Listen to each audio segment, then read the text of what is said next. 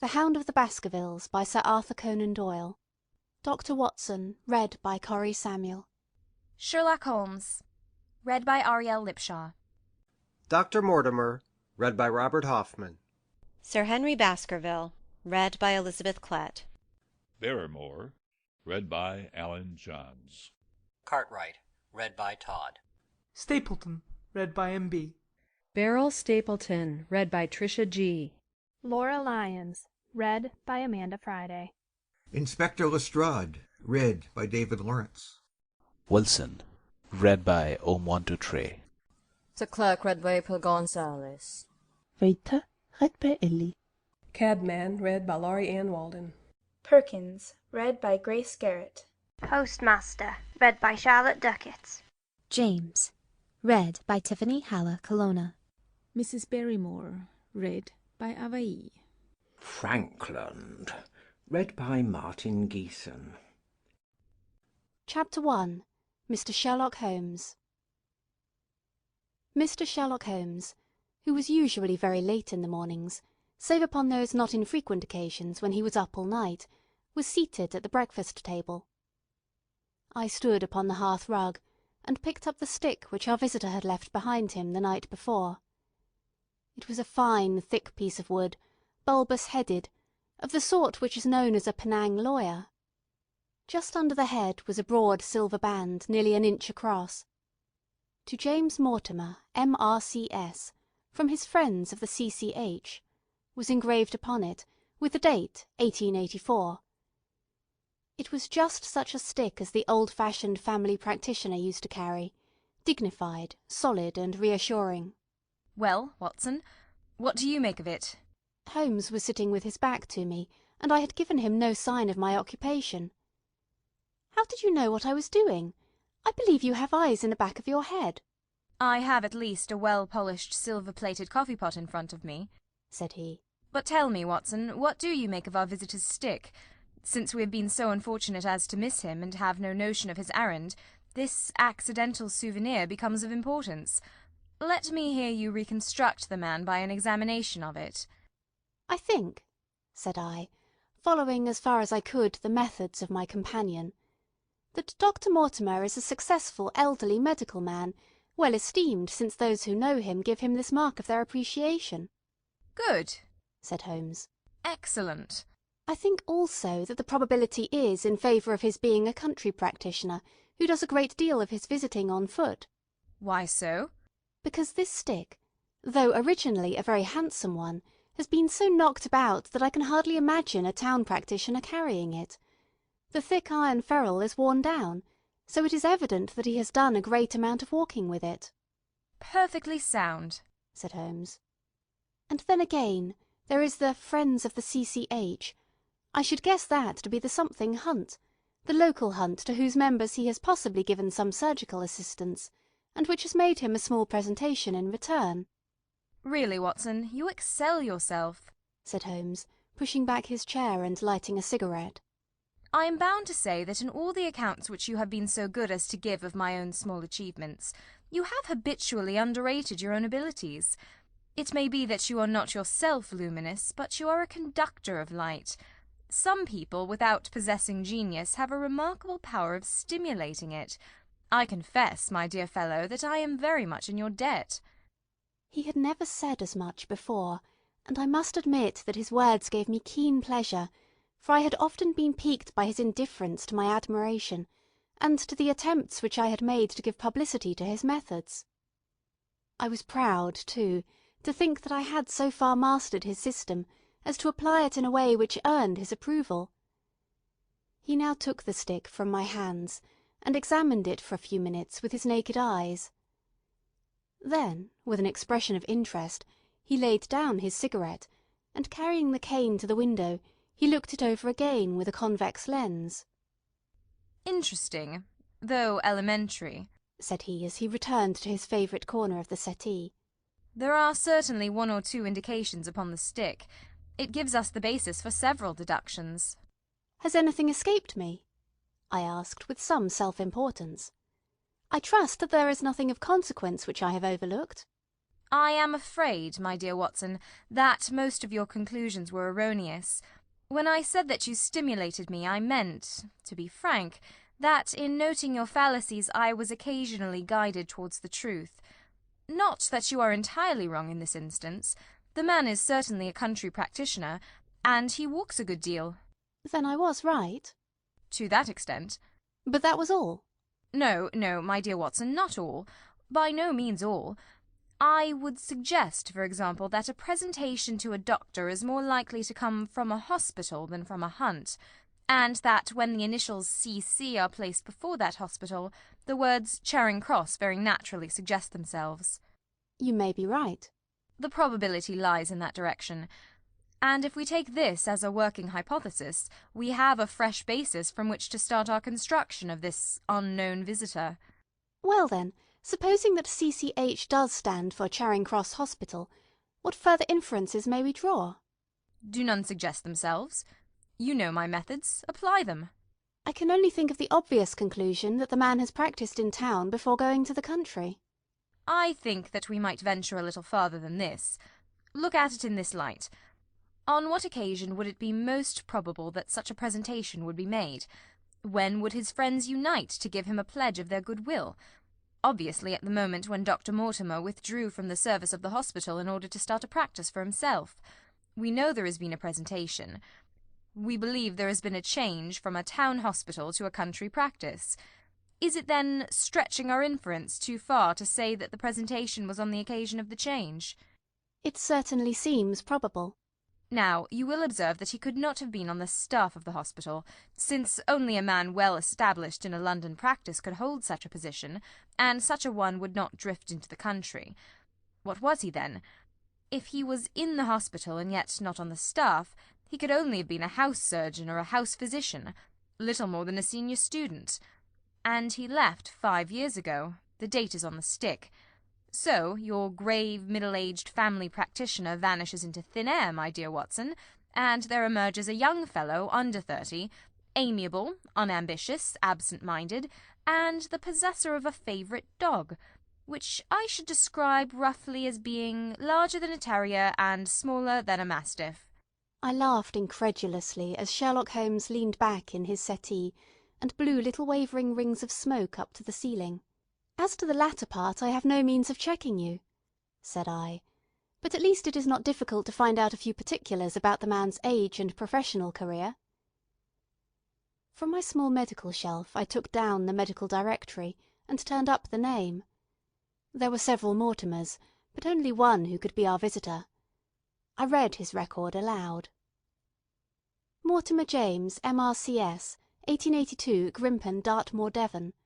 House surgeon from 1882 to 1884 at Charing Cross Hospital. Winner of the Jackson Prize for Comparative Pathology, with essay entitled Is Disease a Reversion? Corresponding member of the Swedish Pathological Society. Author of Some Freaks of Atavism, Lancet, 1882. Do We Progress? Journal of Psychology, March 1883. Medical officer for the parishes of Grimpen, Thorsley and High Barrow. No mention of that local hunt, Watson, said Holmes with a mischievous smile. But a country doctor, as you very astutely observed. I think that I am fairly justified in my inferences.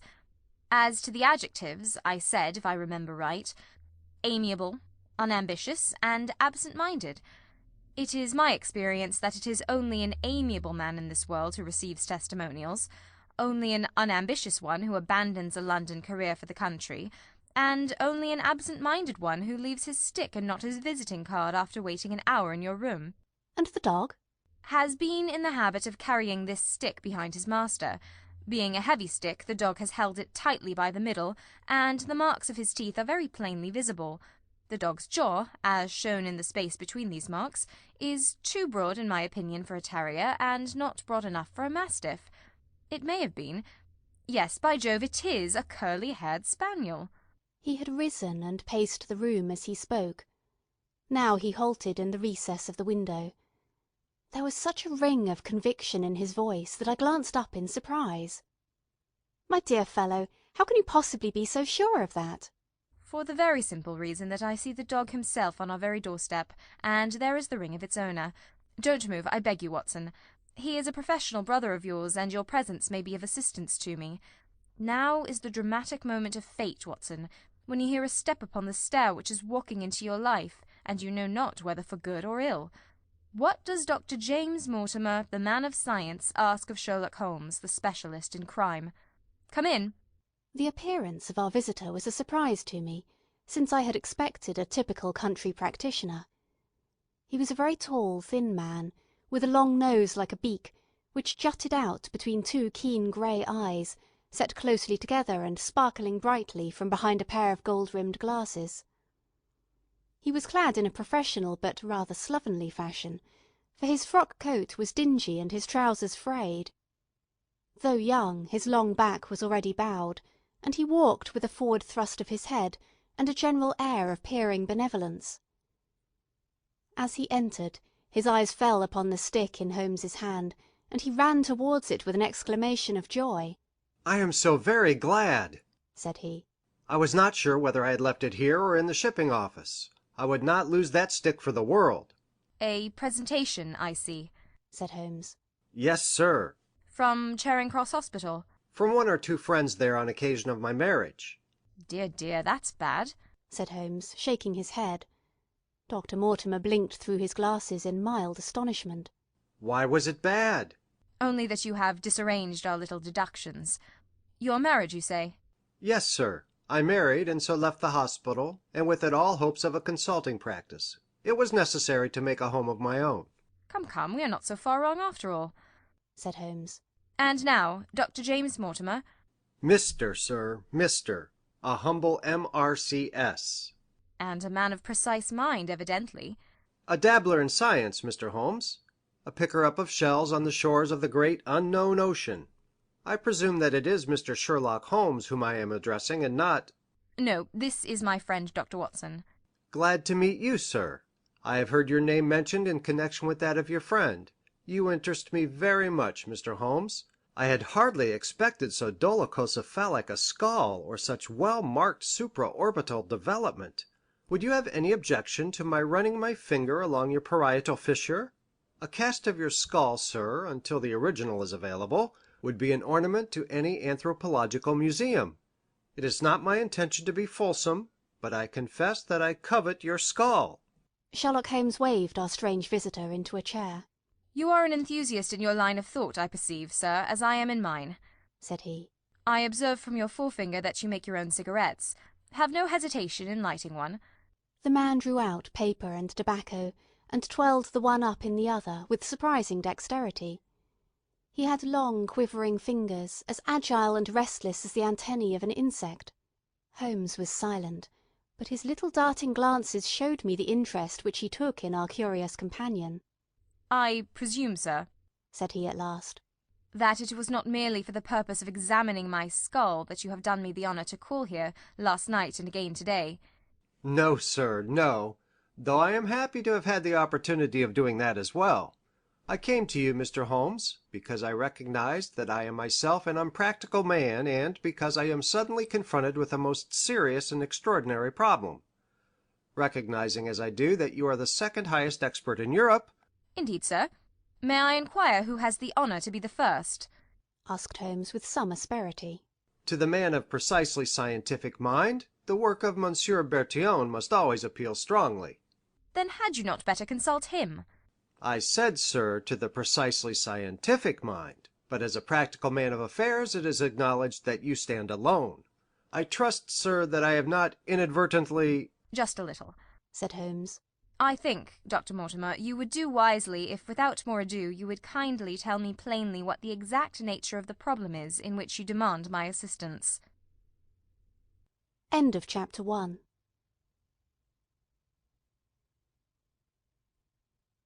The Hound of the Baskervilles by Sir Arthur Conan Doyle. Chapter 2. The Curse of the Baskervilles. "I have in my pocket a manuscript," said Dr. James Mortimer. "I observed it as you entered the room," said Holmes. "It is an old manuscript." "Early 18th century, unless it is a forgery." "How can you say that, sir?" "You have presented an inch or two of it to my examination all the time that you have been talking.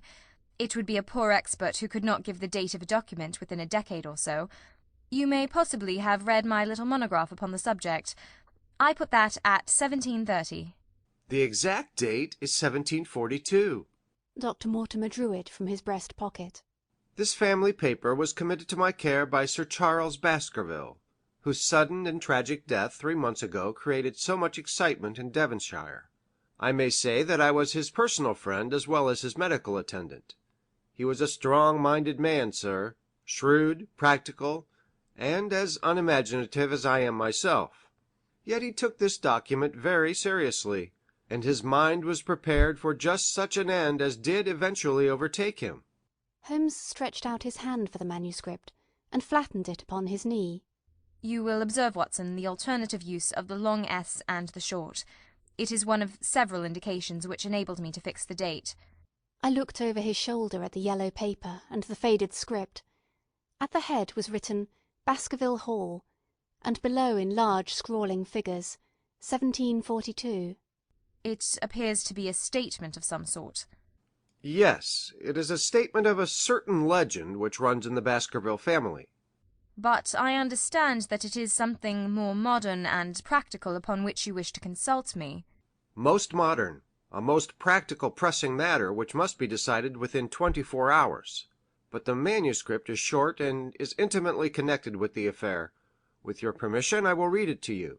Holmes leaned back in his chair, placed his fingertips together, and closed his eyes with an air of resignation. Dr. Mortimer turned the manuscript to the light, and read in a high, cracking voice the following curious old-world narrative.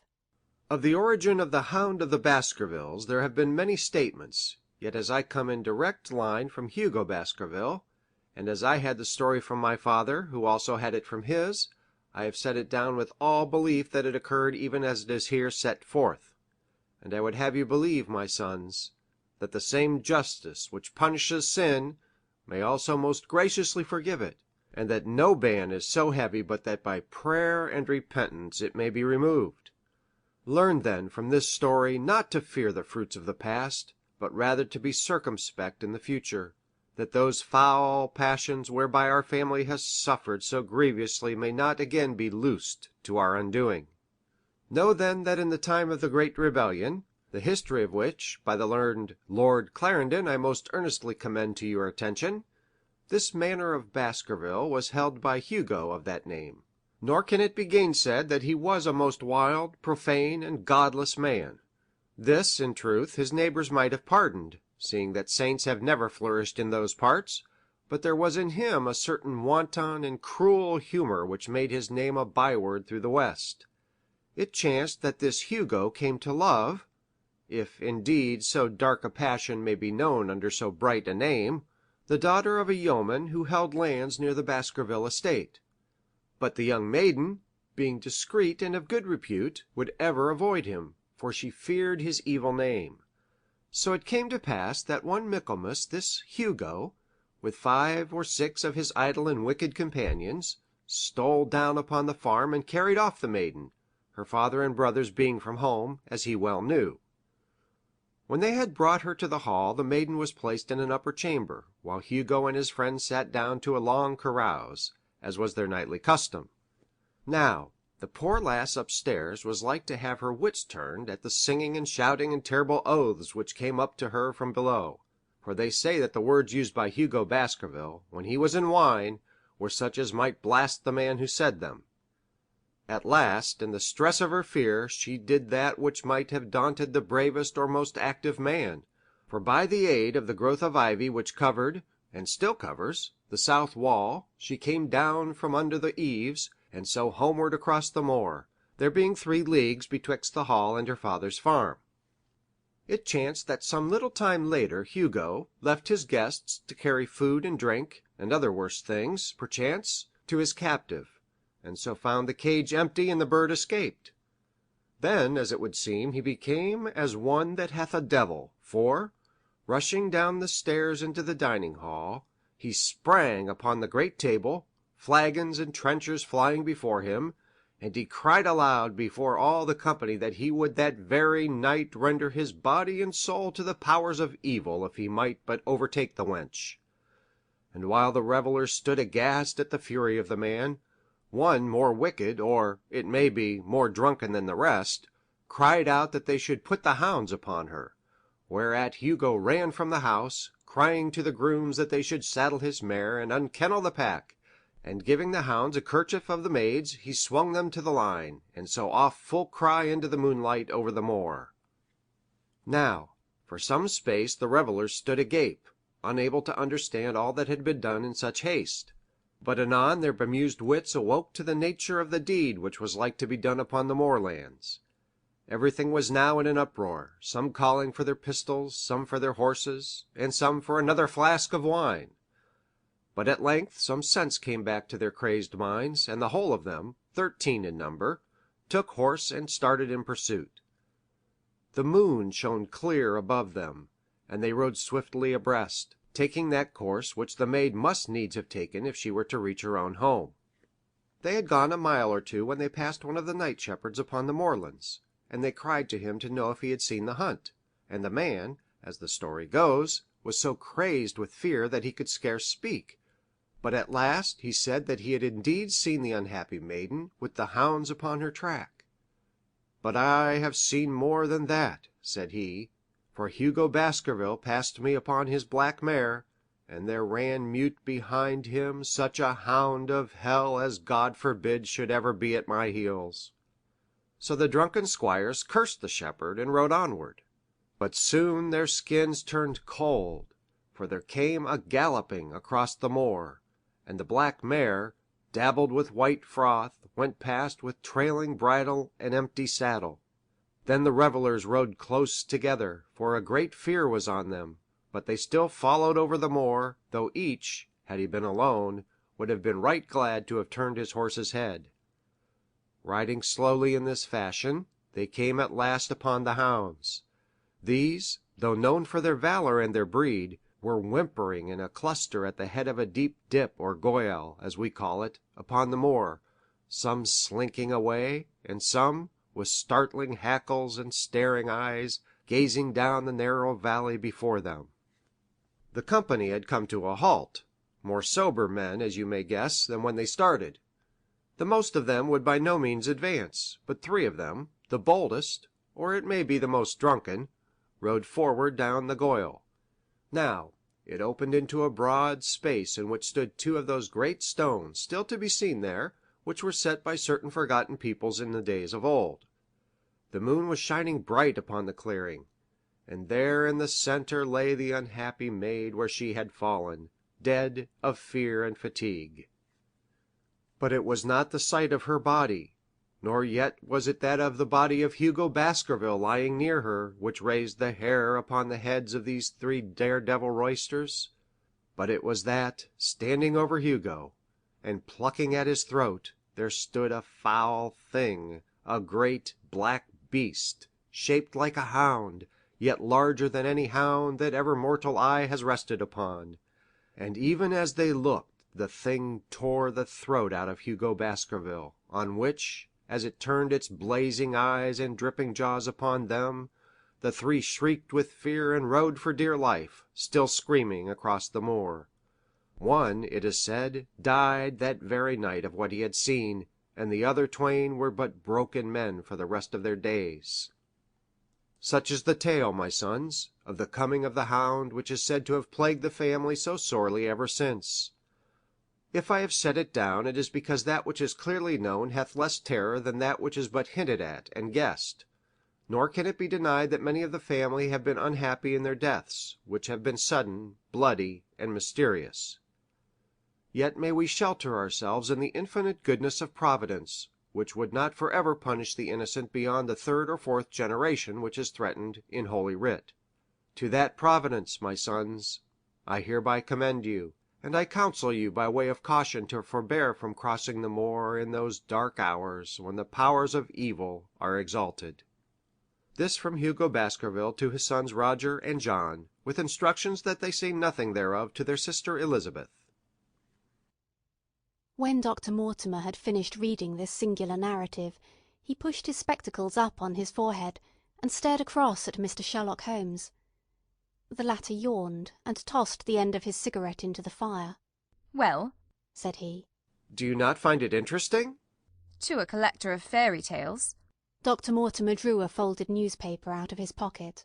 Now, Mr. Holmes, we will give you something a little more recent. This is the Devon County Chronicle of May 14th of this year. It is a short account of the facts elicited at the death of Sir Charles Baskerville, which occurred a few days before that date. My friend leaned a little forward, and his expression became intent. Our visitor readjusted his glasses and began. The recent sudden death of Sir Charles Baskerville, whose name has been mentioned as the probable Liberal candidate for Mid Devon at the next election, has cast a gloom over the county. Though Sir Charles had resided at Baskerville Hall for a comparatively short period, his amiability of character and extreme generosity had won the affection and respect of all who had been brought into contact with him. In these days of nouveau riches it is refreshing to find a case where the scion of an old county family which has fallen upon evil days is able to make his own fortune and to bring it back with him to restore the fallen grandeur of his line. Sir Charles, as is well known, made large sums of money in South African speculation. More wise than those who go on until the wheel turns against them, he realized his gains and returned to England with them. It is only 2 years since he took up his residence at Baskerville Hall, and it is common talk how large were those schemes of reconstruction and improvement which have been interrupted by his death. Being himself childless, it was his openly expressed desire that the whole countryside should, within his own lifetime, profit by his good fortune, and many will have personal reasons for bewailing his untimely end. His generous donations to local and county charities have been frequently chronicled in these columns.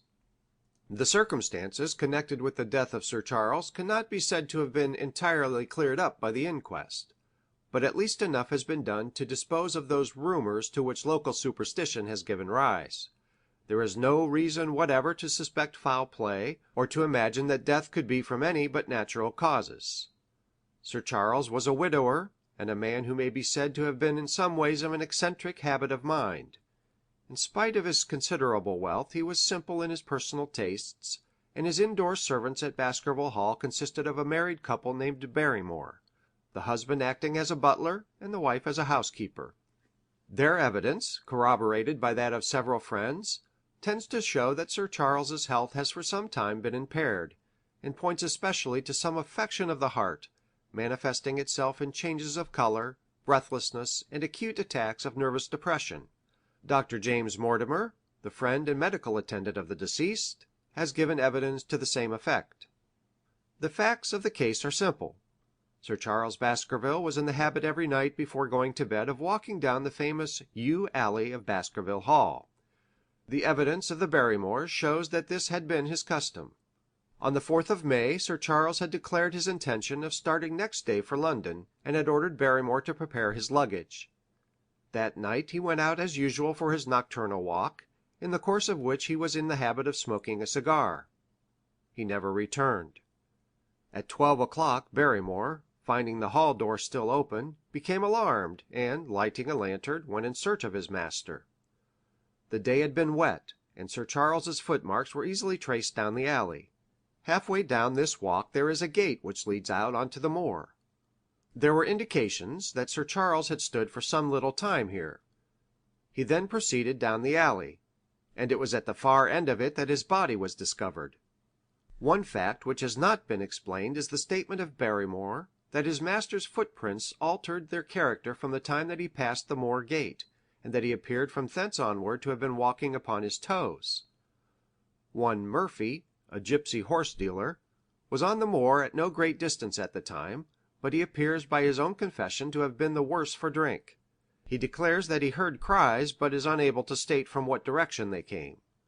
No signs of violence were to be discovered upon Sir Charles's person, and though the doctor's evidence pointed to an almost incredible facial distortion, so great that Dr. Mortimer refused at first to believe that it was indeed his friend and patient who lay before him, it was explained that this is a symptom which is not unusual in cases of dyspnea and death from cardiac exhaustion.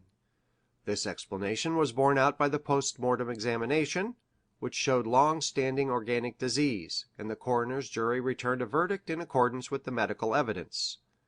It is well that this is so, for it is obviously of the utmost importance that Sir Charles's heir should settle at the Hall and continue the good work which had been so sadly interrupted. Had the prosaic finding of the coroner not finally put an end to the romantic stories which have been whispered in connection with the affair, it might have been difficult to find a tenant for Baskerville Hall.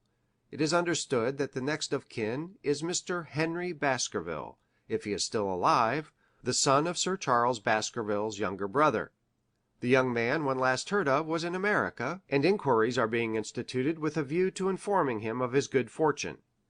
Dr. Mortimer refolded his paper and replaced it in his pocket. Those are the public facts, Mr. Holmes, in connection with the death of Sir Charles Baskerville. I must thank you, said Sherlock Holmes, for calling my attention to a case which certainly presents some features of interest. I had observed some newspaper comment at the time, but I was exceedingly preoccupied by that little affair of the Vatican cameos, and in my anxiety to oblige the Pope I lost touch with several interesting English cases. This article, you say, contains all the public facts? It does. Then let me have the private ones. He leaned back, put his fingertips together, and assumed his most impassive and judicial expression. In doing so, said Dr. Mortimer, who had begun to show signs of some strong emotion, I am telling that which I have not confided to anyone. My motive for withholding it from the coroner's inquiry is that a man of science shrinks from placing himself in the public position of seeming to endorse a popular superstition. I had the further motive that Baskerville Hall would certainly remain untenanted if anything were done to increase its already rather grim reputation. For both these reasons I thought that I was justified in telling rather less than I knew, since no practical good could result from it, but with you there is no reason why I should not be perfectly frank. The moor is very sparsely inhabited, and those who live near each other are thrown very much together. For this reason I saw a good deal of Sir Charles Baskerville. With the exception of Mr. Frankland of Lafter Hall, and Mr. Stapleton, the naturalist, there are no other men of education within many miles. Sir Charles was a retiring man, but the chance of his illness brought us together, and a community of interests in science kept us so. He had brought back much scientific information from South Africa, and many a charming evening we have spent together discussing the comparative anatomy of a bushman and the Hottentot. Within the last few months it became increasingly plain to me that Sir Charles's nervous system was strained to the breaking point. He had taken this legend which I have read to you exceedingly to heart, so much so that, although he would walk in his own grounds, nothing would induce him to go out upon the moor at night. Incredible as it may appear to you, Mr. Holmes, he was honestly convinced that a dreadful fate overhung his family, and certainly the records which he was able to give of his ancestors were not encouraging. The idea of some ghastly presence constantly haunted him, and on more than one occasion he has asked me whether I had, on my medical journeys at night, ever seen any strange creature or heard the baying of a hound. The latter question he put to me several times, and always with a voice which vibrated with excitement. I can well remember driving up to his house in the evening some 3 weeks before the fatal event. He chanced to be at his hall door. I had descended from my gig and was standing in front of him, when I saw his eyes fix themselves over my shoulder and stare past me with an expression of the most dreadful horror. I whisked round, and had just time to catch a glimpse of something which I took to be a large black calf passing at the head of the drive. So excited and alarmed was he that I was compelled to go down to the spot where the animal had been, and look around for it. It was gone, however, and the incident appeared to make the worst impression upon his mind. I stayed with him all the evening, and it was on that occasion, to explain the emotion which he had shown, that he confided to my keeping that narrative which I read to you when I first came. I mention this small episode because it assumes some importance in view of the tragedy which followed, but I was convinced at the time that the matter was entirely trivial and this excitement had no justification. It was my advice that Sir Charles was about to go to London. His heart was, I knew, affected, and the constant anxiety in which he lived, however chimerical the cause of it might be, was evidently having a serious effect upon his health. I thought that a few months among the distractions of town would send him back a new man. Mr. Stapleton, a mutual friend who was much concerned at his state of health, was of the same opinion. At the last instant came this terrible catastrophe. On the night of Sir Charles's death, Barrymore, the butler, who made the discovery, sent Perkins the groom on horseback to me, and as I was sitting up late I was able to reach Baskerville Hall within an hour of the event. I checked and corroborated all the facts which were mentioned at the inquest. I followed the footsteps down the yew alley. I saw the spot at the moor gate where he seemed to have waited. I remarked the change in the shape of the prints after that point. I noted that there were no other footsteps save those of Barrymore on the soft gravel, and finally I carefully examined the body, which had not been touched until my arrival. Sir Charles lay on his face, arms out, his fingers dug into the ground, and his features convulsed with some strong emotion to such an extent that I could hardly have sworn to his identity. There was certainly no physical injury of any kind, but one false statement was made by Barrymore at the inquest. He said that there were no traces upon the ground round the body.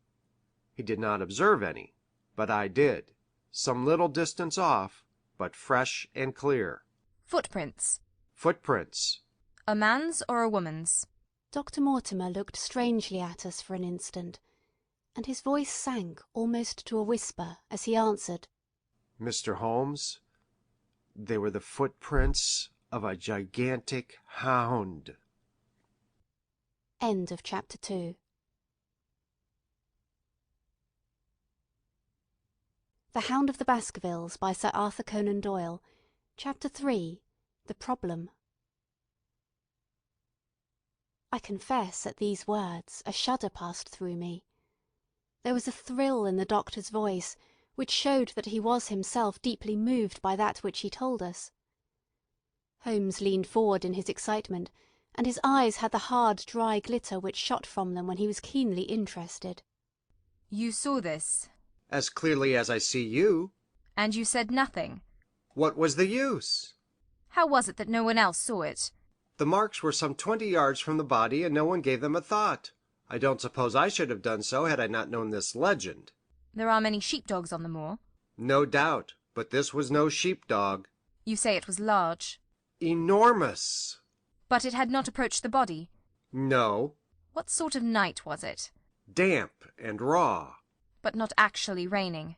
No. What is the alley like? There are 2 lines of old yew hedge, 12 feet high and impenetrable. The walk in the center is about 8 feet across. Is there anything between the hedges and the walk? Yes, there is a strip of grass about 6 feet broad on either side. I understand that the yew hedge is penetrated at one point by a gate. Yes, the wicket gate which leads onto the moor. Is there any other opening? None. So that to reach the yew alley one either has to come down it from the house or else to enter it by the moor gate. There is an exit through a summer house at the far end. Had Sir Charles reached this? No, he lay about 50 yards from it. Now tell me, Dr. Mortimer, and this is important, the marks which you saw were on the path and not on the grass. No marks could show on the grass. Were they on the same side of the path as the moor gate? Yes, they were on the edge of the path on the same side as the moor gate. You interest me exceedingly. Another point. Was the wicket gate closed? Closed and padlocked. How high was it? About 4 feet high. Then anyone could have got over it. Yes. And what marks did you see by the wicket gate? None in particular. Good heaven, did no one examine? Yes, I examined myself. And found nothing? It was all very confused. Sir Charles had evidently stood there for 5 or 10 minutes. How do you know that? Because the ash had twice dropped from his cigar. Excellent. This is a colleague, Watson, after our own heart. But the marks? He had left his own marks all over that small patch of gravel. I could discern no others. Sherlock Holmes struck his hand against his knee with an impatient gesture. If I had only been there! He cried. It is evidently a case of extraordinary interest, and one which presented immense opportunities to the scientific expert. That gravel page upon which I might have read so much has been long ere this smudged by the rain and defaced by the clogs of curious peasants. Oh, Dr. Mortimer, to think that you should not have called me in! You have indeed much to answer for. I could not call you in, Mr. Holmes, without disclosing these facts to the world, and I have already given my reasons for not wishing to do so. Besides... Why do you hesitate? There is a realm in which the most acute and most experienced of detectives is helpless. You mean that the thing is supernatural? I did not positively say so. No, but you evidently think it. Since the tragedy, Mr. Holmes, there have come to my ears several incidents which are hard to reconcile with the settled order of nature. For example? I find that before the terrible event occurred, several people had seen a creature upon the moor which corresponds with this Baskerville demon, and which could not possibly be any animal known to science. They all agreed that it was a huge creature, luminous, ghastly, and spectral. I have cross-examined these men, one of them a hard-headed countryman, one a farrier, and one a moorland farmer, who all tell the same story of this dreadful apparition, exactly corresponding to the hell-hound of the legend. I assure you that there is a reign of terror in the district, and that it is a hardy man who will cross the moor at night. And you, a trained man of science, believe it to be supernatural? I do not know what to believe. Holmes shrugged his shoulders. I have hitherto confined my investigations to this world, said he. In a modest way I have combated evil, but to take on the father of evil himself would, perhaps, be too ambitious a task. Yet you must admit that the footmark is material. The original Hound was material enough to tug a man's throat out, and yet he was diabolical as well. I see that you have quite gone over to the supernaturalists. But now, Dr. Mortimer, tell me this. If you hold these views, why have you come to consult me at all? You tell me in the same breath that it is useless to investigate Sir Charles's death, and that you desire me to do it. I did not say that I desired you to do it. Then how can I assist you? By advising me as to what I should do with Sir Henry Baskerville, who arrives at Waterloo Station. Dr. Mortimer looked at his watch.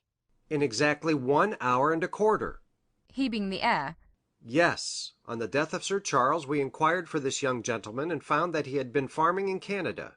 From the accounts which have reached us he is an excellent fellow in every way. I speak now not as a medical man, but as a trustee and executor of Sir Charles's will. There is no other claimant, I presume? None. The only other kinsman whom we have been able to trace was Roger Baskerville, the youngest of 3 brothers, of whom poor Sir Charles was the elder. The second brother, who died young, is the father of this lad Henry. The third, Roger, was the black sheep of the family. He came of the old masterful Baskerville strain, and was the very image, they tell me, of the family picture of old Hugo. He made England too hot to hold him, fled to Central America, and died there in 1876 of yellow fever. Henry is the last of the Baskervilles. In 1 hour and 5 minutes I meet him at Waterloo Station. I have had a wire that he arrived at Southampton this morning. Now, Mr. Holmes, what would you advise me to do with him? Why should he not go to the home of his fathers? It seems natural, does it not? And yet, consider that every Baskerville who goes there meets with an evil fate. I feel sure that if Sir Charles could have spoken with me before his death, he would have warned me against bringing this, the last of the old race, and the heir to great wealth, to that deadly place. And yet it cannot be denied that the prosperity of the whole poor, bleak countryside depends upon his presence. All the good work which has been done by Sir Charles will crash to the ground if there is no tenant of the hall. I fear lest I should be swayed too much by my own obvious interest in the matter, and that is why I bring the case before you and ask for your advice. Holmes considered for a little time. Put into plain words, the matter is this, said he. In your opinion there is a diabolical agency which makes Dartmoor an unsafe abode for a Baskerville. That is your opinion. At least I might go to the length of saying that there is some evidence that this may be so. Exactly. But surely, if your supernatural theory be correct, it could work the young man evil in London as easily as in Devonshire. A devil with merely local powers like a parish vestry would be too inconceivable a thing. You put the matter more flippantly, Mr. Holmes, than you would probably do if you were brought into personal contact with these things. Your advice, then, as I understand it, is that the young man will be as safe in Devonshire as in London. He comes in 50 minutes. What would you recommend? I recommend, sir, that you take a cab, call off your spaniel who is scratching at my front door, and proceed to Waterloo to meet Sir Henry Baskerville. And then? And then you will say nothing to him at all until I have made up my mind about the matter. How long will it take you to make up your mind? 24 hours.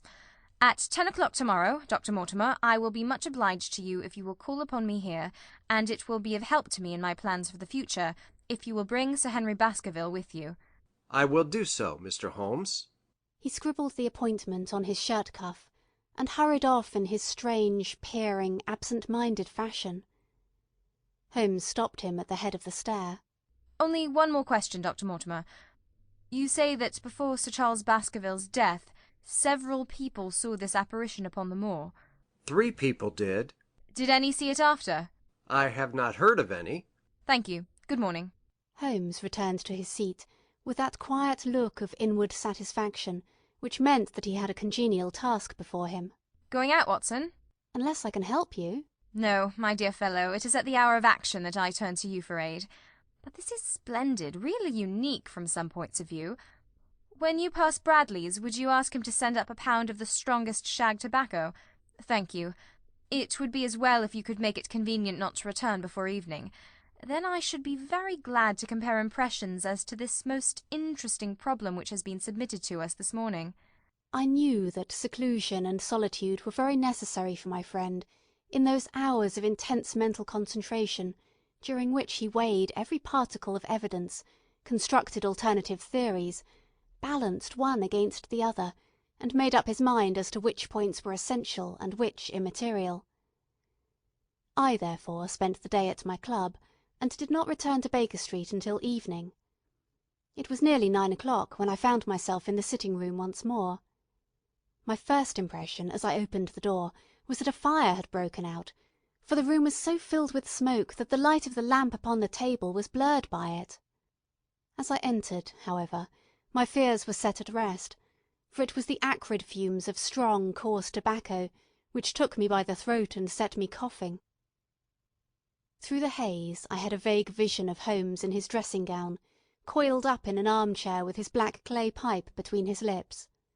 Several rolls of paper lay around him. "Caught cold, Watson?" said he. "No, it's this poisonous atmosphere." "I suppose it is pretty thick, now that you mention it."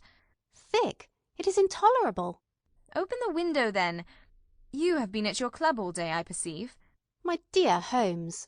"Am I right?" "Certainly. But how?" He laughed at my bewildered expression. "There is a delightful freshness about you, Watson, which makes it a pleasure to exercise any small powers which I possess at your expense. A gentleman goes forth on a showery and miry day. He returns immaculate in the evening, with the gloss still on his hat and his boots. He has been a fixture, therefore, all day.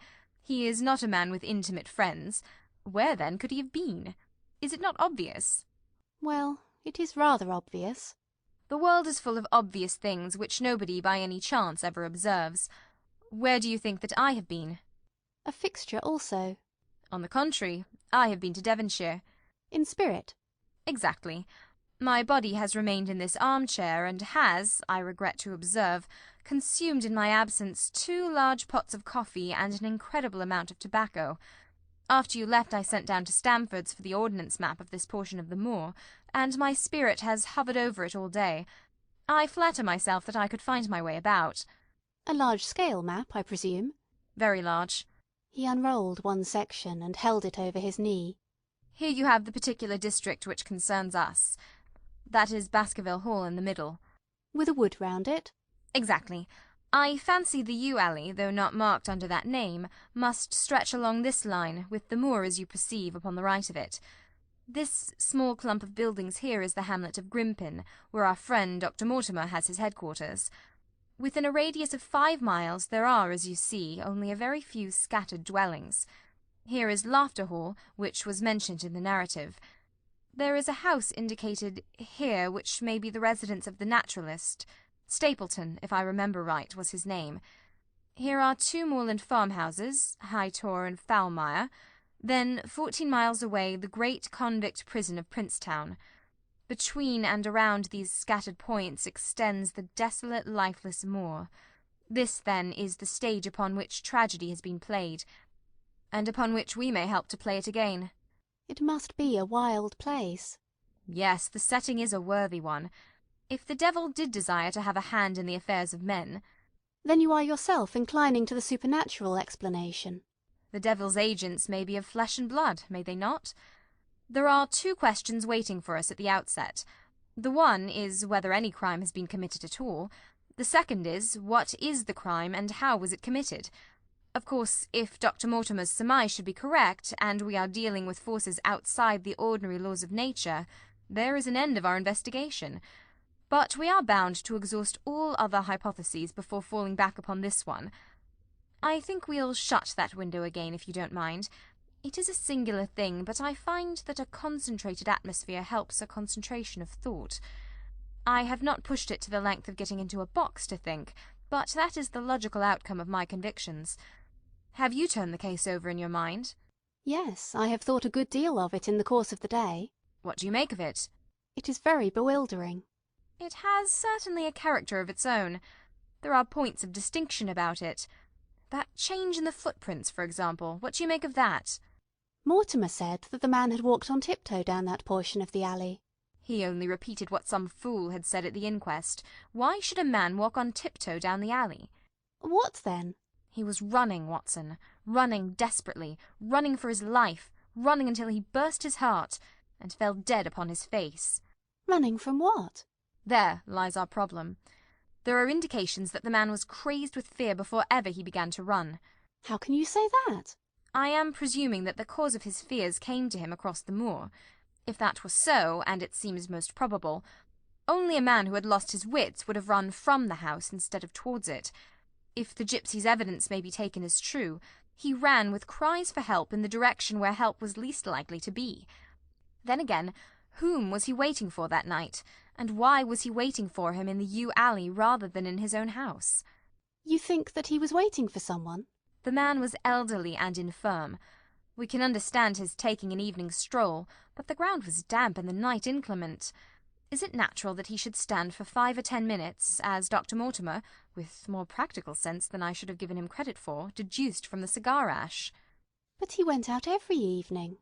I think it unlikely that he waited at the moor-gate every evening. On the contrary, the evidence is that he avoided the moor. That night he waited there.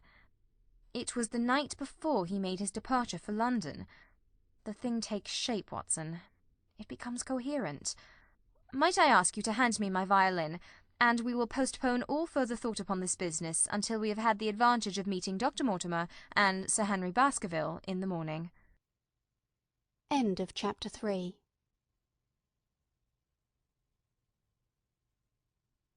The Hound of the Baskervilles by Sir Arthur Conan Doyle. Chapter 4. Sir Henry Baskerville. Our breakfast table was cleared early, and Holmes waited in his dressing gown for the promised interview. Our clients were punctual to their appointment, for the clock had just struck 10 when Dr. Mortimer was shown up, followed by the young baronet. The latter was a small, alert, dark-eyed man, about 30 years of age, very sturdily built, with thick black eyebrows and a strong, pugnacious face. He wore a ruddy-tinted tweed suit, and had the weather-beaten appearance of one who has spent most of his time in the open air, and yet there was something in his steady eye, and the quiet assurance of his bearing, which indicated the gentleman. "This is Sir Henry Baskerville," said Dr. Mortimer. "Why, yes," said he. "And the strange thing is, Mr. Sherlock Holmes, that if my friend here had not proposed coming round to you this morning, I should have come on my own account. I understand that you think out little puzzles, and I've had one this morning which wants more thinking out than I am able to give it." Pray, take a seat, Sir Henry. Do I understand you to say that you have yourself had some remarkable experience since you arrived in London? "Nothing of much importance, Mr. Holmes. Only a joke, as like as not. It was this letter, if you can call it a letter, which reached me this morning." He laid an envelope upon the table, and we all bent over it. It was of common quality, greyish in colour. The address, Sir Henry Baskerville, Northumberland Hotel, was printed in rough characters, the postmark Charing Cross, and the date of posting the preceding evening. Who knew that you were going to the Northumberland Hotel? Asked Holmes, glancing keenly across at our visitor. "No one could have known. We only decided after I met Dr. Mortimer." But Dr. Mortimer was no doubt already stopping there. "No, I had been staying with a friend." said the doctor. There was no possible indication that we intended to go to this hotel. Someone seems to be very deeply interested in your movements. Out of the envelope he took a half sheet of foolscap paper folded into 4.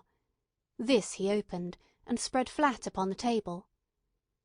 Across the middle of it a single sentence had been formed by the expedient of pasting printed words upon it. It ran, "As you value your life or your reason, keep away from the moor."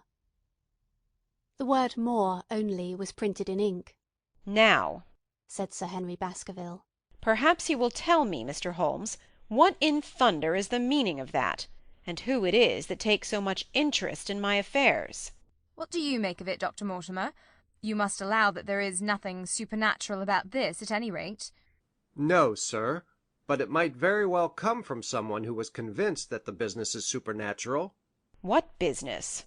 asked Sir Henry sharply. "It seems to me that all you gentlemen know a great deal more than I do about my own affairs." You shall share our knowledge before you leave this room, Sir Henry, I promise you that, said Sherlock Holmes. We will confine ourselves for the present, with your permission, to this very interesting document, which must have been put together and posted yesterday evening. Have you yesterday's Times, Watson? It is here in the corner. Might I trouble you for it? The inside page, please, with the leading articles. He glanced swiftly over it, running his eyes up and down the columns. Capital article this on free trade. Permit me to give you an extract from it. You may be cajoled into imagining that your own special trade or your own industry will be encouraged by a protective tariff, but it stands to reason that such legislation must in the long run keep away wealth from the country, diminish the value of our imports, and lower the general conditions of life in this island. What do you think of that, Watson? Cried Holmes in high glee, rubbing his hands together with satisfaction. Don't you think that is an admirable sentiment? Dr. Mortimer looked at Holmes with an air of professional interest, and Sir Henry Baskerville turned a pair of puzzled dark eyes upon me. "I don't know much about the tariff and things of that kind," said he. "But it seems to me we've got a bit off the trail so far as that note is concerned." On the contrary, I think we are particularly hot upon the trail, Sir Henry. Watson here knows more about my methods than you do, but I fear that even he has not quite grasped the significance of this sentence. No, I confess that I see no connection. And yet, my dear Watson, there is so very close a connection that the one is extracted out of the other. You, your, life, reason, value, keep away, from the. Don't you see now whence these words have been taken?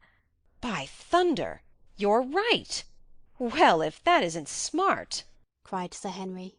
If any possible doubt remained, it is settled by the fact that keep away and from the are cut out in one piece. "Well now, so it is." "Really, Mr. Holmes, this exceeds anything which I could have imagined," said Dr. Mortimer, gazing at my friend in amazement. "I could understand anyone saying that the words were from a newspaper, but that you should name which, and add that it came from the leading article, is really one of the most remarkable things which I have ever known. How did you do it?"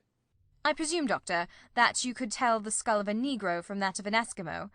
"Most certainly." But how? "Because that is my special hobby. The differences are obvious.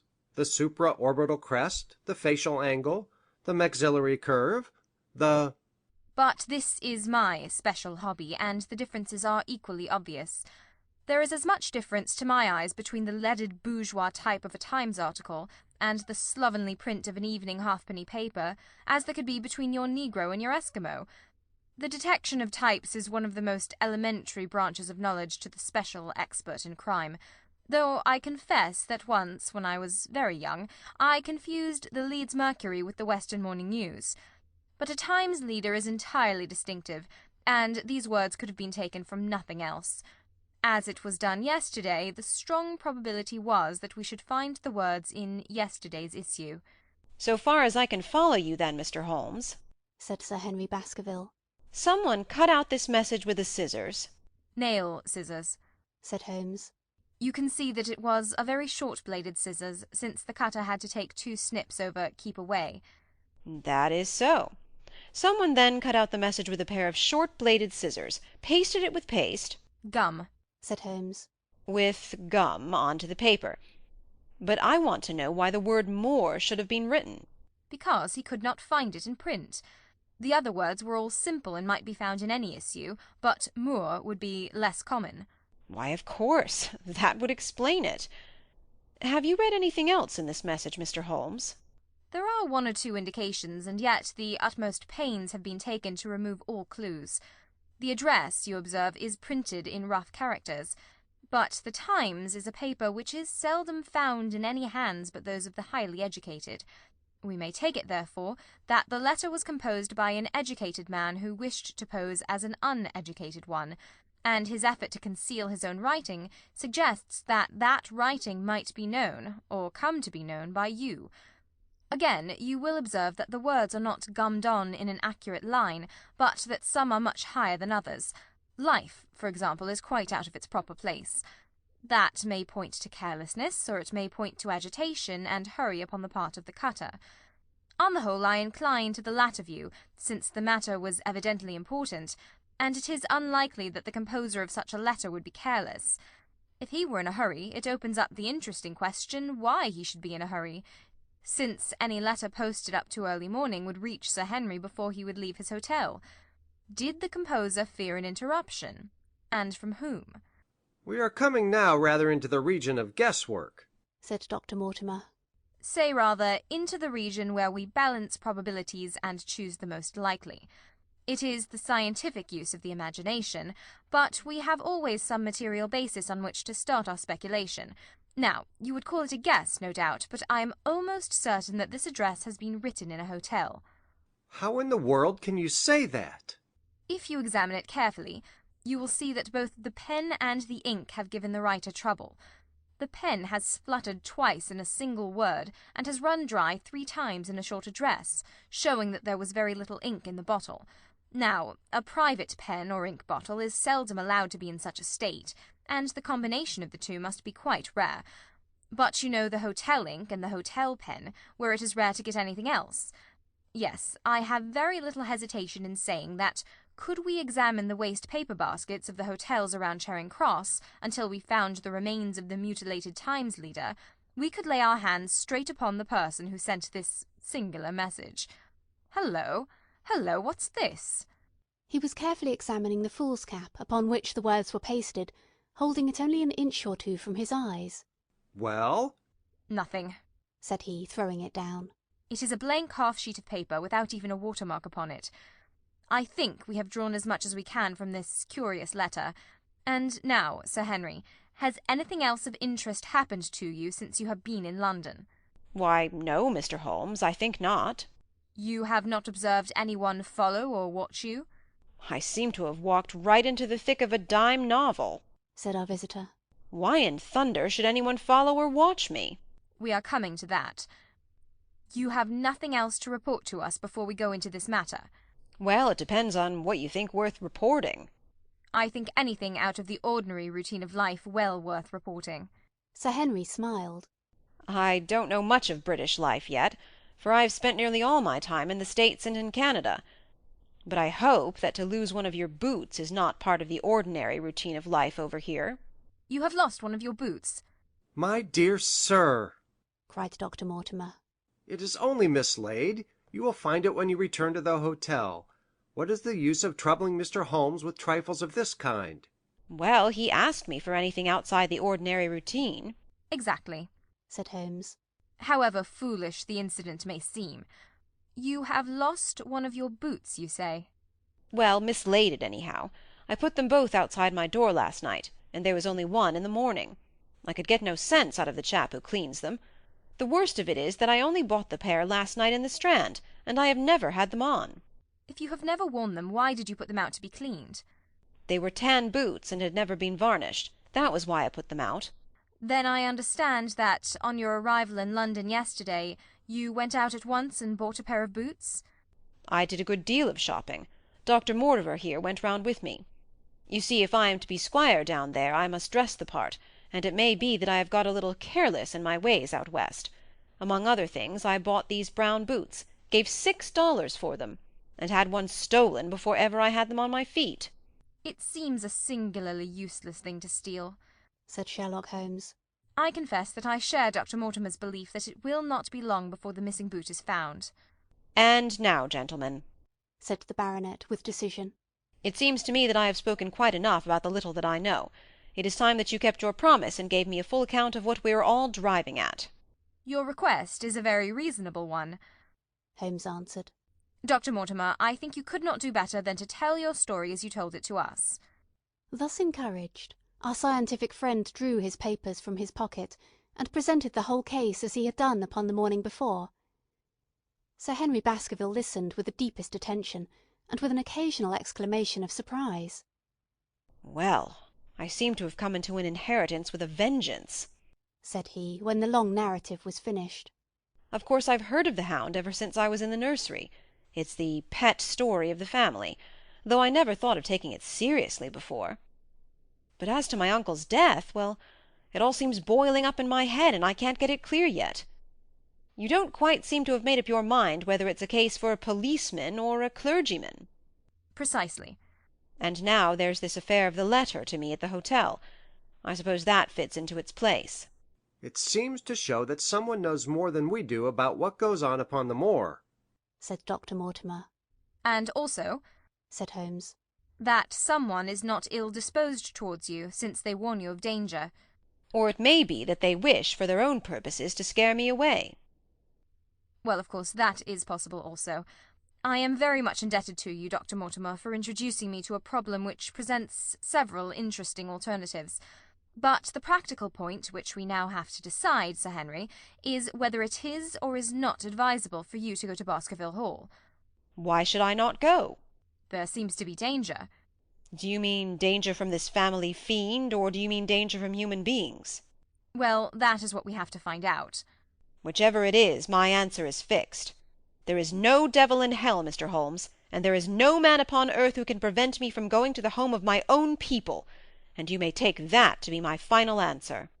His dark brows knitted, and his face flushed to a dusky red as he spoke. It was evident that the fiery temper of the Baskervilles was not extinct in this, their last representative. Meanwhile, said he, I have hardly had time to think over all that you have told me. It's a big thing for a man to have to understand and to decide at one sitting. I should like to have a quiet hour by myself to make up my mind. Now look here, Mr. Holmes, it's 11:30 now, and I am going back right away to my hotel. Suppose you and your friend, Dr. Watson, come round and lunch with us at 2. I'll be able to tell you more clearly then how this thing strikes me. Is that convenient to you, Watson? Perfectly. Then you may expect us. Shall I have a cab called? I'd prefer to walk, for this affair has flurried me rather. I'll join you in a walk, with pleasure, said his companion. Then we meet again at 2:00. Au revoir, and good morning. We heard the steps of our visitors descend the stair, and the bang of the front door. In an instant Holmes had changed from the languid dreamer to the man of action. Your hat and boots, Watson, quick! Not a moment to lose! He rushed into his room in his dressing-gown, and was back again in a few seconds in a frock-coat. We hurried together down the stairs and into the street. Dr. Mortimer and Baskerville were still visible about 200 yards ahead of us in the direction of Oxford Street. Shall I run on and stop them? Not for the world, my dear Watson. I am perfectly satisfied with your company if you will tolerate mine. Our friends are wise, for it is certainly a very fine morning for a walk. He quickened his pace until we had decreased the distance which divided us by about half. Then, still keeping 100 yards behind, we followed into Oxford Street, and so down Regent Street. Once our friend stopped and stared into a shop window, upon which Holmes did the same. An instant afterwards he gave a little cry of satisfaction, and following the direction of his eager eyes, I saw a hansom cab, with a man inside, which had halted on the other side of the street, was now proceeding slowly onward again. There's our man, Watson. Come along. We'll have a good look at him if we can do no more. At that instant I was aware of a bushy black beard, and a pair of piercing eyes turned upon us through the side window of the cab.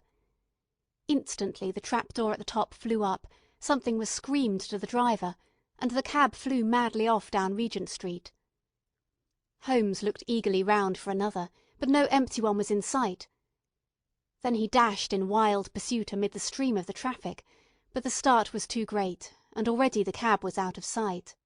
There now, said Holmes bitterly, as he emerged panting and white with vexation from the tide of vehicles. Was ever such bad luck and such bad management too? Watson, Watson, if you are an honest man, you will record this also and set it against my successes. Who was the man? I have not an idea. A spy? Well, it was evident from what we have heard that Baskerville has been very closely shadowed by someone since he has been in town. How else could it be known so quickly that it was the Northumberland Hotel which he had chosen? If they had followed him the first day, I argued that they would follow him also the second. You may have observed that I twice strolled over to the window while Dr. Mortimer was reading his legend. Yes, I remember. I was looking out for loiterers in the street, but I saw none. We are dealing with a clever man, Watson. This matter cuts very deep, and though I have not finally made up my mind whether it is a benevolent or a malevolent agency which is in touch with us, I am conscious always of power and design. When our friends left, I at once followed them in the hopes of marking down their invisible attendant. So wily was he that he had not trusted himself upon foot, but he had availed himself of a cab, so that he could loiter behind or dash past them, and so escape their notice. His method had the additional advantage that if they were to take a cab, he was all ready to follow them. It has, however, one obvious disadvantage. It puts him in the power of the cabman. Exactly. What a pity we did not get the number. My dear Watson, clumsy as I have been, you surely do not seriously imagine that I neglected to get the number. Number 2704 is our man, but that is no use to us for the moment. I fail to see how you could have done more. On observing the cab, I should have instantly turned and walked in the other direction. I should then, at my leisure, have hired a second cab and followed the first at a respectful distance, or better still, have driven to the Northumberland Hotel and waited there. When our unknown had followed Baskerville home, we should have had the opportunity of playing his own game upon himself and seeing where he made for. As it is, by an indiscreet eagerness, which was taken advantage of with extraordinary quickness and energy by our opponent, we have betrayed ourselves and lost our man. We had been sauntering slowly down Regent Street during this conversation, and Dr. Mortimer, with his companion, had long vanished in front of us. There is no object in our following them, said Holmes. The shadow has departed and will not return.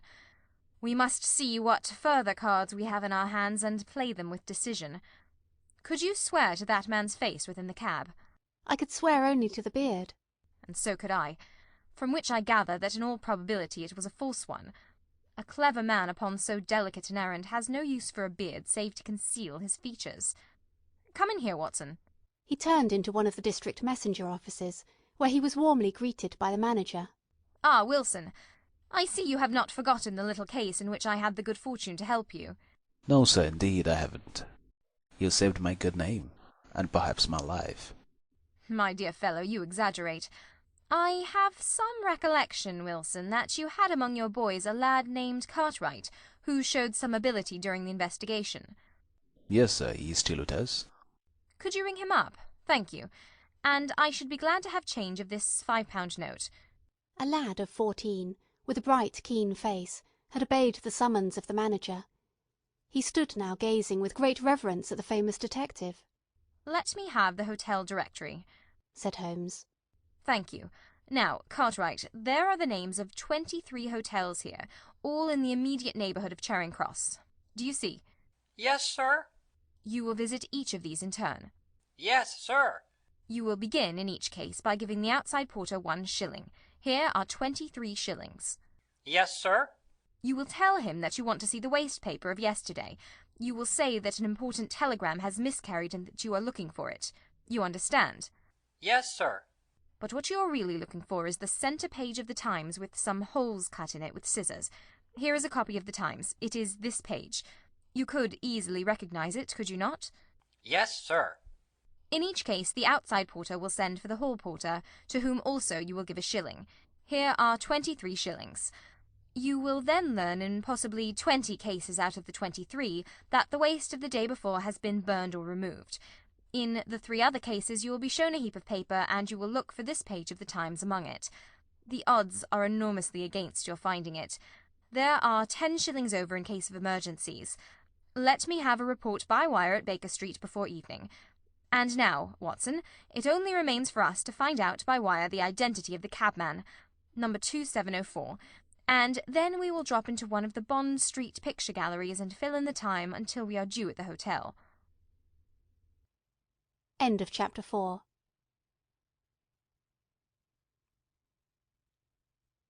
The Hound of the Baskervilles by Sir Arthur Conan Doyle. Chapter 5. 3 Broken Threads. Sherlock Holmes had, in a very remarkable degree, the power of detaching his mind at will. For 2 hours the strange business in which we had been involved appeared to be forgotten, and he was entirely absorbed in the pictures of the modern Belgian masters. He would talk of nothing but art, of which he had the crudest ideas, from our leaving the gallery until we found ourselves at the Northumberland Hotel. Sir Henry Baskerville's upstairs, expecting you, said the clerk. He asked me to show you up at once you came. Have you any objection to my looking at your register? Said Holmes. Not in the least.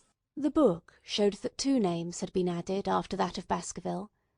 One was Theophilus Johnson and family, of Newcastle, the other Mrs. Oldmore and maid, of High Lodge, Alton. Surely that must be the same Johnson whom I used to know, said Holmes to the porter. A lawyer, is he not? Grey-headed and walks with a limp? No, sir. This is Mr. Johnson, the co-owner, a very active gentleman, that's older than yourself. Surely you are mistaken about his trade. No, sir. He has used this hotel for many years, and he is very well known to us. Ah, that settles it. Mrs. Oldmore, too. I seem to remember the name. Excuse my curiosity, but often in calling upon one friend one finds another. She is an invalid, sir. Her husband was once Mayor of Gloucester. She always comes to us when she is in town. Thank you. I am afraid I cannot claim her acquaintance. We have established a most important fact by these questions, Watson, he continued in a low voice as we went upstairs together. We know now that the people who are so interested in our friend here have not settled down in his own hotel. That means that while they are, as we have seen, very anxious to watch him, they are equally anxious that he should not see them. Now this is a most suggestive fact. What does it suggest? It suggests... Hello, my dear fellow, what on earth is the matter? As we came round the top of the stairs, we had run up against Sir Henry Baskerville himself. His face was flushed with anger, and he held an old and dusty boot in one of his hands. So furious was he that he was hardly articulate, and when he did speak, it was in a much broader and more western dialect than any which we had heard from him in the morning. "Seems to me they are playing me for a sucker in this hotel," he cried. "They'll find they've started in to monkey with the wrong man unless they are careful. By thunder, if that chap can't find my missing boot there will be trouble. I can take a joke with the best, Mr. Holmes, but they've got a bit over the mark this time." Still looking for your boot? "Yes, sir, and mean to find it." But surely you said that it was a new brown boot. "So it was, sir, and now it's an old black one." What? You don't mean to say... "That's just what I do mean to say. I only had 3 pairs in the world, the new brown, the old black, and the patent leathers which I am wearing. Last night they took one of my brown ones, and to-day they have sneaked one of the black.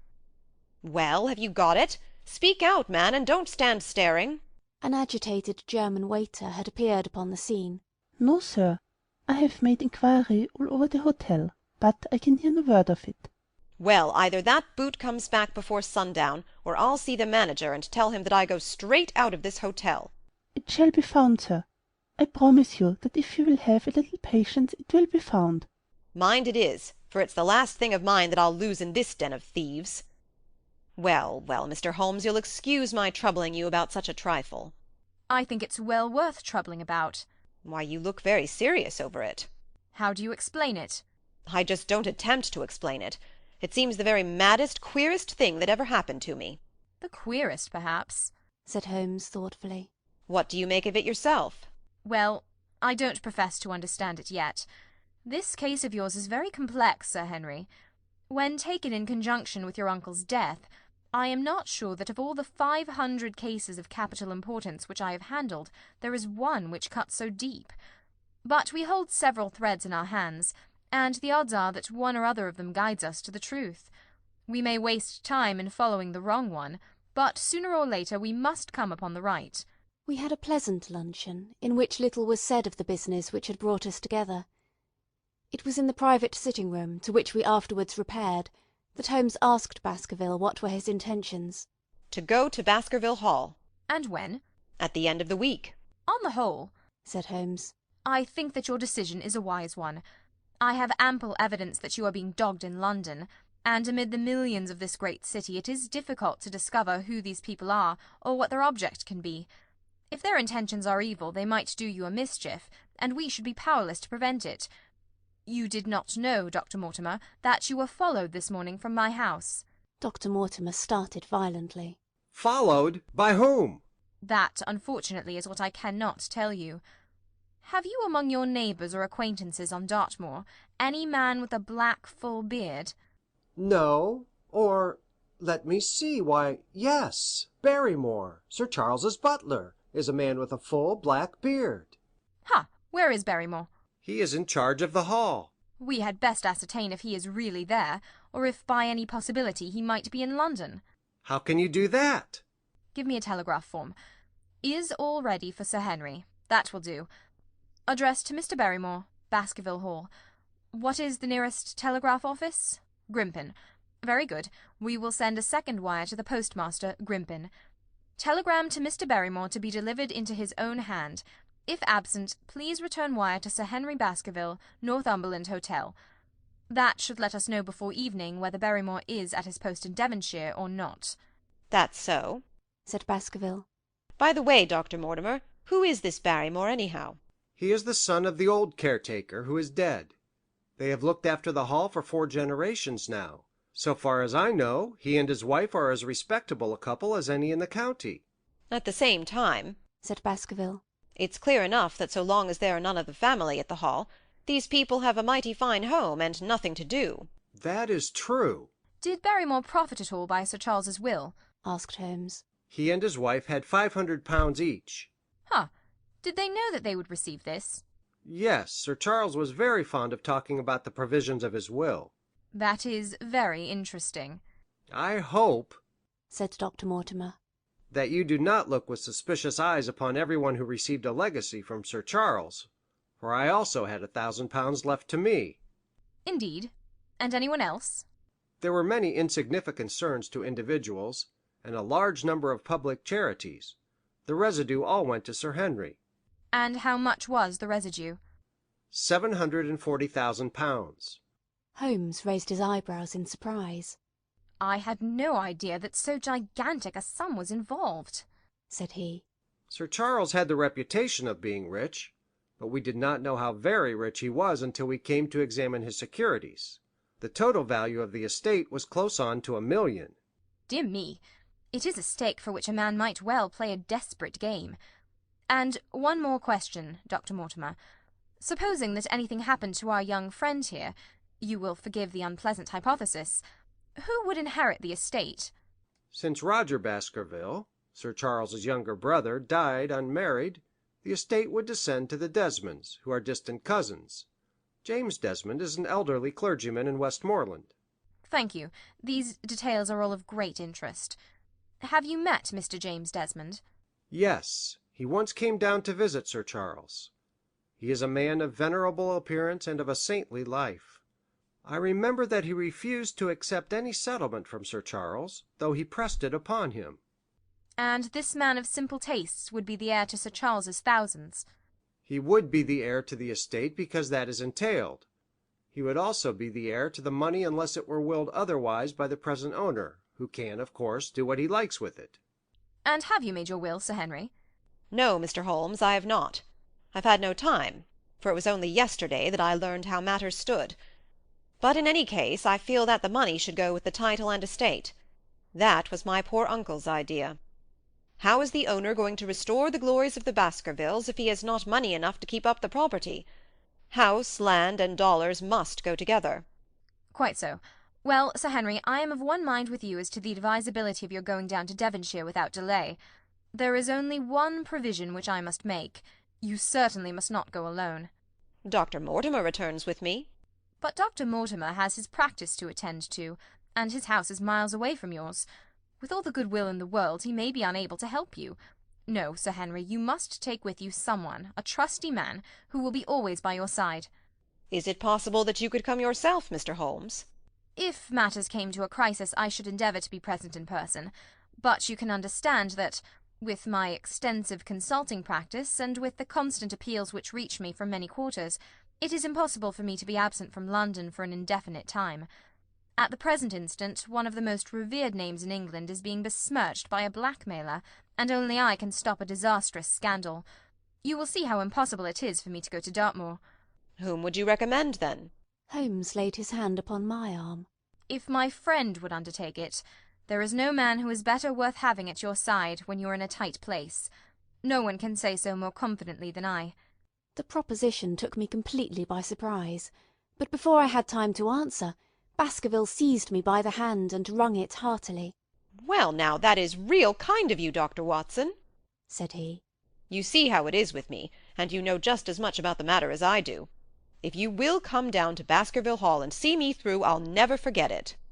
The promise of adventure had always a fascination for me, and I was complimented by the words of Holmes, and by the eagerness with which the baronet hailed me as a companion. "I will come with pleasure," said I. "I do not know how I could employ my time better." "And you will report very carefully to me," said Holmes. "When a crisis comes, as it will do, I will direct how you shall act. I suppose that by Saturday all might be ready." "Would that suit Dr. Watson?" "Perfectly." "Then on Saturday, unless you hear to the contrary, we shall meet at the 10:30 train from Paddington." We had risen to depart when Baskerville gave a cry of triumph, and diving into one of the corners of the room, he drew a brown boot from under a cabinet. "My missing boot!" he cried. "May all our difficulties vanish as easily," said Sherlock Holmes. "But it is a very singular thing," Dr. Mortimer remarked. "I searched this room carefully before lunch." "And so did I," said Baskerville. "Every inch of it." "There was certainly no boot in it then." "In that case the waiter must have placed it there while we were lunching." The German was sent for, but professed to know nothing of the matter, nor could any inquiry clear it up. Another item had been added to that constant and apparently purposeless series of small mysteries which had succeeded each other so rapidly. Setting aside the whole grim story of Sir Charles's death, we had a line of inexplicable incidents all within the limits of 2 days, which included the receipt of the printed letter, the black-bearded spy in the hansom, the loss of the new brown boot, the loss of the old black boot, and now the return of the new brown boot. Holmes sat in silence in the cab as we drove back to Baker Street, and I knew from his drawn brows and keen face that his mind, like my own, was busy in endeavouring to frame some scheme into which all these strange and apparently disconnected episodes could be fitted. All afternoon and late into the evening he sat lost in tobacco and thought. Just before dinner 2 telegrams were handed in. The first ran, "Have just heard that Barrymore is at the Hall. Baskerville." The second, Visited 23 hotels as directed, but sorry to report unable to trace cut sheet of times. Cartwright. There go 2 of my threads, Watson. There is nothing more stimulating than a case where everything goes against you. We must cast round for another scent. We have still the cabman who drove the spy. Exactly. I have wired to get his name and address from the official registry. I should not be surprised if this were an answer to my question. The ring at the bell proved to be something even more satisfactory than an answer, however, for the door opened and a rough-looking fellow entered, who was evidently the man himself. "I got a message from the head office that a gent at this address had been inquiring for number 2704, said he. "I've driven my cab this 7 years, and never a word of complaint. I came here straight from the yard to ask you to your face what you had against me." "I have nothing in the world against you, my good man," said Holmes. "On the contrary, I've half a sovereign for you, if you will give me a clear answer to my questions." "Well, I've had a good day, and no mistake," said the cabman with a grin. "What was it you wanted to ask, sir?" "First of all, your name and address in case I want you again." "John Clayton, 3 Turpey Street, the Borough. My cab is out of Shipley's Yard, near Waterloo Station." Sherlock Holmes made a note of it. "Now, Clayton, tell me all about the fare who came and watched this house at 10 o'clock this morning, and afterwards followed the 2 gentlemen down Regent Street." The man looked surprised and a little embarrassed. "Why, there's no good my telling you things, for you seem to know as much as I do already," said he. The truth is that the gentleman told me that he was a detective, and that I was to say nothing about him to anyone. My good fellow, this is a very serious business, and you may find yourself in a pretty bad position if you try to hide anything from me. You say that your fare told you that he was a detective. Yes, he did. When did he say this? When he left me. Did he say anything more? He mentioned his name. Holmes cast a swift glance of triumph at me. Oh, he mentioned his name, did he? That was imprudent. What was the name that he mentioned? His name, said the cabman, was Mr. Sherlock Holmes. Never have I seen my friend more completely taken aback than by the cabman's reply. For an instant he sat in silent amazement. Then he burst into a hearty laugh. Ha ha! A touch, Watson! An undeniable touch, said he. I feel a foil as quick and supple as my own. He got home upon me very prettily that time. So, his name was Sherlock Holmes, was it? Yes, sir, that was the gentleman's name. Excellent. Tell me where you picked him up, and all that occurred. He hailed me at 9:30 in Trafalgar Square. He said that he was a detective, and he offered me 2 guineas if I would do exactly what he wanted all day and ask no questions. I was glad enough to agree. First we drove down to the Northumberland Hotel, and waited there until 2 gentlemen came out and took a cab from the rank. We followed their cab until it pulled up somewhere near here. This very door, said Holmes. Well, I couldn't be sure of that, but I dare say my fare knew all about it. We pulled up halfway down the street and waited an hour and a half. Then the 2 gentlemen passed us, walking, and we followed down Baker Street and along— I know, said Holmes. Until we got 3/4 down Regent Street. Then my gentleman threw up the trap, and he cried that I should drive right away to Waterloo Station as hard as I could go. I whipped up the mare, and we were there in under the 10 minutes. Then he paid up his 2 guineas, like a good one, and away he went into the station. Only just as he was leaving he turned round and he said, "It might interest you to know that you have been driving Mr. Sherlock Holmes." That's how I come to know the name. I see. And you saw no more of him? Not after he went into the station. And how would you describe Mr. Sherlock Holmes? The cabman scratched his head. Well, he wasn't altogether such an easy gentleman to describe. I'd put him at 40 years of age, and he was of a middle height, 2 or 3 inches shorter than you, sir. He was dressed like a toff, and he had a black beard, cut square at the end, and a pale face. I don't know as I could say more than that. Colour of his eyes? No, I can't say that. Nothing more that you can remember? No, sir, nothing. Well then, here is your half-sovereign. There's another one waiting for you if you can bring any more information. Good night. Good night, sir, and thank you. John Clayton departed chuckling, and Holmes turned to me with a shrug of his shoulders and a rueful smile. Snap goes our 3rd thread, and we end where we began, said he. The cunning rascal.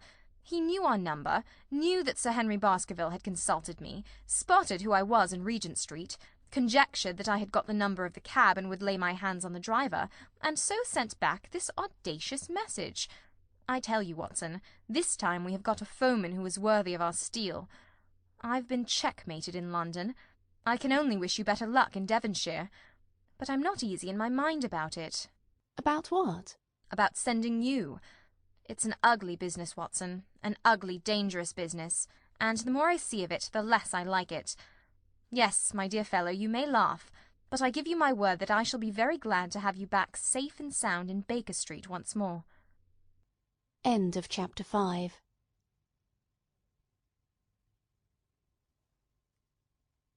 The Hound of the Baskervilles by Sir Arthur Conan Doyle. Chapter 6.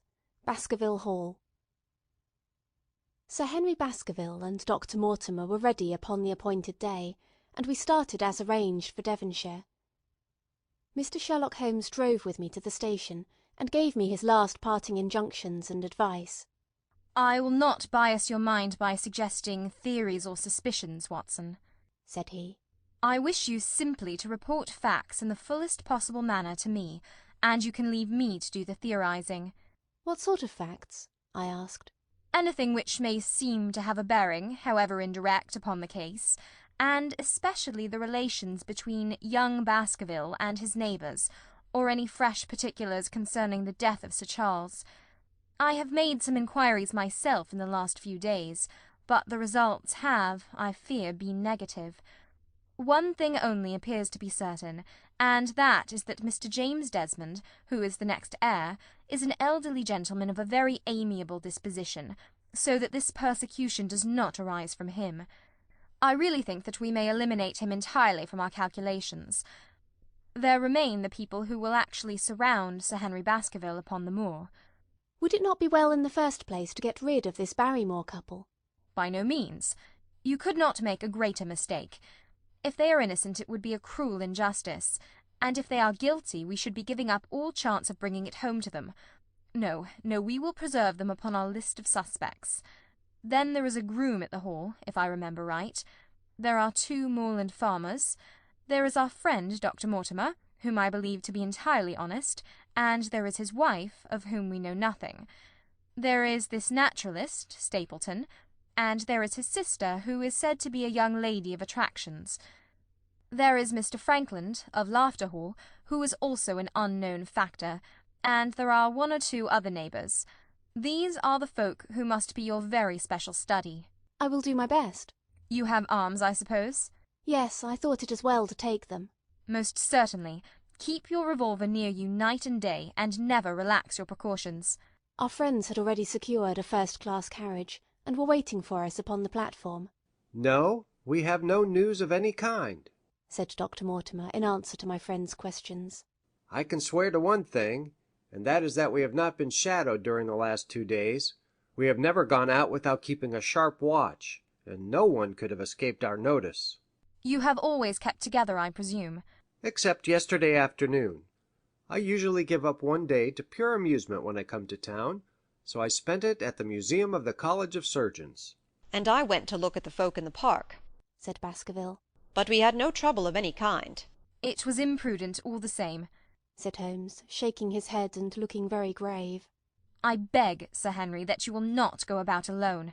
Some great misfortune will befall you if you do. Did you get your other boot? No, sir. It is gone forever. Indeed. That is very interesting. Well, good-bye, he added, as the train began to glide down the platform. Bear in mind, Sir Henry, one of the phrases in that queer old legend which Dr. Mortimer has read to us, and avoid the moor in those hours of darkness when the powers of evil are exalted. I looked back at the platform when we had left it far behind, and saw the tall, austere figure of Holmes standing motionless and gazing after us. The journey was a swift and pleasant one, and I spent it in making the more intimate acquaintance of my 2 companions, and in playing with Dr. Mortimer's spaniel. In a very few hours the brown earth had become ruddy, the brick had changed to granite, and red cows grazed in well-hedged fields, where the lush grasses and more luxuriant vegetation spoke of a richer, if a damper climate. Young Baskerville stared eagerly out of the window, and cried aloud with delight as he recognised the familiar features of the Devon scenery. "I've been over a good part of the world since I left it, Dr. Watson," said he, "but I have never seen a place to compare with it." I never saw a Devonshire man who did not swear by his county, I remarked. It depends upon the breed of men quite as much as on the county, said Dr. Mortimer. A glance at our friend here reveals the rounded head of the Celt, which carries inside it the Celtic enthusiasm and power of attachment. Poor Sir Charles's head was of a very rare type, half Gaelic, half Ivernian in its characteristics. But you were very young when you last saw Baskerville Hall, were you not? I was a boy in my teens at the time of my father's death, and had never seen the Hall, for he lived in a little cottage on the south coast. Thence I went straight to a friend in America. I tell you, it is all as new to me as it is to Dr. Watson, and I'm as keen as possible to see the moor. Are you? Then your wish is easily granted, for there is your first sight of the moor, said Dr. Mortimer, pointing out of the carriage window. Over the green squares of the fields, and the low curve of a wood, there rose in the distance a grey, melancholy hill, with a strange jagged summit, dim and vague in the distance, like some fantastic landscape in a dream. Baskerville sat for a long time, his eyes fixed upon it, and I read upon his eager face how much it meant to him, this first sight of that strange spot where the men of his blood had held sway so long and left their mark so deep. There he sat, with his tweed suit and his American accent, in the corner of a prosaic railway carriage. And yet, as I looked at his dark and expressive face, I felt more than ever how true a descendant he was of that long line of high-blooded, fiery, and masterful men. There were pride, valour, and strength in his thick brows, his sensitive nostrils, and his large hazel eyes. If, on that forbidding moor, a difficult and dangerous quest should lie before us, this was at least a comrade for whom one might venture to take a risk with the certainty that he would bravely share it. The train pulled up at a small wayside station, and we all descended. Outside, beyond the low white fence, a wagonette with a pair of cobs was waiting. Our coming was evidently a great event, for station-master and porters clustered round us to carry out our luggage. It was a sweet, simple country spot, but I was surprised to observe that by the gate there stood two soldierly men in dark uniforms, who leaned upon their short rifles and glanced keenly at us as we passed. The coachman, a hard-faced, gnarled little fellow, saluted Sir Henry Baskerville, and in a few minutes we were flying swiftly down the broad white road. Rolling pasture lands curved upward on either side of us, and old gabled houses peeped out from amid the thick green foliage. But behind the peaceful and sunlit countryside there rose ever, dark against the evening sky, the long gloomy curve of the moor, broken by the jagged and sinister hills. The wagonette swung round into a side road, and we curved upward through deep lanes worn by centuries of wheels, high banks on either side, heavy with dripping moss and fleshy hart's-tongue ferns. Bronzing bracken and mottled bramble gleamed in the light of the sinking sun. Still steadily rising, we passed over a narrow granite bridge, and skirted a noisy stream which gushed swiftly down, foaming and roaring amid the grey boulders. Both road and stream wound up through a valley dense with scrub oak and fir. At every turn Baskerville gave an exclamation of delight, looking eagerly about him and asking countless questions. To his eyes all seemed beautiful, but to me a tinge of melancholy lay upon the countryside, which bore so clearly the mark of the waning year. Yellow leaves carpeted the lanes and fluttered down upon us as we passed. The rattle of our wheels died away as we drove through drifts of rotting vegetation, sad gifts, as it seemed to me, for nature to throw before the carriage of the returning heir of the Baskervilles. "Halloa!" cried Dr. Mortimer. "What is this?" A steep curve of heath-clad land, an outlying spur of the moor, lay in front of us. On the summit, hard and clear like an equestrian statue upon its pedestal, was a mounted soldier, dark and stern, his rifle poised ready over his forearm. He was watching the road along which we travelled. "What is this, Perkins?" asked Dr. Mortimer. Our driver half turned in his seat. There's a convict escaped from Princeton, sir. He's been out 3 days now, and the warders watch every road and every station, but they've had no sight of him yet. The farmers about here don't like it, sir, and that's a fact." "Well, I understand they get £5 if they can give information." "Yes, sir, but the chance of £5 is but a poor thing compared to the chance of having your throat cut. You see, it isn't like any ordinary convict. This is a man that would stick at nothing." "Who is he, then?" "It is Selden, sir, the Notting Hill murderer." I remembered the case well, for it was one in which Holmes had taken an interest on account of the peculiar ferocity of the crime and the wanton brutality which had marked all the actions of the assassin. The commutation of his death sentence had been due to some doubts as to his complete sanity, so atrocious was his conduct. Our wagonette had topped a rise, and in front of us rose the huge expanse of the moor, mottled with gnarled and craggy cairns and tors. A cold wind swept down from it, and set us shivering. Somewhere there, on that desolate plain, was lurking this fiendish man, hiding in a burrow like a wild beast, his heart full of malignancy against the whole race which had cast him out. It needed but this to complete the grim suggestiveness of the barren waste, the chilling wind and the darkling sky. Even Baskerville fell silent, and pulled his overcoat more closely around him. We had left the fertile country behind and beneath us. We looked back on it now, the slanting rays of a low sun turning the streams to threads of gold, and glowing on the red earth new turned by the plough, and the broad tangle of the woodlands. The road in front of us grew bleaker and wilder over huge russet and olive slopes, sprinkled with giant boulders. Now and then we passed a moorland cottage, walled and roofed with stone, with no creeper to break its harsh outline. Suddenly we looked down into a cup-like depression, patched with stunted oaks and firs which had been twisted and bent by the fury of years of storm. Two high, narrow towers rose over the trees. The driver pointed with his whip. "Baskerville Hall," said he. Its master had risen, and was staring with flushed cheeks and shining eyes. A few minutes later we had reached the lodge gates, a maze of fantastic tracery in wrought iron, with weather-bitten pillars on either side, blotched with lichens, and surmounted by the boars' heads of the Baskervilles. The lodge was a ruin of black granite and bared ribs of rafters, but facing it was a new building, half constructed, the first fruit of Sir Charles's South African gold. Through the gateway we passed into the avenue, where the wheels were again hushed amid the leaves, and the old trees shot their branches in a sombre tunnel over our heads.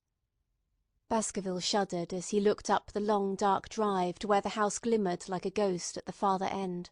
"Was it here?" he asked in a low voice. No, no. The yew alley is on the other side. The young heir glanced round with a gloomy face.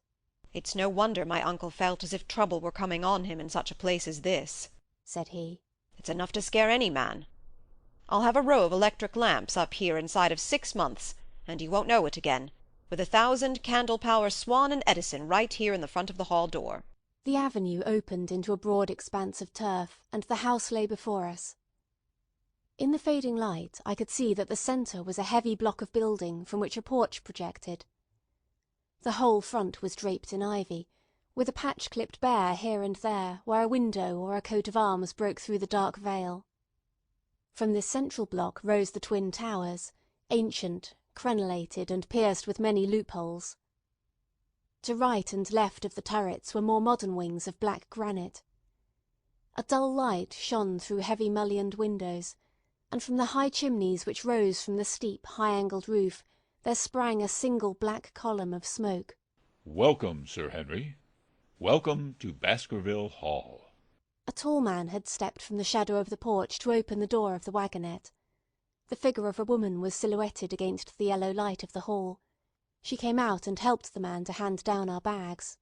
"You don't mind my driving straight home, Sir Henry?" said Dr. Mortimer. "My wife is expecting me." "Surely you will stay and have some dinner?" "No, I must go. I shall probably find some work awaiting me. I would stay to show you over the house, but Barrymore will be a better guide than I. Good bye, and never hesitate night or day to send for me if I can be of service." The wheels died away down the drive, while Sir Henry and I turned into the hall, and the door clanged heavily behind us. It was a fine apartment in which we found ourselves, large, lofty, and heavily raftered, with huge bulks of age-blackened oak. In the great old-fashioned fireplace behind the high iron dogs, a log fire crackled and snapped. Sir Henry and I held out our hands to it, for we were numb from our long drive. Then we gazed round us at the high, thin window of old stained glass, the oak panelling, the stags' heads, the coats of arms upon the walls, all dim and sombre in the subdued light of the central lamp. "It's just as I imagined it," said Sir Henry. "Is it not the very picture of an old family home? To think that this should be the same hall in which for 500 years my people have lived. It strikes me solemn to think of it." I saw his dark face light up with a boyish enthusiasm as he gazed about him. The light beat upon him where he stood, but long shadows trailed down the walls and hung like a black canopy above him. Barrymore had returned from taking our luggage to our rooms. He stood in front of us now with the subdued manner of a well-trained servant. He was a remarkable-looking man, tall, handsome, with a square black beard and pale, distinguished features. "Would you wish dinner to be served at once, sir?" "Is it ready?" "In a very few minutes, sir. You will find hot water in your rooms, My wife and I will be happy, Sir Henry, to stay with you until you have made your fresh arrangements. But you will understand that under the new conditions this house will require a considerable staff. What new conditions? I only meant, sir, that Sir Charles led a very retired life, and we were able to look after his wants. You would, naturally, wish to have more company, and so you will need changes in your household. Do you mean that your wife and you wish to leave? Only when it is quite convenient to you, sir. But your family have been with us for several generations, have they not? I should be sorry to begin my life here by breaking an old family connection. I seemed to discern some signs of emotion upon the butler's white face. I feel that also, sir, and so does my wife. But to tell the truth, sir, we were both very much attached to Sir Charles, and his death gave us a shock, and made these surroundings very painful to us. I fear that we shall never again be easy in our minds at Baskerville Hall. But what do you intend to do? Well, I have no doubt, sir, that we shall succeed in establishing ourselves in some business. Sir Charles's generosity has given us the means to do so. And now, sir, perhaps I had best show you to your rooms. A square, balustraded gallery ran round the top of the old hall, approached by a double stair. From this central point 2 long corridors extended the whole length of the building, from which all the bedrooms opened. My own was in the same wing as Baskerville's, and almost next door to it. These rooms appeared to be much more modern than the central part of the house, and the bright paper and numerous candles did something to remove the sombre impression which our arrival had left upon my mind. But the dining-room, which opened out of the hall, was a place of shadow and gloom. It was a long chamber, with a step separating the dais where the family sat from the lower portion reserved for their dependents. At one end a minstrel's gallery overlooked it. Black beams shot across above our heads, with a smoke-darkened ceiling beyond them. With rows of flaring torches to light it up, and the colour and rude hilarity of an old-time banquet, it might have softened. But now, when 2 black-clothed gentlemen sat in the little circle of light thrown by a shaded lamp, one's voice became hushed, and one's spirit subdued. A dim line of ancestors, in every variety of dress, from the Elizabethan knight to the buck of the Regency, stared down upon us and daunted us by their silent company. We talked little, and I for one was glad when the meal was over, and we were able to retire into the modern billiard-room and smoke a cigarette. My word, it isn't a very cheerful place, said Sir Henry. I suppose one can tone down to it, but I feel a bit out of the picture at present. I don't wonder that my uncle got a little jumpy if he lived all alone in such a house as this. However, if it suits you, we will retire early tonight, and perhaps things may seem more cheerful in the morning. I drew aside my curtains before I went to bed, and looked out from my window. It opened upon the grassy space which lay in front of the hall door. Beyond, 2 copses of trees moaned and swung in a rising wind. A half-moon broke through the rifts of racing clouds. In its cold light I saw beyond the trees a broken fringe of rocks, and the long, low curve of the melancholy moor. I closed the curtain, feeling that my last impression was in keeping with the rest. And yet it was not quite the last. I found myself weary and yet wakeful, tossing restlessly from side to side, seeking for the sleep which would not come. Far away a chiming clock struck out the quarters of the hours, but otherwise a deathly silence lay upon the old house. And then suddenly, in the very dead of the night, there came a sound to my ears, clear, resonant, and unmistakable. It was the sob of a woman, the muffled, strangling gasp of one who is torn by an uncontrollable sorrow. I sat up in bed and listened intently. The noise could not have been far away, and was certainly in the house. For half an hour I waited with every nerve on the alert, but there came no other sound save the chiming clock and the rustle of the ivy on the wall. End of Chapter 6.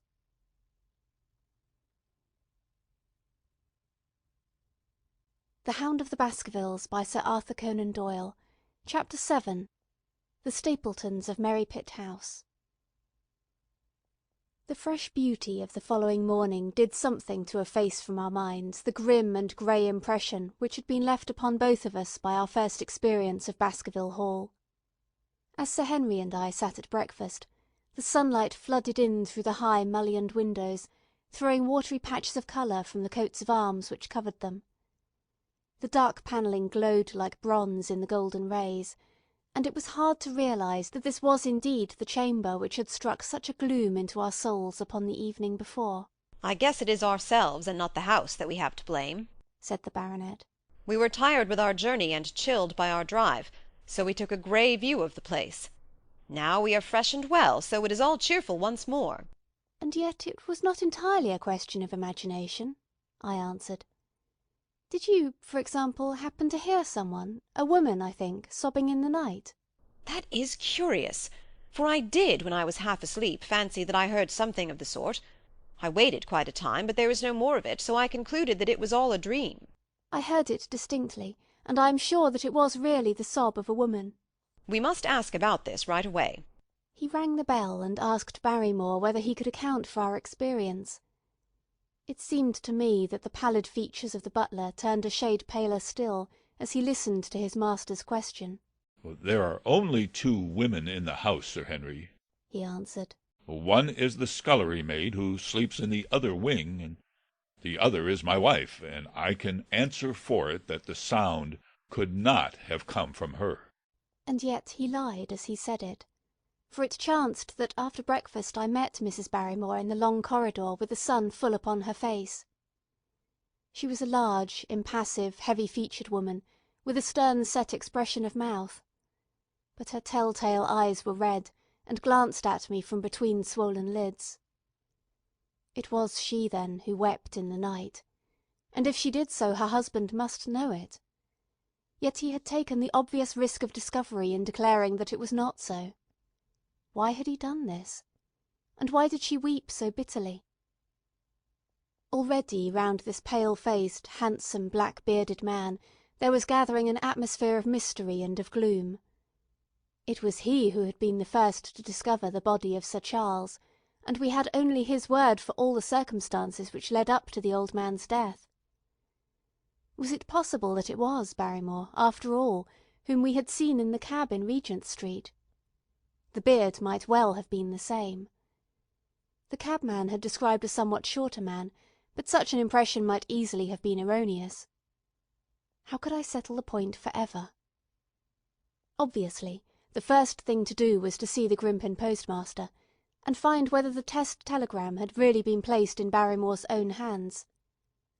Be the answer what it might, I should at least have something to report to Sherlock Holmes. Sir Henry had numerous papers to examine after breakfast, so that the time was propitious for my excursion. It was a pleasant walk of 4 miles along the edge of the moor, leading me at last to a small grey hamlet, in which 2 larger buildings, which proved to be the inn and the house of Dr. Mortimer, stood high above the rest. The postmaster, who was also the village grocer, had a clear recollection of the telegram. "Certainly, sir," said he. "I had the telegram delivered to Mr. Barrymore, as directed." "Who delivered it?" "My boy here. James, you delivered the telegram to Mr. Barrymore at the Hall last week, did you not?" "Yes, father. I delivered it." "Into his own hands?" I asked. "Well, he was up in the loft at the time, so that I could not put it into his own hands. But I gave it into Mrs. Barrymore's hands, and she promised to deliver it at once." "Did you see Mr. Barrymore?" "No, sir. I tell you he was in the loft." "If you didn't see him, how do you know he was in the loft?" "Well, surely his own wife ought to know where he is," said the postmaster testily. "Didn't he get the telegram? If there's any mistake, it is for Mr. Barrymore himself to complain." It seemed hopeless to pursue the inquiry any farther, but it was clear that in spite of Holmes's ruse we had no proof that Barrymore had not been in London all the time. Suppose that it were so, suppose that the same man had been the last who had seen Sir Charles alive, and the first to dog the new heir when he returned to England. What then? Was he the agent of others, or had he some sinister design of his own? What interest could he have in persecuting the Baskerville family? I thought of the strange warning clipped out of the leading article of the Times. Was that his work, or was it possibly the doing of someone who was bent on counteracting his schemes? The only conceivable motive was that which had been suggested by Sir Henry, that if the family could be scared away, a comfortable and permanent home would be secured for the Barrymores. But surely such an explanation as that would be quite inadequate to account for the deep and subtle scheming which seemed to be weaving an invisible net round the young baronet. Holmes himself had said that no more complex case had come to him in all the long series of his sensational investigations. I prayed, as I walked back along the grey, lonely road, that my friend might soon be freed from his preoccupations, and able to come down to take this heavy burden of responsibility from my shoulders. Suddenly my thoughts were interrupted by the sound of running feet behind me, and by a voice which called me by name. I turned, expecting to see Dr. Mortimer, but to my surprise it was a stranger who was pursuing me. He was a small, slim, clean-shaven, prim-faced man, flaxen-haired and lean-jawed, between 30 and 40 years of age, dressed in a grey suit and wearing a straw hat. A tin box for botanical specimens hung over his shoulder, and he carried a green butterfly net in one of his hands. "You will, I am sure, excuse my presumption, Dr. Watson," said he, as he came panting up to where I stood. "Here on the moor we are homely folk and do not wait for formal introductions.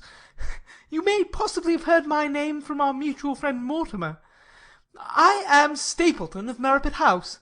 "Your net and box would have told me as much," said I, for I knew that Mr. Stapleton was a naturalist. "But how did you know me?" "I have been calling on Mortimer, and he pointed you out to me from the window of his surgery as you passed. As our road lay the same way, I thought that I would overtake you and introduce myself. I trust that Sir Henry is none the worse for his journey?" "He is very well, thank you." "We were all rather afraid that after the death of Sir Charles the new baronet might refuse to live here. It is asking much of a wealthy man to come down and bury himself in a place of this kind. But I need not tell you that it means a very great deal to the countryside. Sir Henry has, I suppose, no superstitious fears in the matter?" "I do not think that it is likely." "Of course you know the legend of the fiend dog which haunts the family?" "I have heard it." "It is extraordinary how credulous the peasants are about here. Any number of them are ready to swear that they have seen such a creature upon the moor." He spoke with a smile, but I seemed to read in his eyes that he took the matter more seriously. "The story took a great hold upon the imagination of Sir Charles, and I have no doubt that it led to his tragic end." "But how?" "His nerves were so worked up that the appearance of any dog might have had a fatal effect upon his diseased heart. I fancy that he really did see something of the kind upon that last night in the yew alley. I feared that some disaster might occur, for I was very fond of the old man. I knew that his heart was weak." "How did you know that?" "My friend Mortimer told me." "You think, then, that some dog pursued Sir Charles, and that he died of fright in consequence?" "Have you any better explanation?" "I have not come to any conclusion." "Has Mr. Sherlock Holmes—" The words took away my breath for an instant, but a glance at the placid face and steadfast eyes of my companion showed that no surprise was intended. "It is useless for us to pretend that we do not know you, Dr. Watson," said he. "The records of your detective have reached us here, and you could not celebrate him without being known yourself. When Mortimer told me your name, he could not deny your identity. If you are here, then it follows that Mr. Sherlock Holmes is interesting himself in the matter, and I am naturally curious to know what view he may take." "I am afraid that I cannot answer that question." "May I ask if he is going to honour us with a visit himself?" "He cannot leave town at present. He has other cases which engage his attention." "What a pity! He might throw some light on that which is so dark to us. But as to your own researches, if there is any possible way in which I can be of service to you, I trust that you will command me. If I had any indication of the nature of your suspicions, or how you propose to investigate the case, I might perhaps even now give you some aid or advice." "I assure you that I am simply here upon a visit to my friend Sir Henry, and that I need no help of any kind." "Excellent," said Stapleton. "You are perfectly right to be wary and discreet. I am justly reproved for what I feel was an unjustifiable intrusion, and I promise you that I will not mention the matter again." We had come to a point where a narrow grassy path struck off from the road and wound away across the moor. A steep, boulder-sprinkled hill lay upon the right, which had in bygone days been cut into a granite quarry. The face which was turned towards us formed a dark cliff, with ferns and brambles growing in its niches. From over a distant rise there floated a grey plume of smoke. "A moderate walk along this moor path brings us to Merripit House," said he. "Perhaps you will spare an hour that I may have the pleasure of introducing you to my sister." My first thought was that I should be by Sir Henry's side, but then I remembered the pile of papers and bills with which his study table was littered. It was certain that I could not help with those. And Holmes had expressly said that I should study the neighbours upon the moor. I accepted Stapleton's invitation, and we turned together down the path. "It is a wonderful place, the moor," said he, looking round over the undulating downs, long green rollers with crests of jagged granite foaming up into fantastic surges. "You never tire of the moor. You cannot think the wonderful secrets which it contains. It is so vast and so barren and so mysterious."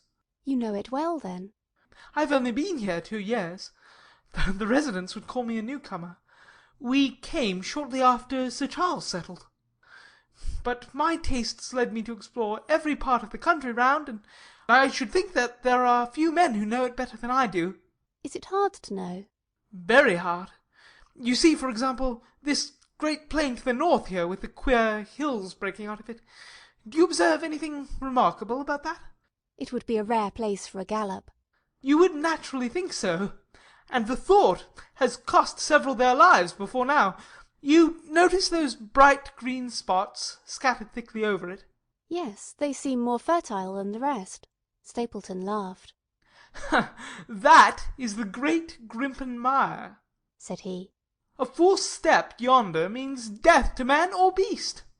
Only yesterday I saw one of the moor ponies wander into it. He never came out. I saw his head for quite a long time craning out of the bog hole, but it sucked him down at last. Even in dry seasons it is a danger to cross it. But after these autumn rains it is an awful place. And yet I can find my way to the very heart of it and return alive. By George, there is another of those miserable ponies." Something brown was rolling and tossing among the green sedges. Then a long, agonised, writhing neck shot upward, and a dreadful cry echoed over the moor. It turned me cold with horror, but my companion's nerves seemed to be stronger than mine. "It's gone," said he. "The mire has him. 2 in 2 days, and many more, perhaps. For they get in the way of going there in the dry weather, and never know the difference until the mire has them in its clutches. It's a bad place, the great Grimpen Mire." "And you say you can penetrate it?" "Yes, there are 1 or 2 paths which a very active man can take. I have found them out." "But why should you wish to go into so horrible a place?" "Well, you see the hills beyond? They are really islands cut off on all sides by the impassable mire, which has crawled round them in the course of years. That is where the rare plants and the butterflies are, if you have the wit to catch them." "I shall try my luck some day." He looked at me with a surprised face. "For God's sake, put such an idea out of your mind," said he. "Your blood would be upon my head. I assure you that there would not be the least chance of your coming back alive. It is only by remembering certain complex landmarks that I am able to do it." "Halloa!" I cried. "What is that?" A long, low moan, indescribably sad, swept over the moor. It filled the whole air, and yet it was impossible to say whence it came. From a dull murmur it swelled into a deep roar, and then sank back into a melancholy, throbbing murmur once again. Stapleton looked at me with a curious expression in his face. "Queer place, the moor," said he. "But what is it?" "The peasants say it is the hound of the Baskervilles, calling for its prey. I've heard it once or twice before, but never quite so loud." I looked round, with a chill of fear in my heart, at the huge swelling plain, mottled with the green patches of rushes. Nothing stirred over the vast expanse, save a pair of ravens, which croaked loudly from a tor behind us. You are an educated man. You don't believe such nonsense as that, said I. What do you think is the cause of so strange a sound? Bogs make queer noises sometimes. It's the mud settling or the water rising or something. No, that was a living voice. Well, perhaps it was. Did you ever hear a bittern booming? No, I never did. It's a very rare bird, practically extinct. In England now, but all things are possible upon the moor. Yes, I should not be surprised to learn that what we have heard is the cry of the last of the bitterns. It's the weirdest, strangest thing that ever I heard in my life. Yes, it's rather an uncanny place altogether. Look at the hillside yonder. What do you make of those? The whole steep slope was covered with grey circular rings of stone, a score of them at least. What are they? Sheep pens? No, they are the homes of our worthy ancestors. Prehistoric man lived thickly on the moor, and as no one in particular has lived there since, we find all his little arrangements exactly as he left them. These are his wigwams with the roofs off. You can even see his hearth and his couch, if you have the curiosity to go inside. But it is quite a town. When was it inhabited? Neolithic man. No date. What did he do? No, he grazed his cattle on these slopes, and he learned to dig for tin when the bronze sword began to supersede the stone axe. Look at the great trench in the opposite hill. That is his mark. Yes, you will find some very singular points about the moor, Dr. Watson. Oh! Excuse me an instant. It is surely Cyclopides! A small fly or moth had fluttered across our path, and in an instant Stapleton was rushing with extraordinary energy and speed in pursuit of it. To my dismay, the creature flew straight for the great mire, and my acquaintance never paused for an instant, bounding from tuft to tuft behind it, his green net waving in the air. His grey clothes and jerky, zigzag, irregular progress made him not unlike some huge moth himself. I was standing watching his pursuit with a mixture of admiration for his extraordinary activity and fear lest he should lose his footing in the treacherous mire, when I heard the sound of steps, and turning round found a woman near me upon the path. She had come from the direction in which the plume of smoke indicated the position of Merripit House, but the dip of the moor had hid her until she was quite close. I could not doubt that this was the Miss Stapleton of whom I had been told, since ladies of any sort must be few upon the moor, and I remembered that I had heard someone describe her as being a beauty. The woman who approached me was certainly that, and of a most uncommon type. There could not have been a greater contrast between brother and sister, for Stapleton was neutral tinted, with light hair and grey eyes, while she was darker than any brunette whom I have seen in England, slim, elegant, and tall.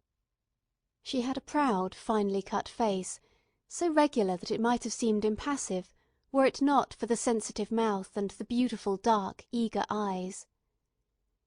With her perfect figure and elegant dress, she was indeed a strange apparition upon a lonely moorland path. Her eyes were on her brother as I turned, and then she quickened her pace towards me. I had raised my hat and was about to make some explanatory remark, when her own words turned all my thoughts into a new channel. "Go back," she said. "Go straight back to London instantly." I could only stare at her in stupid surprise. Her eyes blazed at me, and she tapped the ground impatiently with her foot. "Why should I go back?" I asked. "I cannot explain." She spoke in a low, eager voice, with a curious lisp in her utterance. "But for God's sake, do what I ask you. Go back and never set foot upon the moor again." "But I have only just come." Man, she cried. "Can you not tell when a warning is for your own good? Go back to London. Start tonight. Get away from this place at all costs. Hush, my brother is coming. Not a word of what I have said.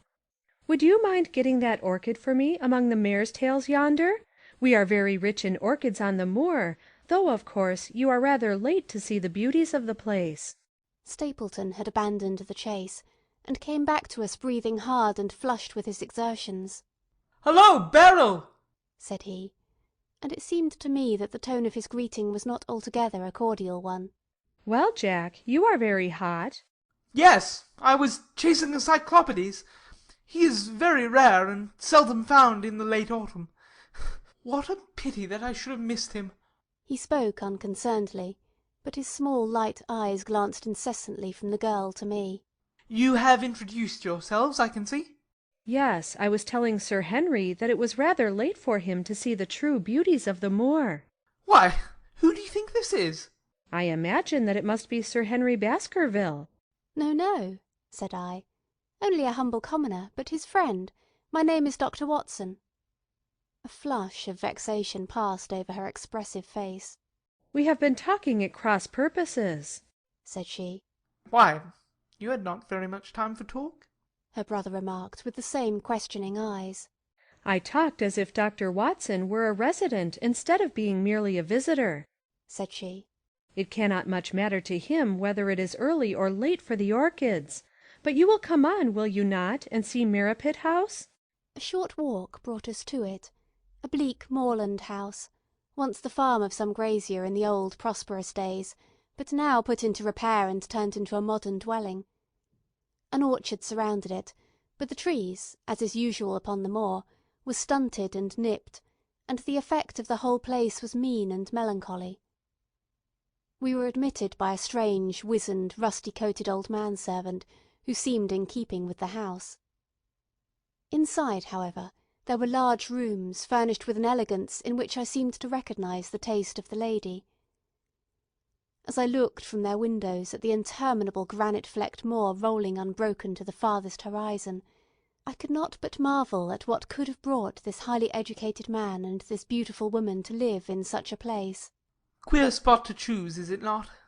Said he, as if in answer to my thought. And yet we managed to make ourselves fairly happy, do we not, Beryl? Quite happy, said she, but there was no ring of conviction in her words. I had a school, said Stapleton. It was in the north country. The work, to a man of my temperament, was mechanical and uninteresting, but the privilege of living with youth, of helping to mould these young minds, and of impressing them with one's own character and ideals, was very dear to me. However, the fates were against us. A serious epidemic broke out in the school, and 3 of the boys died. It never recovered from the blow, and much of my capital was irretrievably swallowed up. And yet, if it were not for the loss of the charming companionship of the boys, I could rejoice over my own misfortune, for, with my strong tastes for botany and zoology, I find an unlimited field of work here, and my sister is as devoted to nature as I am. All this, Dr. Watson, has been brought upon your head by your expression as you surveyed the moor out of our window. It certainly did cross my mind that it might be a little dull, less for you, perhaps, than for your sister. No, no, I am never dull, said she quickly. We have the books, we have our studies, and we have interesting neighbours.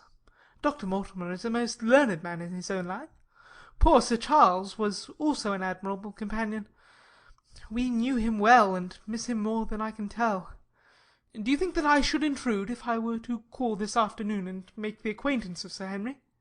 I am sure that he would be delighted. Then perhaps you would mention that I propose to do so. We may, in our humble way, do something to make things more easy for him, until he becomes accustomed to his new surroundings. Will you come upstairs, Dr. Watson, and inspect my collection of Lepidoptera? I think it is the most complete one in the south-west of England.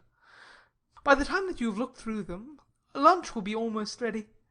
But I was eager to get back to my charge. The melancholy of the moor, the death of the unfortunate pony, the weird sound which had been associated with the grim legend of the Baskervilles, all these things tinged my thoughts with sadness. Then, on the top of these more or less vague impressions, there had come the definite and distinct warning of Miss Stapleton, delivered with such intense earnestness that I could not doubt that some grave and deep reason lay behind it. I resisted all pressure to stay for lunch, and I set off at once upon my return journey, taking the grass-grown path by which we had come. It seems, however, that there must have been some short-cut for those who knew it, for before I had reached the road, I was astounded to see Miss Stapleton sitting upon a rock by the side of the track. Her face was beautifully flushed with her exertions, and she held her hand to her side. "I have run all the way in order to cut you off, Mr. Watson," said she. "I had not even time to put on my hat. I must not stop, or my brother may miss me. I wanted to say to you how sorry I am about the stupid mistake I made in thinking that you were Sir Henry. Please forget the words I said, which have no application whatever to you." "But I can't forget them, Miss Stapleton," said I. "I am Sir Henry's friend, and his welfare is a very close concern of mine. Tell me why it was that you were so eager that Sir Henry should return to London." "A woman's whim, Dr. Watson. When you know me better, you will understand that I cannot always give reasons for what I say or do." "No, no. I remember the thrill in your voice. I remember the look in your eyes. Please, please be frank with me, Miss Stapleton, for ever since I have been here I have been conscious of shadows all round me. Life has become like that great Grimpen mire, with little green patches everywhere into which one may sink, and with no guide to point the track. Tell me then what it was that you meant, and I will promise to convey your warning to Sir Henry." An expression of irresolution passed for an instant over her face, but her eyes had hardened again when she answered me. "You make too much of it, Dr. Watson," said she. "My brother and I were very much shocked by the death of Sir Charles. We knew him very intimately, for his favourite walk was over the moor to our house. He was deeply impressed with the curse which hung over the family, and when this tragedy came, I naturally felt that there must be some grounds for the fears which he had expressed. I was distressed, therefore, when another member of the family came down to live here, and I felt that he should be warned of the danger which he will run. That was all which I intended to convey." "But what is the danger?" "You know the story of the Hound?" "I do not believe in such nonsense." "But I do. If you have any influence with Sir Henry, take him away from a place which has always been fatal to his family. The world is wide. Why should he wish to live at the place of danger?" "Because it is the place of danger. That is Sir Henry's nature. I fear that unless you can give me some more definite information than this, it would be impossible to get him to move." "I cannot say anything definite, for I do not know anything definite." "I would ask you one more question, Miss Stapleton.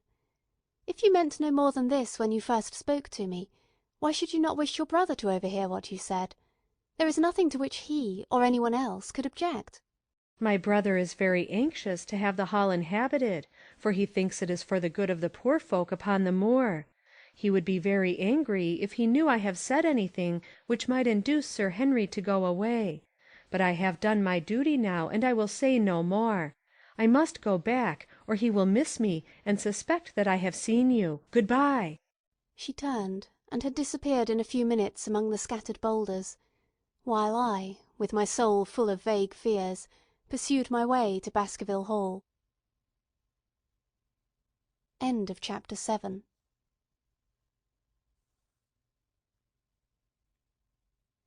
The Hound of the Baskervilles by Sir Arthur Conan Doyle. Chapter 8. First Report of Dr. Watson. From this point onward I will follow the course of events by transcribing my own letters to Mr. Sherlock Holmes, which lie before me on the table. One page is missing, but otherwise they are exactly as written, and show my feelings and suspicions of the moment more accurately than my memory, clear as it is upon these tragic events, can possibly do. Baskerville Hall, October 13th. My dear Holmes, my previous letters and telegrams have kept you pretty well up to date as to all that has occurred in this most God-forsaken corner of the world. The longer one stays here, the more does the spirit of the moor sink into one's soul, its vastness, and also its grim charm. When you are once out upon its bosom, you have left all traces of modern England behind you, but, on the other hand, you are conscious everywhere of the homes and the work of the prehistoric people. On all sides of you as you walk are the houses of these forgotten folk, with their graves and the huge monoliths which are supposed to have marked their temples. As you look at their grey stone huts against the scarred hillsides, you leave your own age behind you, and if you were to see a skin-clad hairy man crawl out from the low door, fitting a flint-tipped arrow onto the string of his bow, you would feel that his presence there was more natural than your own. The strange thing is that they should have lived so thickly on what must always have been most unfruitful soil. I am no antiquarian, but I could imagine that they were some unwarlike and harried race who were forced to accept that which none other would occupy.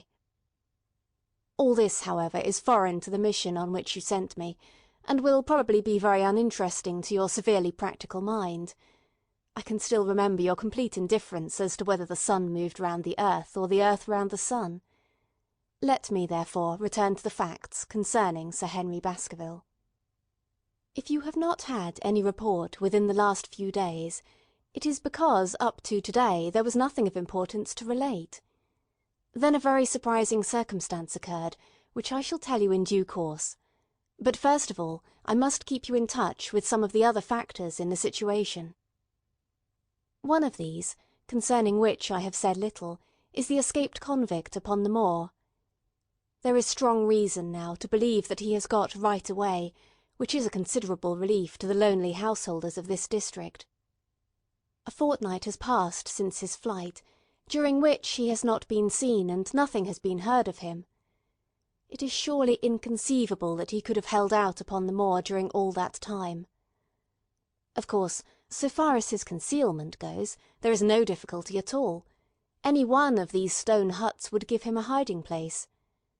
But there is nothing to eat, unless he were to catch and slaughter one of the moor sheep. We think, therefore, that he has gone, and the outlying farmers sleep the better in consequence. We are 4 able-bodied men in this household, so that we could take good care of ourselves, but I confess that I have had uneasy moments when I have thought of the Stapletons. They live miles from any help. There are one maid, an old man-servant, the sister and the brother, the latter not a very strong man. They would be helpless in the hands of a desperate fellow like this Notting Hill criminal, if he could once effect an entrance. Both Sir Henry and I were concerned at their situation, and it was suggested that Perkins the groom should go over to sleep there, but Stapleton would not hear of it. The fact is that our friend, the baronet, begins to display a considerable interest in our fair neighbour. It is not to be wondered at, for time hangs heavily in this lonely spot to an active man like him, and she is a very fascinating and beautiful woman. There is something tropical and exotic about her, which forms a singular contrast to her cool and unemotional brother. Yet he also gives the idea of hidden fires. He has certainly a very marked influence over her, for I have seen her continually glance at him as she talked, as if seeking approbation for what she said. I trust that he is kind to her. There is a dry glitter in his eyes and a firm set of his thin lips, which goes with a positive and possibly a harsh nature. You would find him an interesting study. He came over to call upon Baskerville on that first day, and the very next morning he took us both to show us the spot where the legend of the wicked Hugo is supposed to have had its origin. It was an excursion of some miles across the moor, to a place which is so dismal that it might have suggested the story. We found a short valley between rugged tors, which led to an open grassy space flecked over with the white cotton grass. In the middle of it rose 2 great stones, worn and sharpened at the upper end, until they looked like the huge corroding fangs of some monstrous beast. In every way it corresponded with the scene of the old tragedy. Sir Henry was much interested, and asked Stapleton more than once whether he did really believe in the possibility of the interference of the supernatural in the affairs of men. He spoke lightly, but it was evident that he was very much in earnest. Stapleton was guarded in his replies, but it was easy to see that he said less than he might, and that he would not express his whole opinion out of consideration for the feelings of the baronet. He told us of similar cases, where families had suffered from some evil influence, and he left us with the impression that he shared the popular view upon the matter. On our way back we stayed for lunch at Merrypit House, and it was there that Sir Henry made the acquaintance of Miss Stapleton. From the first moment that he saw her, he appeared to be strongly attracted by her, and I am much mistaken if the feeling was not mutual.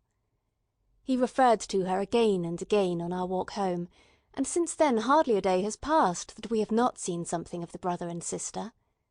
They dine here to-night, and there is some talk of our going to them next week. One would imagine that such a match would be very welcome to Stapleton, and yet I have more than once caught a look of the strongest disapprobation in his face when Sir Henry has been paying some attention to his sister. He is much attached to her, no doubt, and would lead a lonely life without her, but it would seem the height of selfishness if he were to stand in the way of her making so brilliant a marriage. Yet I am certain that he does not wish their intimacy to ripen into love, and I have several times observed that he has taken pains to prevent them from being tête-à-tête. By the way, your instructions to me never to allow Sir Henry to go out alone will become very much more onerous if a love affair were to be added to our other difficulties. My popularity would soon suffer if I were to carry out your orders to the letter. The other day, Thursday to be more exact, Dr. Mortimer lunched with us. He has been excavating a barrow at Long Down, and has got a prehistoric skull which fills him with great joy. Never was there such a single-minded enthusiast as he. The Stapletons came in afterwards, and the good doctor took us all to the yew alley at Sir Henry's request, to show us exactly how everything occurred upon that fatal night. It is a long, dismal walk, the yew alley, between two high walls of clipped hedge, with a narrow band of grass upon either side. At the far end is an old tumble-down summer-house. Half-way down is the moor-gate, where the old gentleman left his cigar-ash. It is a white wooden gate with a latch. Beyond it lies the wide moor. I remembered your theory of the affair, and tried to picture all that had occurred. As the old man stood there, he saw something coming across the moor, something which terrified him so that he lost his wits and ran until he died of sheer horror and exhaustion. There was the long gloomy tunnel down which he fled. And from what? A sheep-dog of the moor? Or a spectral hound, black, silent, and monstrous? Was there a human agency in the matter? Did the pale, watchful Barrymore know more than he cared to say? It was all dim and vague, but always there is the dark shadow of crime behind it. One other neighbour I have met since I wrote last. This is Mr. Frankland, of Lafter Hall, who lives some 4 miles to the south of us. He is an elderly man, red-faced, white-haired, and choleric. His passion is for the British law, and he has spent a large fortune in litigation. He fights for the mere pleasure of fighting, and is equally ready to take up either side of a question, so that it is no wonder that he has found it a costly amusement. Sometimes he will shut up a right-of-way, and defy the parish to make him open it. At others, he will with his own hands tear down some other man's gate, and declare that a path has existed there from time immemorial, defying the owner to prosecute him for trespass. He is learned in old manorial and communal rights, and he applies his knowledge sometimes in favour of the villagers of Fernworthy, and sometimes against them, so that he is periodically either carried in triumph down the village street, or else burned in effigy, according to his latest exploit. He is said to have about 7 lawsuits upon his hands at present, which will probably swallow up the remainder of his fortune, and so draw his sting and leave him harmless for the future. Apart from the law, he seems a kindly, good-natured person, and I only mention him because you were particular that I should send some description of the people who surround us. He is curiously employed at present, for, being an amateur astronomer, he has an excellent telescope, with which he lies upon the roof of his own house, and sweeps the moor all day, in the hope of catching a glimpse of the escaped convict. If he would confine his energies to this, all would be well, but there are rumours that he intends to prosecute Dr. Mortimer for opening a grave without the consent of the next of kin, because he dug up the Neolithic skull in the barrow on Long Down. He helps to keep our lives from being monotonous, and gives a little comic relief where it is badly needed. And now, having brought you up to date in the escaped convict, the Stapletons, Dr. Mortimer, and Frankland of Lafter Hall, let me end on that which is most important, and tell you more about the Barrymores, and especially about the surprising development of last night. First of all, about the test telegram, which you sent from London in order to make sure that Barrymore was really here. I have already explained that the testimony of the postmaster shows that the test was worthless, and that we have no proof one way or the other. I told Sir Henry how the matter stood, and he at once, in his downright fashion, had Barrymore up and asked him whether he had received the telegram himself. Barrymore said that he had. "Did the boy deliver it into your own hands?" asked Sir Henry. Barrymore looked surprised, and considered for a little time. "No," said he. "I was in the box room at the time, and my wife brought it up to me." "Did you answer it yourself?" "No, I told my wife what to answer, and she went down to write it." In the evening he recurred to the subject of his own accord. "I could not quite understand the object of your questions this morning, Sir Henry," said he. "I trust that they do not mean that I have done anything to forfeit your confidence." Sir Henry had to assure him that it was not so, and pacify him by giving him a considerable part of his old wardrobe, the London outfit having now all arrived. Mrs. Barrymore is of interest to me. She is a heavy, solid person, very limited, intensely respectable, and inclined to be puritanical. You could hardly conceive a less emotional subject. Yet I have told you how, on the first night here, I heard her sobbing bitterly, and since then I have more than once observed traces of tears upon her face. Some deep sorrow gnaws ever at her heart. Sometimes I wonder if she has a guilty memory which haunts her, and sometimes I suspect Barrymore of being a domestic tyrant. I have always felt that there was something singular and questionable in this man's character, but the adventure of last night brings all my suspicions to a head. And yet it may seem a small matter in itself. You are aware that I am not a very sound sleeper, and since I have been on guard in this house, my slumbers have been lighter than ever. Last night, about 2 in the morning, I was aroused by a stealthy step passing my room. I rose, opened my door, and peeped out. A long black shadow was trailing down the corridor. It was thrown by a man who walked softly down the passage with a candle held in his hand.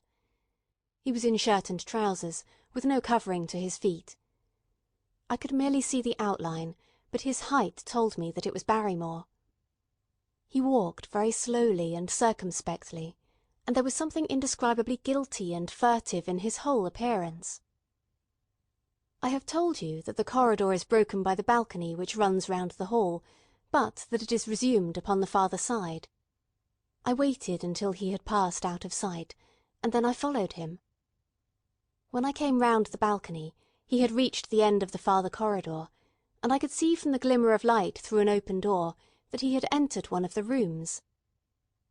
Now, all these rooms are unfurnished and unoccupied, so that his expedition became more mysterious than ever. The light shone steadily as if he were standing motionless. I crept down the passage as noiselessly as I could, and peeped round the corner of the door. Barrymore was crouching at the window, with the candle held against the glass. His profile was half turned towards me, and his face seemed to be rigid with expectation as he stared out into the blackness of the moor. For some minutes he stood watching intently. Then he gave a deep groan, and with an impatient gesture he put out the light. Instantly I made my way back to my room, and very shortly came the stealthy steps passing once more upon their return journey. Long afterwards, when I had fallen into a light sleep, I heard a key turn somewhere in a lock, but I could not tell whence the sound came.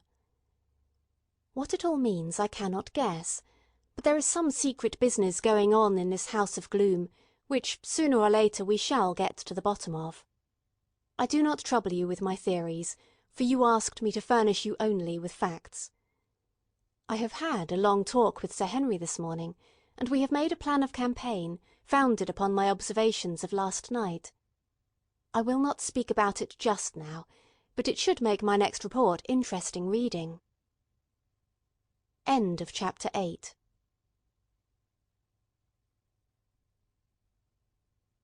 The Hound of the Baskervilles by Sir Arthur Conan Doyle.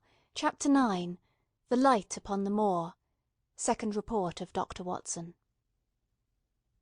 Baskerville Hall, October 15th.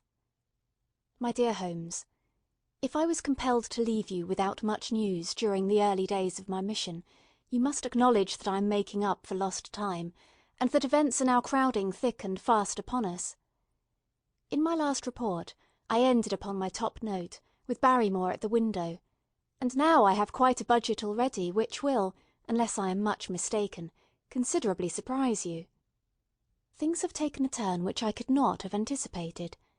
In some ways they have, within the last 48 hours, become much clearer, and in some ways they have become more complicated. But I will tell you all, and you shall judge for yourself. Before breakfast on the morning following my adventure, I went down the corridor and examined the room in which Barrymore had been on the night before. The western window through which he had stared so intently has, I noticed, one peculiarity above all other windows in the house. It commands the nearest outlook onto the moor. There is an opening between two trees which enables one from this point of view to look right down upon it, while from all the other windows it is only a distant glimpse which can be obtained. It follows, therefore, that Barrymore, since only this window would serve the purpose, must have been looking out for something or somebody upon the moor. The night was very dark, so that I can hardly imagine how he could have hoped to see anyone. It had struck me that it was possible that some love intrigue was on foot. That would have accounted for his stealthy movements, and also for the uneasiness of his wife. The man is a striking-looking fellow, very well equipped to steal the heart of a country girl, so that this theory seemed to have something to support it. That opening of the door which I had heard after I had returned to my room might mean that he had gone out to keep some clandestine appointment. So I reasoned with myself in the morning, and I tell you the direction of my suspicions, however much the result may have shown that they were unfounded. But whatever the true explanation of Barrymore's movements might be, I felt that the responsibility of keeping them to myself until I could explain them was more than I could bear. I had an interview with the baronet in his study after breakfast, and I told him all that I had seen.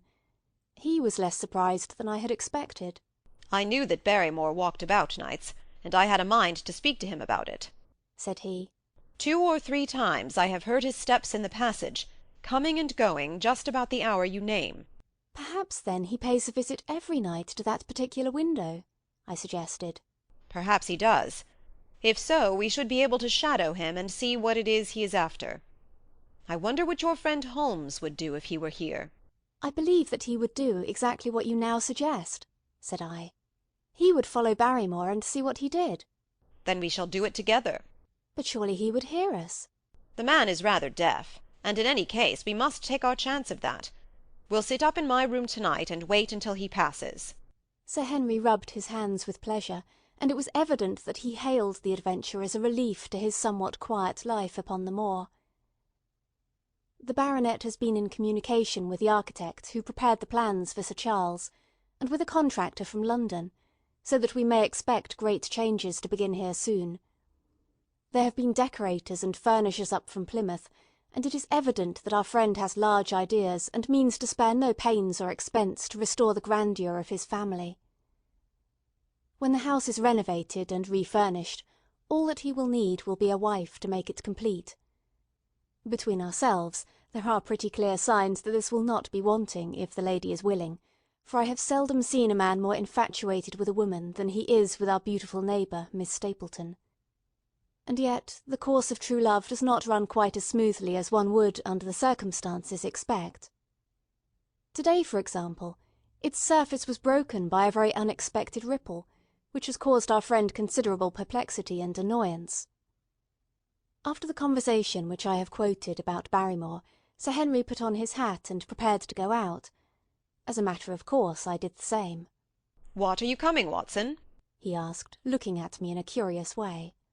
"That depends on whether you are going on the moor," said I. "Yes, I am." "Well, you know what my instructions are. I am sorry to intrude, but you heard how earnestly Holmes insisted that I should not leave you, and especially that you should not go alone upon the moor."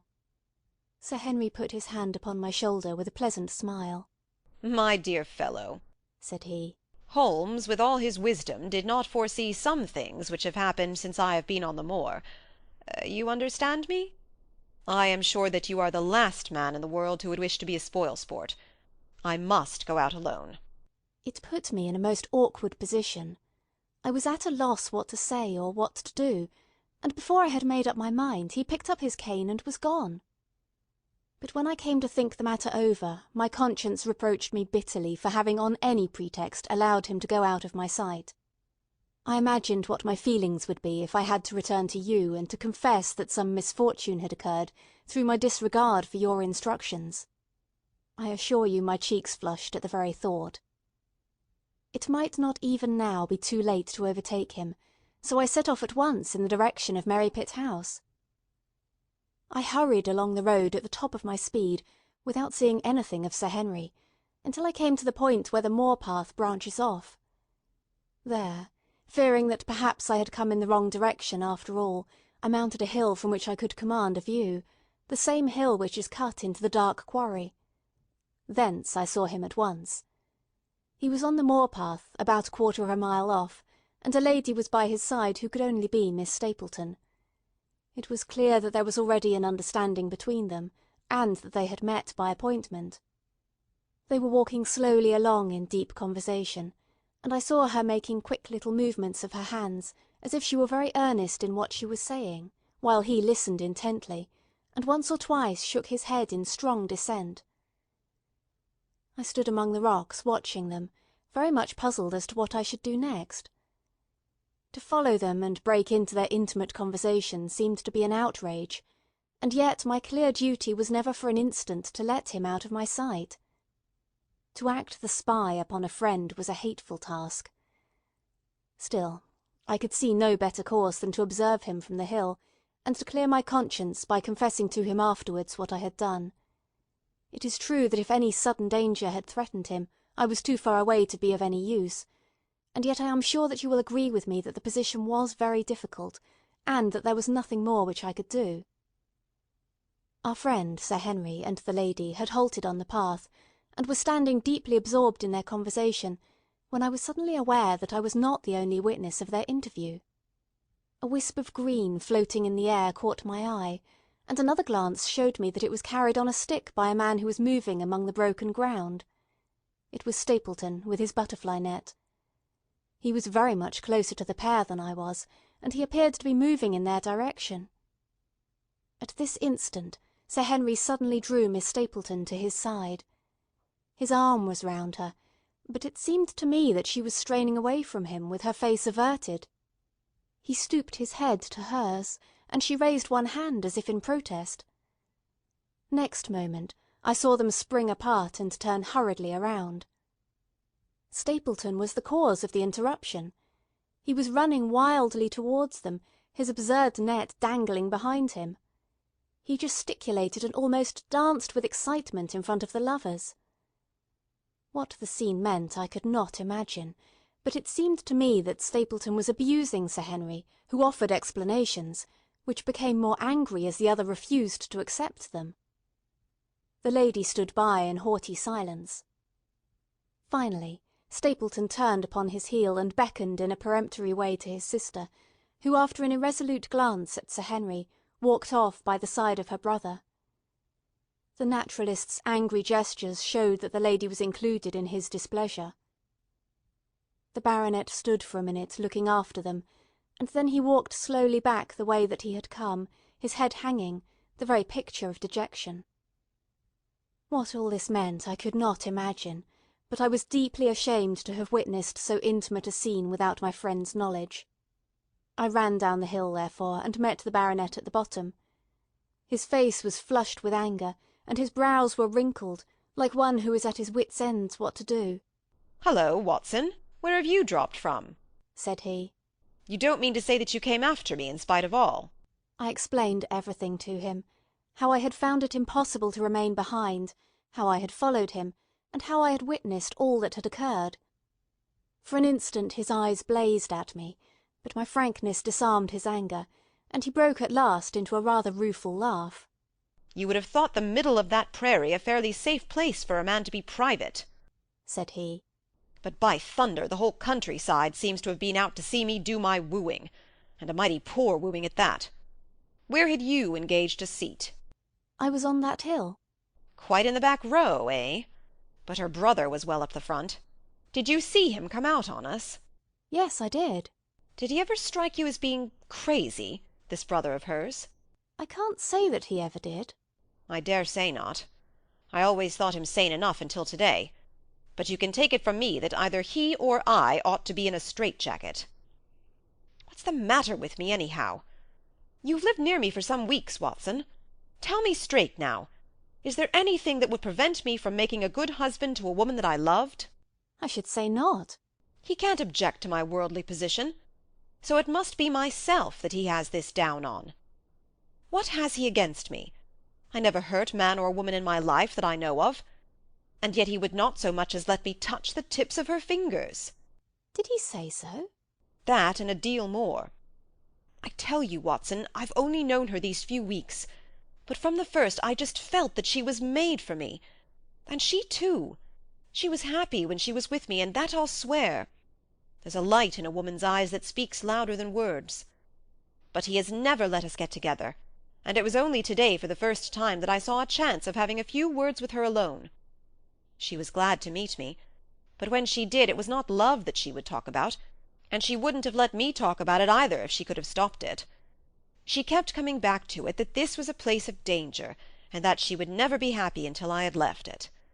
I told her that since I had seen her I was in no hurry to leave it, and that if she really wanted me to go, the only way to work it was for her to arrange to go with me. With that I offered in as many words to marry her, but before she could answer, down came this brother of hers, running at us with a face on him like a madman. He was just white with rage, and those light eyes of his were blazing with fury.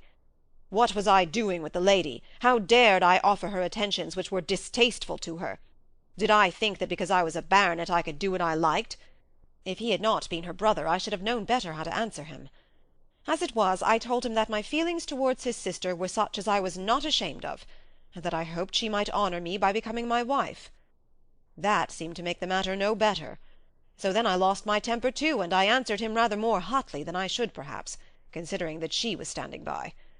So it ended by his going off with her, as you saw. And here am I, as badly puzzled a man as any in this county. Just tell me what it all means, Watson, and I'll owe you more than ever I can hope to pay." I tried one or two explanations, but indeed I was completely puzzled myself. Our friend's title, his fortune, his age, his character, and his appearance are all in his favour, and I know nothing against him, unless it be this dark fate which runs in his family. That his advances should be rejected so brusquely without any reference to the lady's own wishes, and that the lady should accept the situation without protest, is very amazing. However, our conjectures were set at rest by a visit from Stapleton himself that very afternoon. He had come to offer apologies for his rudeness of the morning, and, after a long private interview with Sir Henry in his study, the upshot of their conversation was that the breach is quite healed, and that we are to dine at Merrypit House next Friday as a sign of it. "I don't say now that he isn't a crazy man," said Sir Henry. "I can't forget the look in his eyes when he ran at me this morning.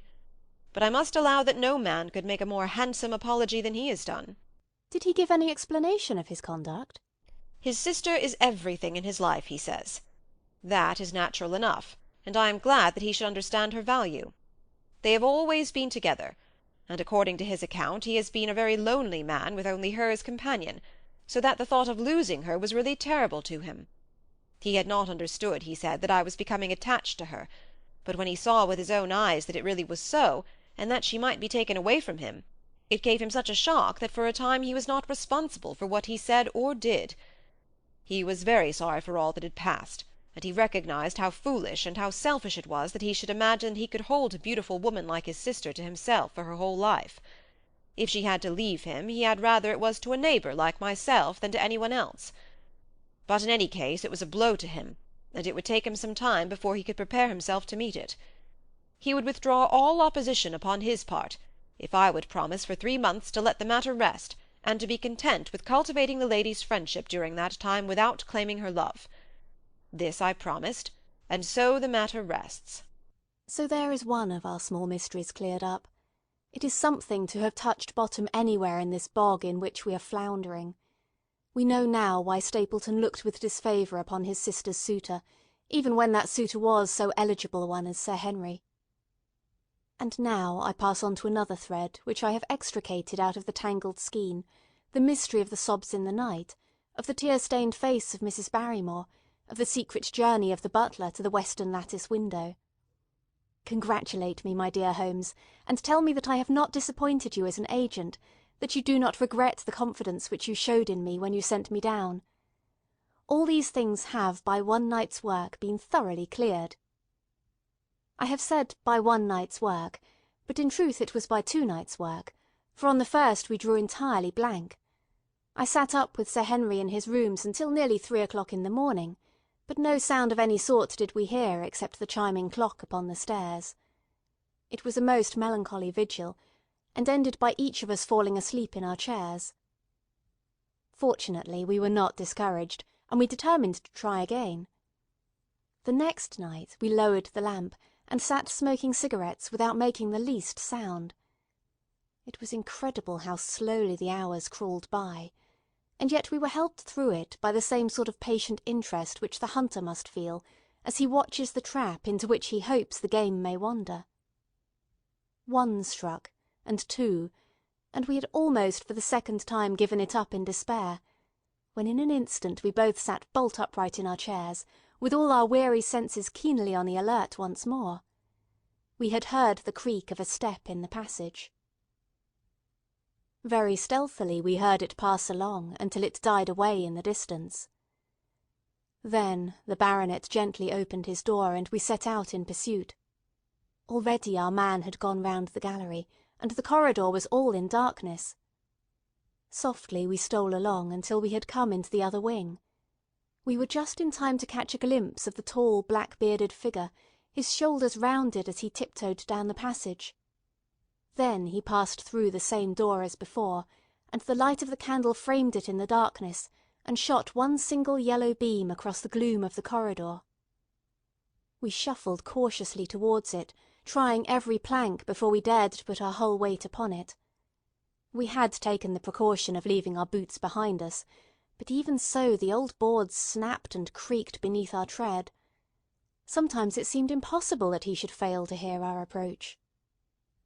However, the man is fortunately rather deaf, and he was entirely preoccupied in that which he was doing. When at last we reached the door and peeped through, we found him crouching at the window, candle in hand, his white, intent face pressed against the pane, exactly as I had seen him 2 nights before. We had arranged no plan of campaign, but the baronet is a man to whom the most direct way is always the most natural. He walked into the room, and as he did so Barrymore sprang up from the window with a sharp hiss of his breath, and stood livid and trembling before us. His dark eyes, glaring out of the white mask of his face, were full of horror and astonishment as he gazed from Sir Henry to me. "What are you doing here, Barrymore?" Nothing, sir." His agitation was so great that he could hardly speak, and the shadows sprang up and down from the shaking of his candle. "It was the windows, sir. I go around at night to see that they are fastened." "On the 2nd floor?" "Yes, sir, all the windows."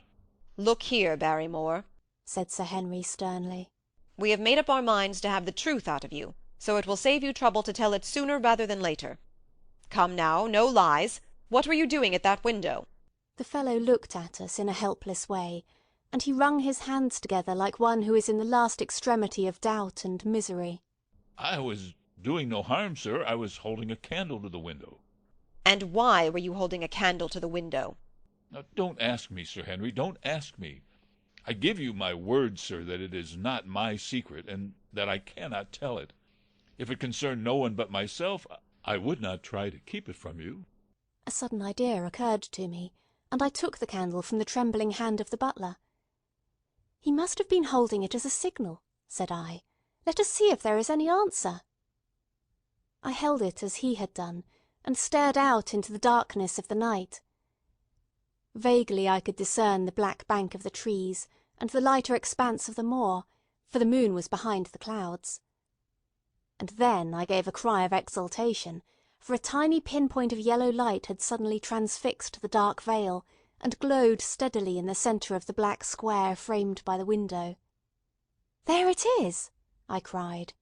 No, no, sir, it is nothing, nothing at all, the butler broke in. I assure you, sir.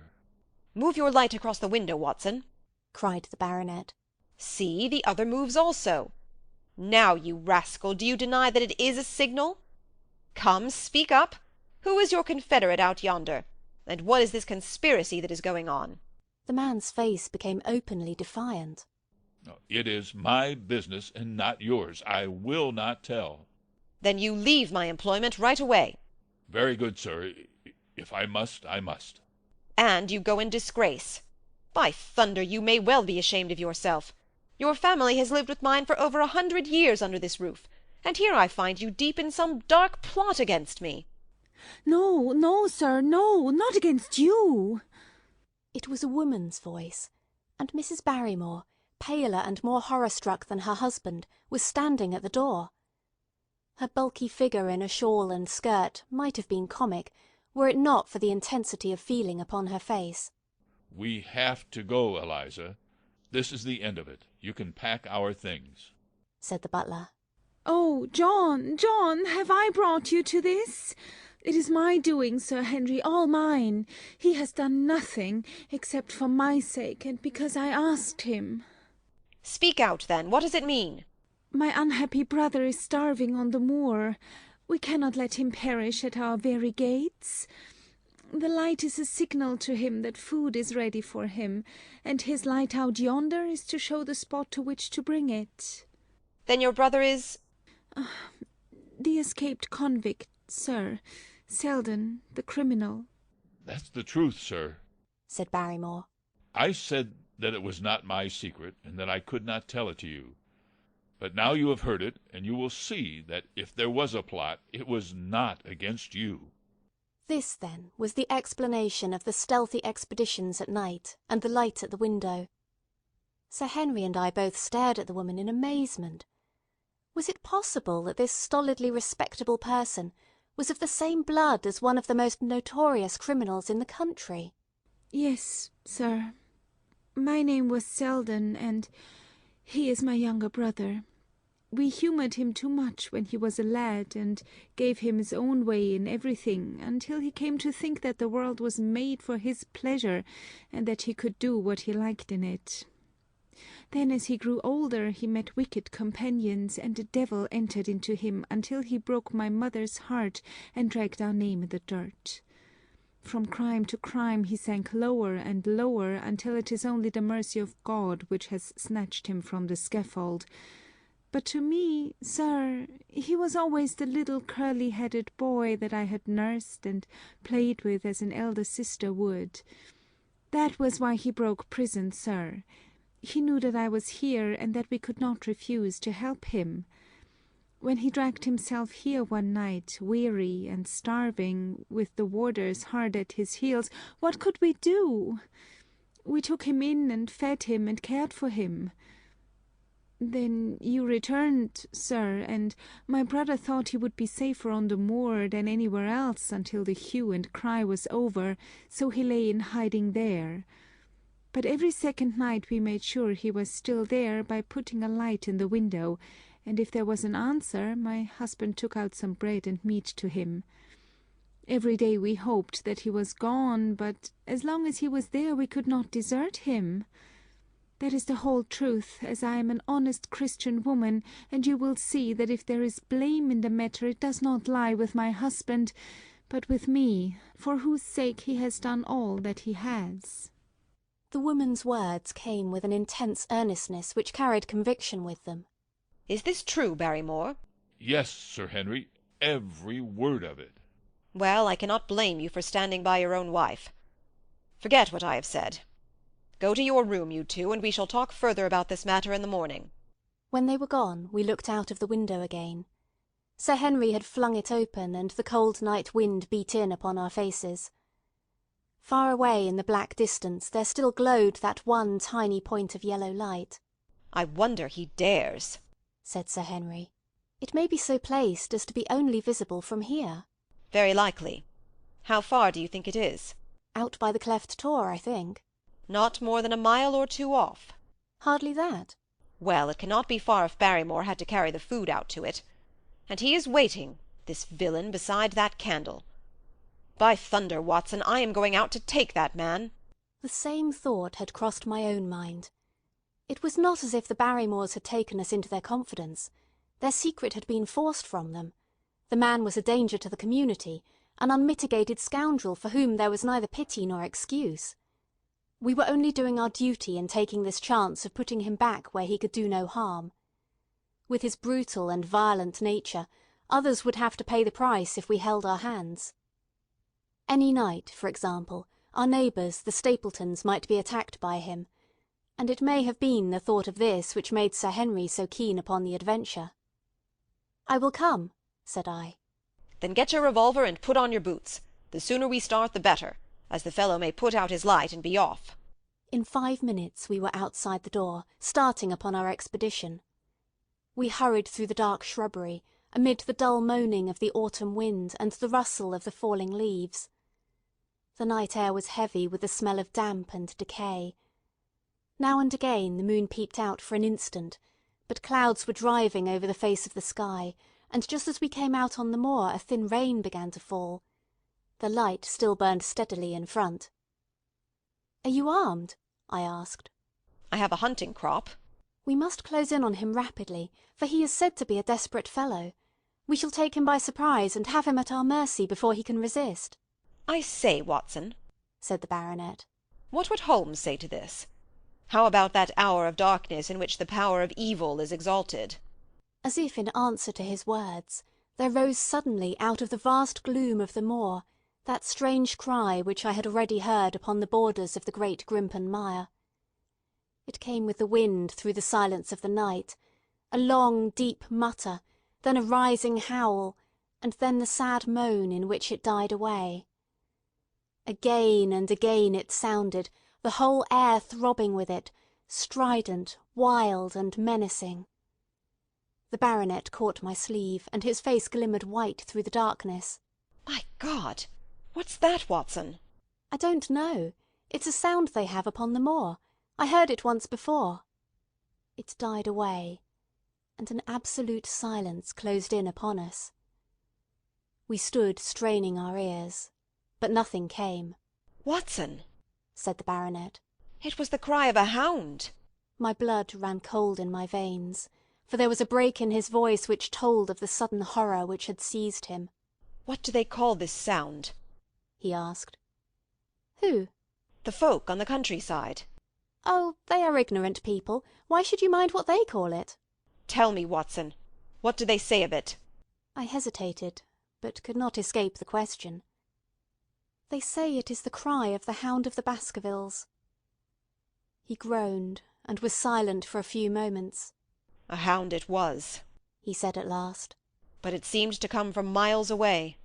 Over yonder, I think." It was hard to say whence it came. "It rose and fell with the wind. Isn't that the direction of the great Grimpen Mire?" "Yes, it is." "Well, it was up there. Come now, Watson, didn't you think yourself that it was the cry of a hound? I am not a child, you need not fear to speak the truth." "Stapleton was with me when I heard it last. He said that it might be the calling of a strange bird." "No, no, it was a hound. My God, can there be some truth in all these stories? Is it possible that I am really in danger from so dark a cause? You don't believe it, do you, Watson?" "No, no." "And yet it was one thing to laugh about it in London, and it is another to stand out here in the darkness of the moor and to hear such a cry as that. And my uncle! There was the footprint of the hound beside him as he lay. It all fits together. I don't think that I am a coward, Watson, but that sound seemed to freeze my very blood. Feel my hand." It was as cold as a block of marble. "You'll be all right tomorrow." "I don't think I'll get that cry out of my head. What do you advise that we do now?" "Shall we turn back?" "No, by thunder! We have come out to get our man, and we will do it. We after the convict, and a hell-hound as likely as not after us. Come on, we'll see it through if all the fiends of the pit were loose upon the moor." We stumbled slowly along in the darkness, with the black loom of the craggy hills around us, and the yellow speck of light burning steadily in front. There is nothing so deceptive as the distance of a light upon a pitch-dark night, and sometimes the glimmer seemed to be far away upon the horizon, and sometimes it might have been within a few yards of us. But at last we could see whence it came, and then we knew that we were indeed very close. A guttering candle was stuck in a crevice of the rocks which flanked it on each side so as to keep the wind from it, and also to prevent it from being visible save in the direction of Baskerville Hall. A boulder of granite concealed our approach, and crouching behind it we gazed over it at the signal light. It was strange to see this single candle burning there in the middle of the moor, with no sign of life near it, just the one straight yellow flame, and the gleam of the rock on each side of it. "What shall we do now?" whispered Sir Henry. "Wait here. He must be near his light. Let us see if we can get a glimpse of him."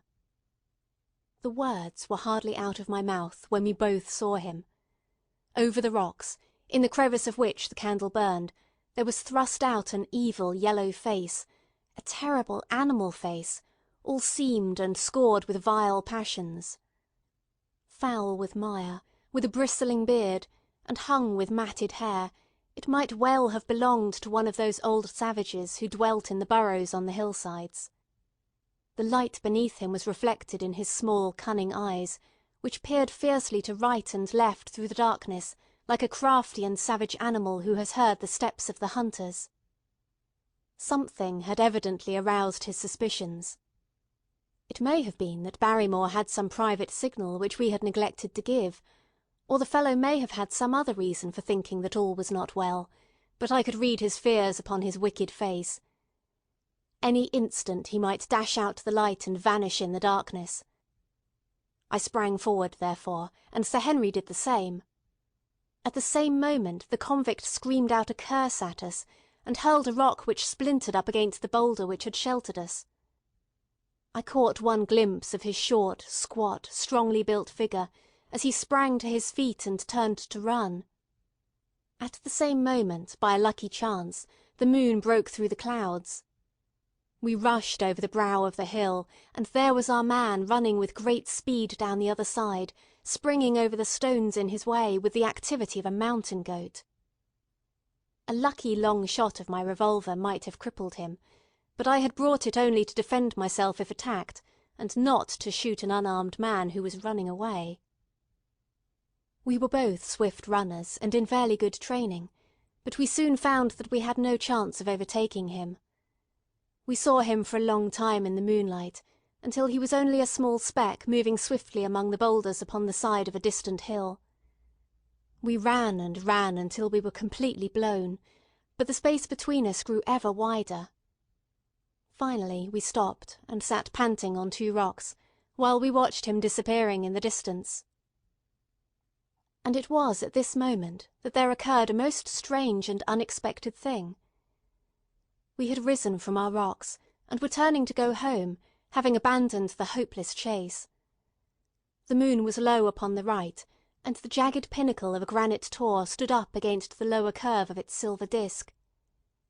There, outlined as black as an ebony statue on that shining background, I saw the figure of a man upon the tor. Do not think that it was a delusion, Holmes. I assure you that I have never in my life seen anything more clearly. As far as I could judge, the figure was that of a tall, thin man. He stood with his legs a little separated, his arms folded, his head bowed, as if he were brooding over that enormous wilderness of peat and granite which lay before him. He might have been the very spirit of that terrible place. It was not the convict. This man was far from the place where the latter had disappeared. Besides, he was a much taller man. With a cry of surprise I pointed him out to the baronet, but in the instant during which I had turned to grasp his arm, the man was gone. There was the sharp pinnacle of granite still cutting the lower edge of the moon, but its peak bore no trace of that silent and motionless figure. I wished to go in that direction and to search the tor, but it was some distance away. The baronet's nerves were still quivering from that cry, which recalled the dark story of his family, and he was not in the mood for fresh adventures. He had not seen this lonely man upon the tor, and could not feel the thrill which his strange presence and his commanding attitude had given to me. "A warder, no doubt," said he. "The moor has been thick with them since this fellow escaped." Well, perhaps his explanation may be the right one, but I should like to have some further proof of it. To-day we mean to communicate to the Princetown people where they should look for their missing man, but it is hard lines that we have not actually had the triumph of bringing him back as our own prisoner. Such are the adventures of last night, and you must acknowledge, my dear Holmes, that I have done you very well in the matter of a report. Much of what I tell you is, no doubt, quite irrelevant, but still I feel that it is best that I should let you have all the facts, and leave you to select for yourself those which will be of most service to you in helping you to your conclusions. We are certainly making some progress. So far as the Barrymores go, we have found the motive of their actions, and that has cleared up the situation very much. But the moor, with its mysteries and its strange inhabitants, remains as inscrutable as ever. Perhaps in my next I may be able to throw some light upon this also. Best of all would it be if you could come down to us. In any case, you will hear from me again in the course of the next few days. End of Chapter 9.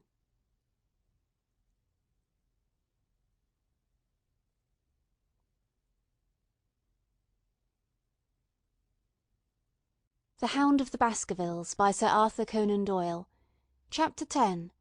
Extract from the Diary of Dr. Watson. So far I have been able to quote from the reports which I have forwarded during these early days to Sherlock Holmes. Now, however, I have arrived at a point in my narrative where I am compelled to abandon this method, and to trust once more to my recollections, aided by the diary which I kept at the time. A few extracts from the latter will carry me on to those scenes which are indelibly fixed in every detail upon my memory. I proceed, then, from the morning which followed our abortive chase of the convict, and our other strange experiences upon the moor. October 16th. A dull and foggy day with a drizzle of rain. The house is banked in with rolling clouds, which rise now and then to show the dreary curves of the moor, with thin silver veins upon the sides of the hills, and the distant boulders gleaming where the light strikes upon their wet faces. It is melancholy outside and in. The baronet is in a black reaction after the excitements of the night. I am conscious myself of a weight at my heart, and a feeling of impending danger, ever-present danger, which is the more terrible because I am unable to define it. And have I not cause for such a feeling? Consider the long sequence of incidents which have all pointed to some sinister influence which is at work around us. There is the death of the last occupant of the hall, fulfilling so exactly the conditions of the family legend, and there are the repeated reports from peasants of the appearance of a strange creature upon the moor. Twice I have with my own ears heard the sound which resembled the distant baying of a hound. It is incredible, impossible, that it should really be outside the ordinary laws of nature. A spectral hound which leaves material footmarks and fills the air with its howling is surely not to be thought of. Stapleton may fall in with such a superstition, and Mortimer also, but if I have one quality upon earth it is common sense, and nothing will persuade me to believe in such a thing. To do so would be to descend to the level of these poor peasants, who are not content with a mere fiend-dog, but must needs describe him with hell-fire shooting from his mouth and eyes.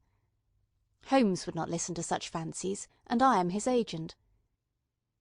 But facts are facts, and I have twice heard this crying upon the moor.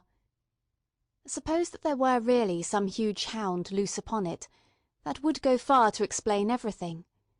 But where could such a hound lie concealed? Where did it get its food? Where did it come from? How was it that no one saw it by day? It must be confessed that the natural explanation offers almost as many difficulties as the other.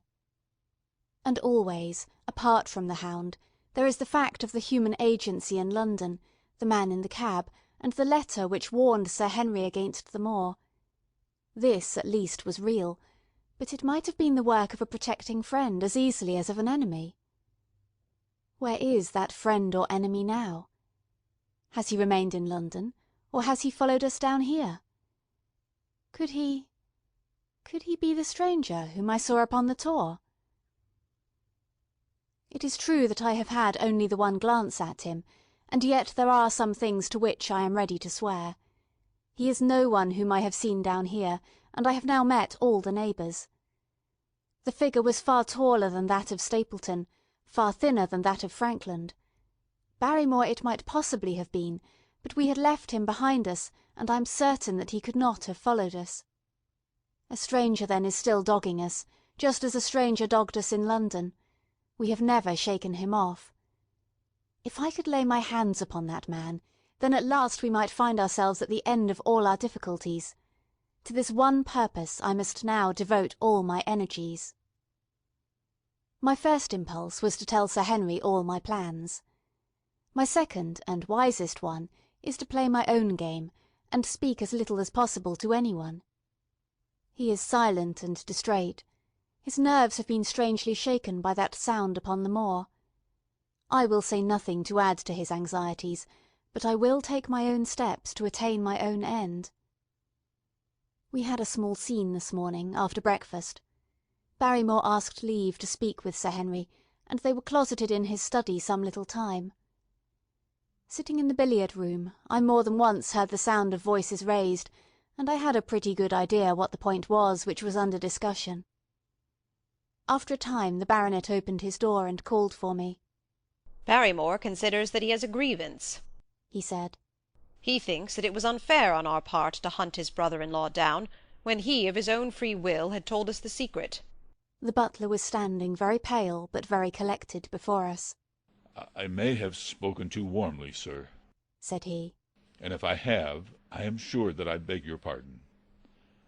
At the same time, I was very much surprised when I heard you two gentlemen come back this morning, and learned you had been chasing Selden.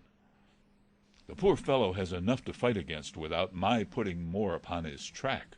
"If you had told us of your own free will, it would have been a different thing," said the baronet. "You only told us, or rather your wife only told us, when it was forced from you and you could not help yourself." "I didn't think you would have taken advantage of it, Sir Henry. Indeed I didn't." "The man is a public danger. There are lonely houses scattered over the moor, and he is a fellow who would stick at nothing. You only want to get a glimpse of his face to see that. Look at Mr. Stapleton's house, for example, with no one but himself to defend it. There's no safety for any one until he is under lock and key." "He'll break into no house, sir. I give you my solemn word upon that. But he will never trouble any one in this country again. I assure you, Sir Henry, that in a very few days the necessary arrangements will have been made, and he will be on his way to South America. For God's sake, sir, I beg of you not to let the police know that he is still on the moor. They have given up the chase there, and he can lie quiet until the ship is ready for him.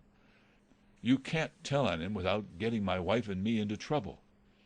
I beg you, sir, to say nothing to the police." "What do you say to that, Watson?" I shrugged my shoulders. If he were safely out of the country, it would relieve the taxpayer of a burden. "But how about the chance of his holding someone up before he goes?" "He would not do anything so mad, sir. We have provided him with all that he can want. To commit a crime would be to show where he was hiding." "That is true," said Sir Henry. "Well, Barrymore—" "God bless you, sir, and thank you from my heart. It would have killed my poor wife had he been taken again." "I guess we are aiding and abetting a felony, Watson. But after what we have heard, I don't feel as if I could give the man up. So there's an end of it. All right, Barrymore, you can go." With a few broken words of gratitude, the man turned. But he hesitated, and then came back. "You've been so kind to us, sir, that I should like to do the best I can for you in return. I know something, Sir Henry, and perhaps I should have said it before, but it was long after the inquest that I found it out. I've never breathed a word about it yet to mortal man. It's about poor Sir Charles's death. The baronet and I were both upon our feet. Do you know how he died? Oh, no, sir, I don't know that. What then? I know why he was at the gate at that hour. It was to meet a woman. To meet a woman? He? Yes, sir. And the woman's name? I can't give you the name, sir, but I can give you the initials. Her initials were L.L. How do you know this, Barrymore? Well, Sir Henry, your uncle had a letter that morning. He had usually a great many letters, for he was a public man and well known for his kind heart, so that everyone who was in trouble was glad to turn to him. But that morning, as it chanced, there was only this one letter, so I took the more notice of it. It was from Coombe Tracy, and it was addressed in a woman's hand. Well? Well, sir, I thought no more of the matter, and never would have done had it not been for my wife. Only a few weeks ago she was cleaning out Sir Charles's study. It had never been touched since his death, and she found the ashes of a burned letter in the back of the grate. The greater part of it was charred to pieces, but one little slip, the end of a page, hung together, and the writing could still be read, though it was gray on a black ground. It seemed to us to be a postscript at the end of the letter, and it said, "Please, please, as you are a gentleman, burn this letter and be at the gate by 10 o'clock. Beneath it were the initials L.L. Have you got that slip? No, sir. It crumbled all to bits after we moved it. Had Sir Charles received any other letters in the same writing? Well, sir, I took no particular notice of his letters. I should not have noticed this one, only it happened to come alone. And you have no idea who L.L. is? No, sir, no more than you have. But I expect that if we could lay our hands on that lady, we should know more about Sir Charles's death. I cannot understand, Barrymore, how you came to conceal this important information. Well, sir, it was immediately after that our own trouble came to us. And then again, sir, we were both of us very fond of Sir Charles, as we well might be, considering all that he has done for us. To rake this up couldn't help our poor master, and it's well to go carefully when there's a lady in the case, even the best of us. You thought it might injure his reputation? Well, sir, I thought no good could come of it. But now you have been kind to us, and I feel as if it would be treating you unfairly not to tell you all that I know about the matter. Very good, Barrymore, you can go. When the butler had left us, Sir Henry turned to me. Well, Watson, what do you think of this new light? It seems to leave the darkness rather blacker than before. So I think. But if we can only trace L.L., it should clear up the whole business. We have gained that much. We know that there is someone who has the facts if we can only find her. What do you think we should do? Let Holmes know all about it at once. It will give him the clue for which he has been seeking. I am much mistaken if it does not bring him down. I went at once to my room and drew up my report of the morning's conversation for Holmes. It was evident to me that he had been very busy of late, for the notes which I had from Baker Street were few and short, with no comments upon the information which I had supplied, and hardly any reference to my mission. No doubt his blackmailing case is absorbing all his faculties. And yet this new factor must surely arrest his attention and renew his interest. I wish that he were here. October 17th. All day today the rain poured down, rustling on the ivy and dripping from the eaves. I thought of the convict out upon the bleak, cold, shelterless moor. Poor devil! Whatever his crimes, he has suffered something to atone for them. And then I thought of that other one, the face in the cab, the figure against the moon. Was he also out in that deluge? The unseen watcher, the man of darkness. In the evening I put on my waterproof, and I walked far upon the sodden moor, full of dark imaginings, the rain beating upon my face and the wind whistling about my ears. God help those who wander into the great mire now, for even the firm uplands are becoming a morass. I found the black tor, upon which I had seen the solitary watcher, and from its craggy summit I looked out myself across the melancholy downs. Rain squalls drifted across their russet face, and the heavy slate-coloured clouds hung low over the landscape, trailing in grey wreaths down the sides of the fantastic hills. In the distant hollow on the left, half hidden by the mist, the two thin towers of Baskerville Hall rose above the trees. They were the only signs of human life which I could see, save only those prehistoric huts which lay thickly upon the slopes of the hills. Nowhere was there any trace of that lonely man whom I had seen on the same spot 2 nights before. As I walked back, I was overtaken by Dr. Mortimer driving in his dog-cart over a rough moorland track which led from the outlying farmhouse of Foulmire. He has been very attentive to us, and hardly a day has passed that he has not called at the Hall to see how we were getting on. He insisted upon my climbing into his dog-cart, and he gave me a lift homeward. I found him much troubled over the disappearance of his little spaniel. It had wandered on to the moor and had never come back. I gave him such consolation as I might, but I thought of the pony on the Grimpen Mire, and I do not fancy that he will see his little dog again. "By the way, Mortimer," said I, as we jolted along the rough road, "I suppose there are few people living within driving distance of this whom you do not know?" Hardly any, I think. "Can you, then, tell me the name of any woman whose initials are L.L.?" He thought for a few minutes. "No," said he. "There are a few gypsies and labouring folk for whom I can't answer, but among the farmers or gentry there is no one whose initials are those. Wait a bit, though," he added after a pause. "There is Laura Lyons. Her initials are L.L., but she lives in Coombe Tracey." "Who is she?" I asked. "She is Franklin's daughter." "What, old Frankland, the crank?" "Exactly. She married an artist named Lyons, who came sketching on the moor. He proved to be a blackguard and deserted her. The fault, from what I hear, may not have been entirely on one side. Her father refused to have anything to do with her because she had married without his consent, and perhaps for 1 or 2 other reasons as well.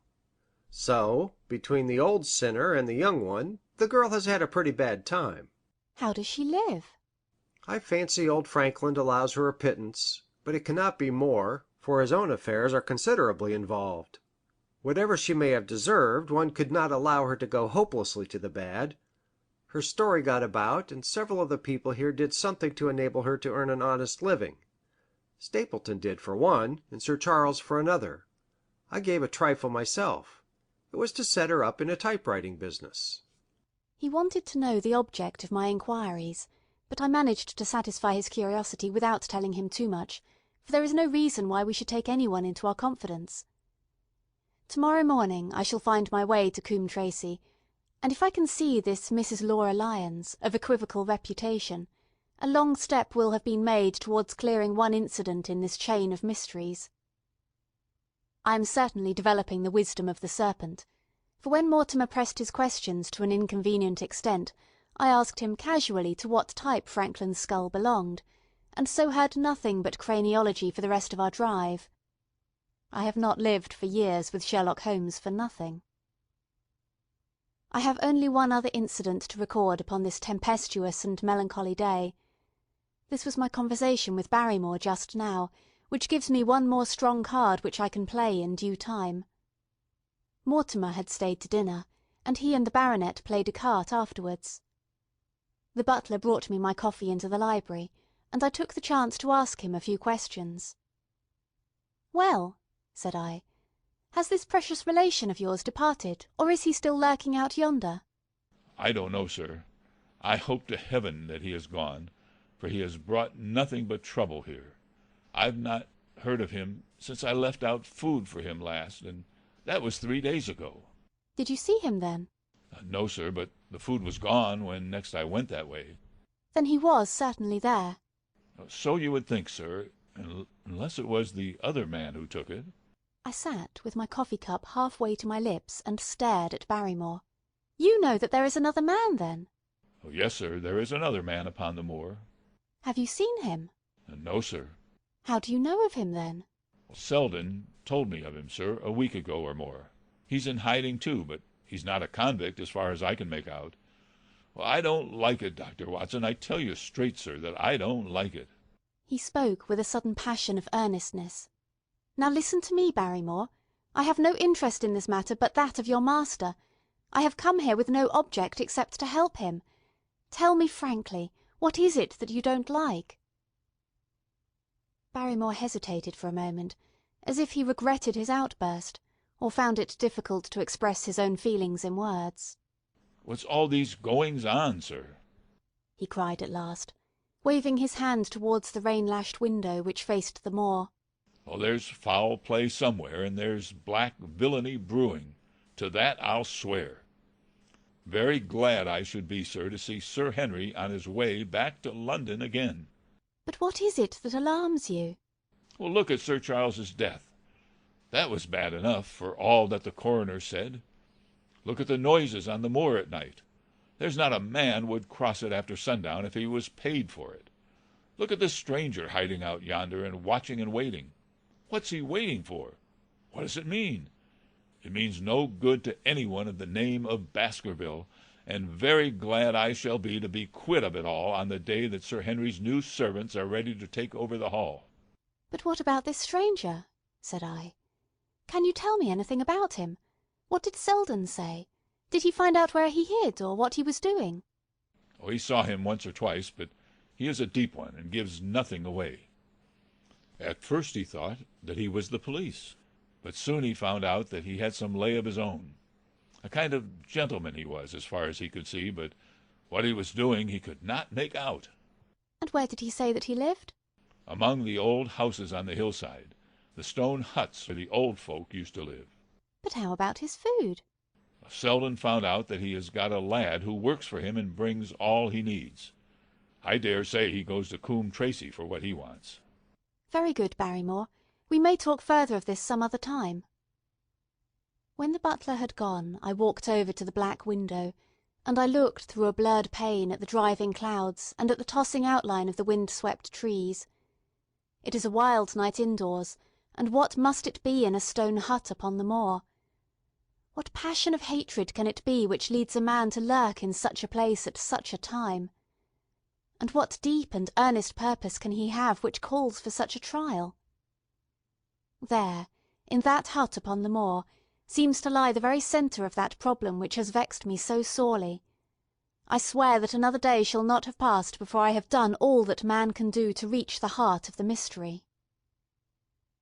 End of Chapter 10.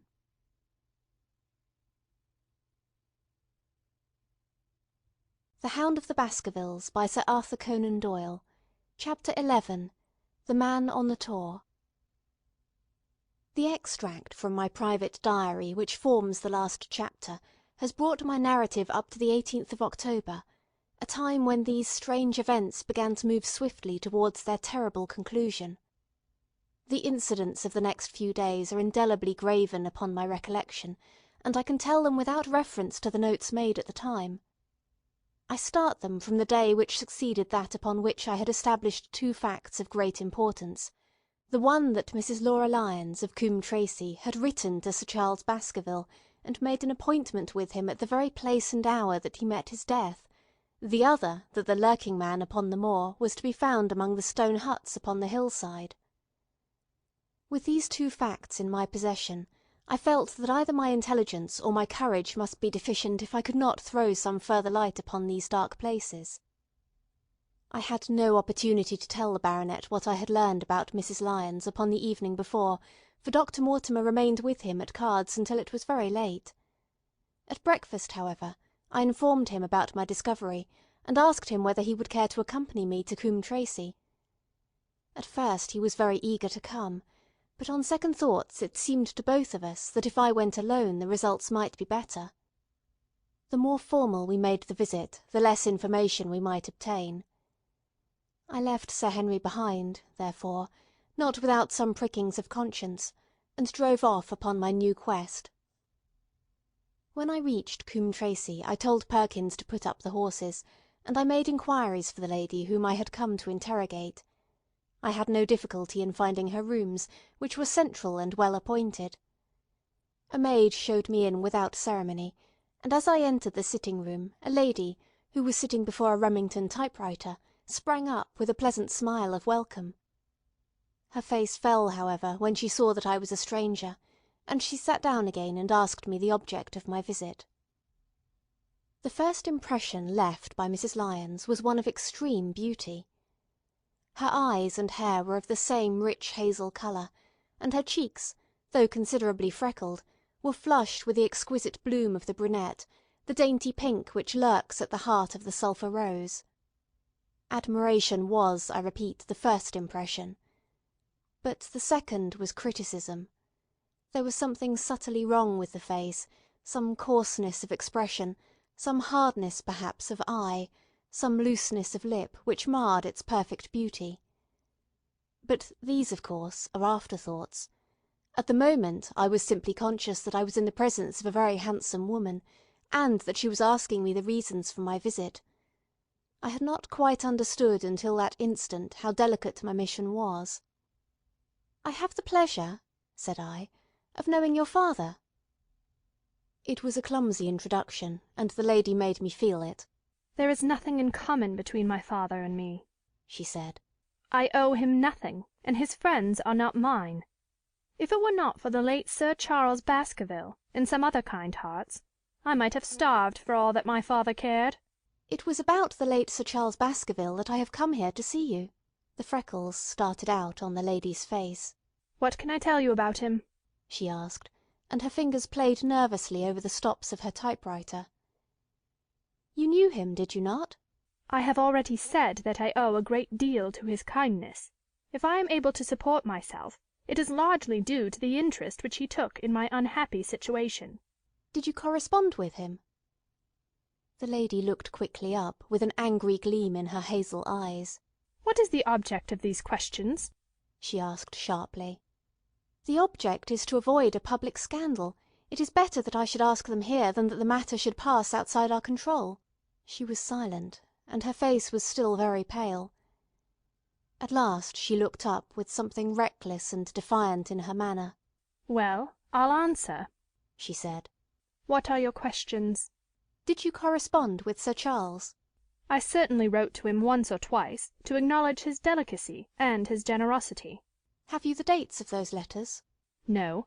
"Have you ever met him?" "Yes, once or twice, when he came into Coombe Tracey. He was a very retiring man, and he preferred to do good by stealth." "But if you saw him so seldom, and wrote so seldom, how did he know enough about your affairs to be able to help you, as you say that he has done?" She met my difficulty with the utmost readiness. "There were several gentlemen who knew my sad history, and united to help me. One was Mr. Stapleton, a neighbour, an intimate friend of Sir Charles. He was exceedingly kind, and it was through him that Sir Charles learned about my affairs." I knew already that Sir Charles Baskerville had made Stapleton his almoner upon several occasions, so the lady's statement bore the impress of truth upon it. "Did you ever write to Sir Charles asking him to meet you?"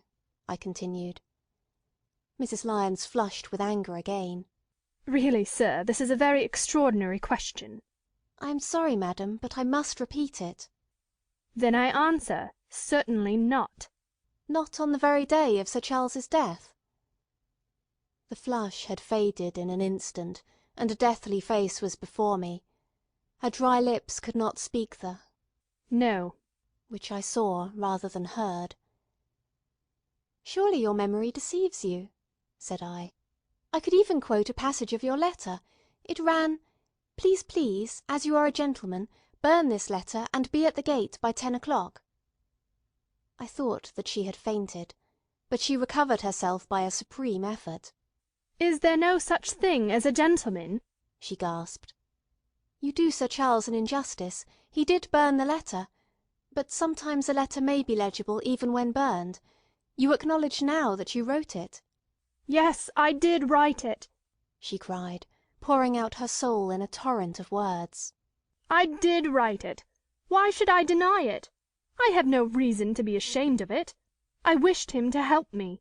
I believed that if I had an interview I could gain his help, so I asked him to meet me." "But why at such an hour?" "Because I had only just learned that he was going to London next day, and might be away for months. There were reasons why I could not get there earlier." "But why a rendezvous in the garden instead of a visit to the house?" "Do you think a woman could go alone at that hour to a bachelor's house?" "Well, what happened when you did get there?" "I never went." "Mrs. Lyons?" No, I swear it to you on all I hold sacred. I never went. Something intervened to prevent my going. What was that? That is a private matter. I cannot tell it. You acknowledge, then, that you made an appointment with Sir Charles at the very hour and place at which he met his death, but you deny that you kept the appointment. That is the truth. Again and again I cross-questioned her, but I could never get past that point. Mrs. Lyons, said I, as I rose from this long and inconclusive interview, you are taking a very great responsibility and putting yourself in a very false position by not making an absolutely clean breast of all that you know.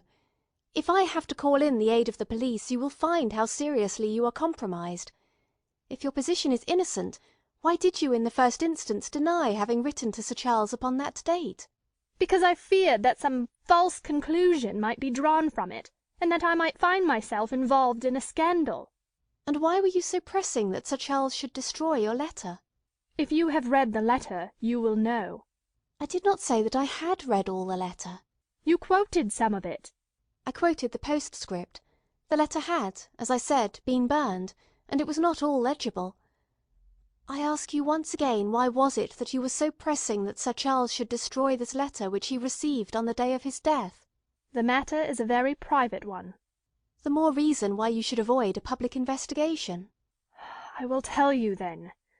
If you have heard anything of my unhappy history, you will know that I made a rash marriage and had reason to regret it. I have heard so much. My life has been one incessant persecution from a husband whom I abhor. The law is upon his side, and every day I am faced by the possibility that he may force me to live with him. At the time that I wrote this letter to Sir Charles, I had learned that there was a prospect of my regaining my freedom, if certain expenses could be met. It meant everything to me. Peace of mind, happiness, self-respect, everything. I knew Sir Charles' generosity, and I thought that if he heard the story from my own lips, he would help me. Then how is it that you did not go? Because I received help in the interval from another source. Why, then, did you not write to Sir Charles and explain this? So I should have done had I not seen his death in the paper next morning. The woman's story hung coherently together, and all my questions were unable to shake it. I could only check it by finding if she had, indeed, instituted divorce proceedings against her husband at or about the time of the tragedy. It was unlikely that she would dare to say that she had not been to Baskerville Hall if she really had been, for a trap would be necessary to take her there, and could not have returned to Coombe Tracey until the early hours of the morning. Such an excursion could not be kept secret. The probability was, therefore, that she was telling the truth, or at least a part of the truth. I came away baffled and disheartened. Once again I had reached that dead wall which seemed to be built across every path by which I tried to get at the object of my mission. And yet the more I thought of the lady's face and of her manner, the more I felt that something was being held back from me. Why should she turn so pale? Why should she fight against every admission until it was forced from her? Why should she have been so reticent at the time of the tragedy? Surely the explanation of all this could not be as innocent as she would have me believe. For the moment I could proceed no farther in that direction, but must turn back to that other clue which was to be sought for among the stone huts upon the moor. And that was a most vague direction. I realised it as I drove back, and noted how hill after hill showed traces of the ancient people.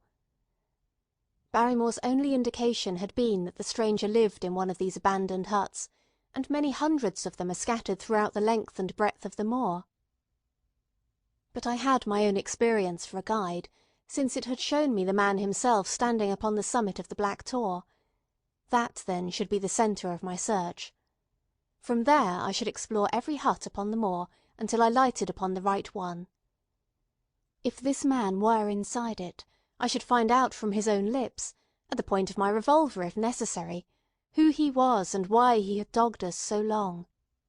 He might slip away from us in the crowd of Regent Street, but it would puzzle him to do so upon the lonely moor. On the other hand, if I should find the hut and its tenant should not be within it, I must remain there, however long the vigil, until he returned.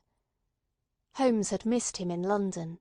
It would indeed be a triumph for me if I could run him to earth where my master had failed. Luck had been against us again and again in this inquiry, but now at last it came to my aid, and the messenger of good fortune was none other than Mr. Frankland, who was standing, grey-whiskered and red-faced, outside the gate of his garden, which opened on to the high road along which I travelled. "Good day, Dr. Watson," cried he with unwonted good humour. "You must really give your horses a rest, and come in to have a glass of wine, and to congratulate me." My feelings towards him were very far from being friendly after what I had heard of his treatment of his daughter, but I was anxious to send Perkins and the waggonette home, and the opportunity was a good one. I alighted, and sent a message to Sir Henry that I should walk over in time for dinner. Then I followed Frankland into his dining-room. "It is a great day for me, sir, one of the red-letter days of my life," he cried with many chuckles. "I have brought off a double event. I mean to teach them in these parts that law is law, and that there is a man here who does not fear to invoke it. I have established a right of way through the centre of old Middleton's park, slap across it, sir, within 100 yards of his own front door. What do you think of that? We'll teach these magnates that they cannot ride roughshod over the rights of the commoners, confound them. And I've closed the wood where the Fernworthy folk used to picnic. These infernal people seem to think that there are no rights of property, and that they can swarm where they like with their papers and their bottles. Both cases decided, Dr. Watson, and both in my favour. I haven't had such a day since I had Sir John Morland for trespass because he shot in his own warren." "How on earth did you do that?" "Look it up in the books, sir. It will repay reading. Frankland v. Morland, Court of Queen's Bench. It cost me £200, but I got me verdict." "Did it do you any good?" "None, sir, none. I am proud to say that I had no interest in the matter. I act entirely from a sense of public duty. I have no doubt, for example, that the Fernworthy people will burn me in effigy to-night. I told the police last time they did it that they should stop these disgraceful exhibitions. The county constabulary is in a scandalous state, sir, and it has not afforded me the protection to which I am entitled. The case of Frankland v. Regina will bring the matter before the attention of the public. I told them that they would have occasion to regret their treatment of me, and already my words have come true." "How so?" I asked. The old man put on a very knowing expression. "Because I could tell them what they are dying to know, but nothing would induce me to help the rascals in any way." I had been casting round for some excuse by which I could get away from his gossip, but now I began to wish to hear more of it. I had seen enough of the contrary nature of the old sinner to understand that any strong sign of interest would be the surest way to stop his confidences. "Some poaching case, no doubt," said I, with an indifferent manner. "Ah, my boy, a very much more important matter than that. What about the convict on the moor?" I stared. "You don't mean that you know where he is?" said I. "I may not know exactly where he is, but I am quite sure that I could help the police to lay their hands on him.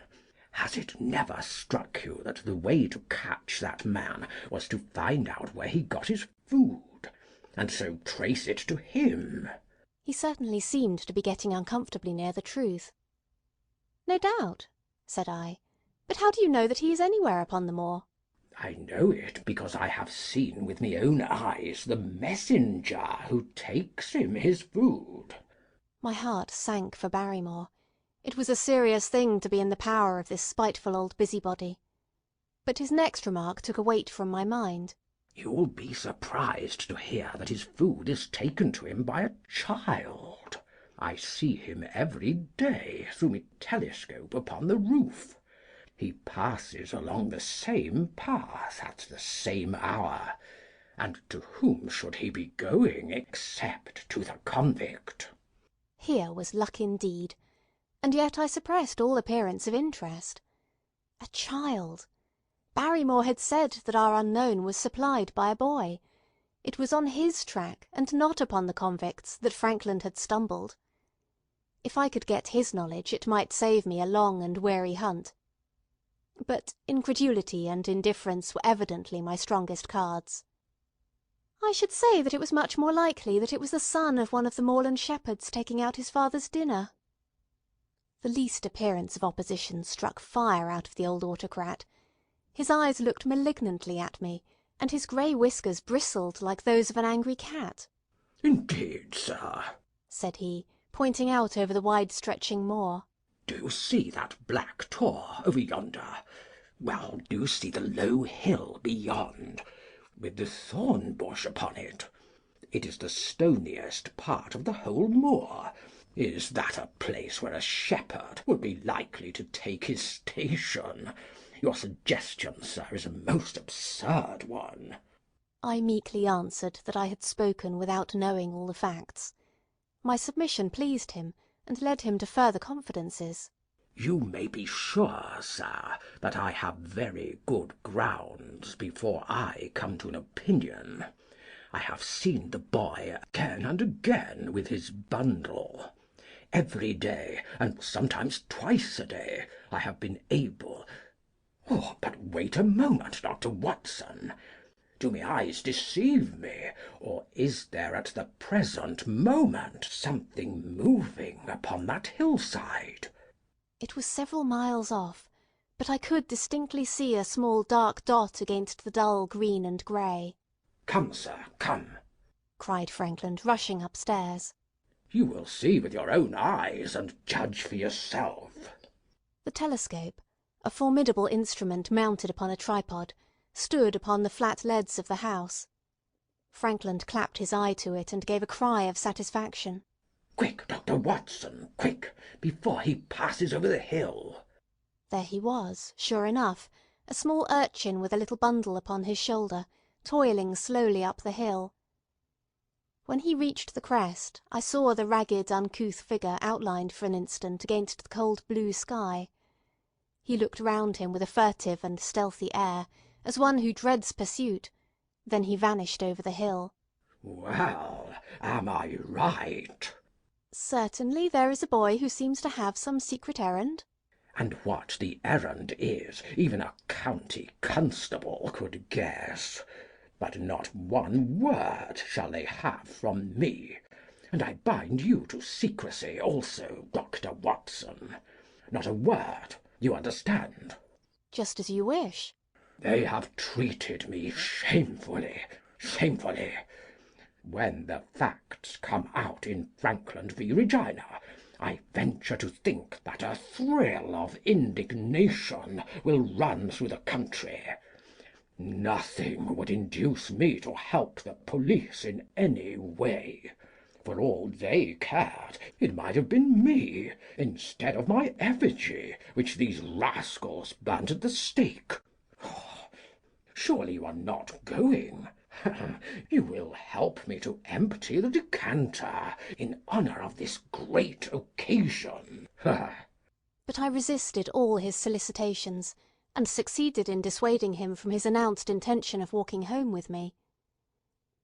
I kept the road as long as his eye was on me, and then I struck off across the moor and made for the stony hill over which the boy had disappeared. Everything was working in my favour, and I swore that it should not be through lack of energy or perseverance that I should miss the chance which fortune had thrown in my way. The sun was already sinking when I reached the summit of the hill, and the long slopes beneath me were all golden green on one side and grey shadow on the other. A haze lay low upon the farthest skyline, out of which jutted the fantastic shapes of Belliver and Vixen Tor. Over the wide expanse there was no sound and no movement. One great grey bird, a gull or curlew, soared aloft in the blue heaven. He and I seemed to be the only living things between the huge arch of the sky and the desert beneath it. The barren scene, the sense of loneliness, and the mystery and urgency of my task all struck a chill into my heart. The boy was nowhere to be seen, but down beneath me, in a cleft of the hills, there was a circle of the old stone huts, and in the middle of them there was one which retained sufficient roof to act as a screen against the weather. My heart leaped within me as I saw it. This must be the burrow where the stranger lurked. At last my foot was on the threshold of his hiding-place. His secret was within my grasp. As I approached the hut, walking as warily as Stapleton would do when with poised net he drew near the settled butterfly, I satisfied myself that the place had indeed been used as a habitation. A vague pathway among the boulders led to the dilapidated opening which served as a door. All was silent within. The unknown might be lurking there, or he might be prowling on the moor. My nerves tingled with the sense of adventure. Throwing aside my cigarette, I closed my hand upon the butt of my revolver, and, walking swiftly up to the door, I looked in. The place was empty. But there were ample signs that I had not come upon a false scent. This was certainly where the man lived. Some blankets rolled in a waterproof lay upon that very stone slab upon which Neolithic man had once slumbered. The ashes of a fire were heaped in a rude grate. Beside it lay some cooking utensils and a bucket half full of water. A litter of empty tins showed that the place had been occupied for some time, and I saw, as my eyes became accustomed to the checkered light, a pannikin and a half-full bottle of spirits standing in the corner.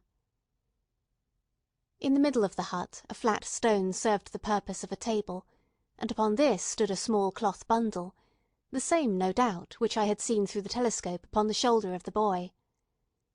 It contained a loaf of bread, a tinned tongue, and 2 tins of preserved peaches. As I set it down again, after having examined it, my heart leaped to see that beneath it there lay a sheet of paper with writing upon it. I raised it, and this was what I read, roughly scrawled in pencil. "Dr. Watson has gone to Coombe Tracey." For a minute I stood there, with the paper in my hands, thinking out the meaning of this curt message. It was I, then, and not Sir Henry, who was being dogged by this secret man. He had not followed me himself, but he had set an agent, the boy perhaps, upon my track, and this was his report. Possibly I had taken no step, since I had been upon the moor, which had not been observed and reported. Always there was this feeling of an unseen force, a fine net drawn round us with infinite skill and delicacy, holding us so lightly that it was only at some supreme moment that one realised that one was indeed entangled in its meshes. If there was one report there might be others, so I looked round the hut in search of them. There was no trace, however, of anything of the kind, nor could I discover any sign which might indicate the character or intentions of the man who lived in this singular place, save that he must be of Spartan habits and cared little for the comforts of life. When I thought of the heavy rains, and looked at the gaping roof, I understood how strong and immutable must be the purpose which had kept him in that inhospitable abode. Was he our malignant enemy, or was he by chance our guardian angel? I swore that I would not leave the hut until I knew. Outside the sun was sinking low, and the west was blazing with scarlet and gold. Its reflection was shot back in ruddy patches by the distant pools which lay amid the great Grimpen mire. There were the 2 towers of Baskerville Hall, and there a distant blur of smoke which marked the village of Grimpen. Between the two, behind the hill, was the house of the Stapletons. All was sweet and mellow and peaceful in the golden evening light, and yet as I looked at them, my soul shared none of the peace of nature, but quivered at the vagueness and the terror of that interview which every instant was bringing nearer. With tingling nerves, but a fixed purpose, I sat in the dark recess of the hut, and waited with sombre patience for the coming of its tenant. And then at last I heard him. Far away came the sharp clink of a boot striking upon a stone. Then another, and yet another, coming nearer and nearer. I shrank back into the darkest corner, and cocked the pistol in my pocket, determined not to discover myself until I had an opportunity of seeing something of the stranger. There was a long pause, which showed that he had stopped. Then once more the footsteps approached, and a shadow fell across the opening of the hut.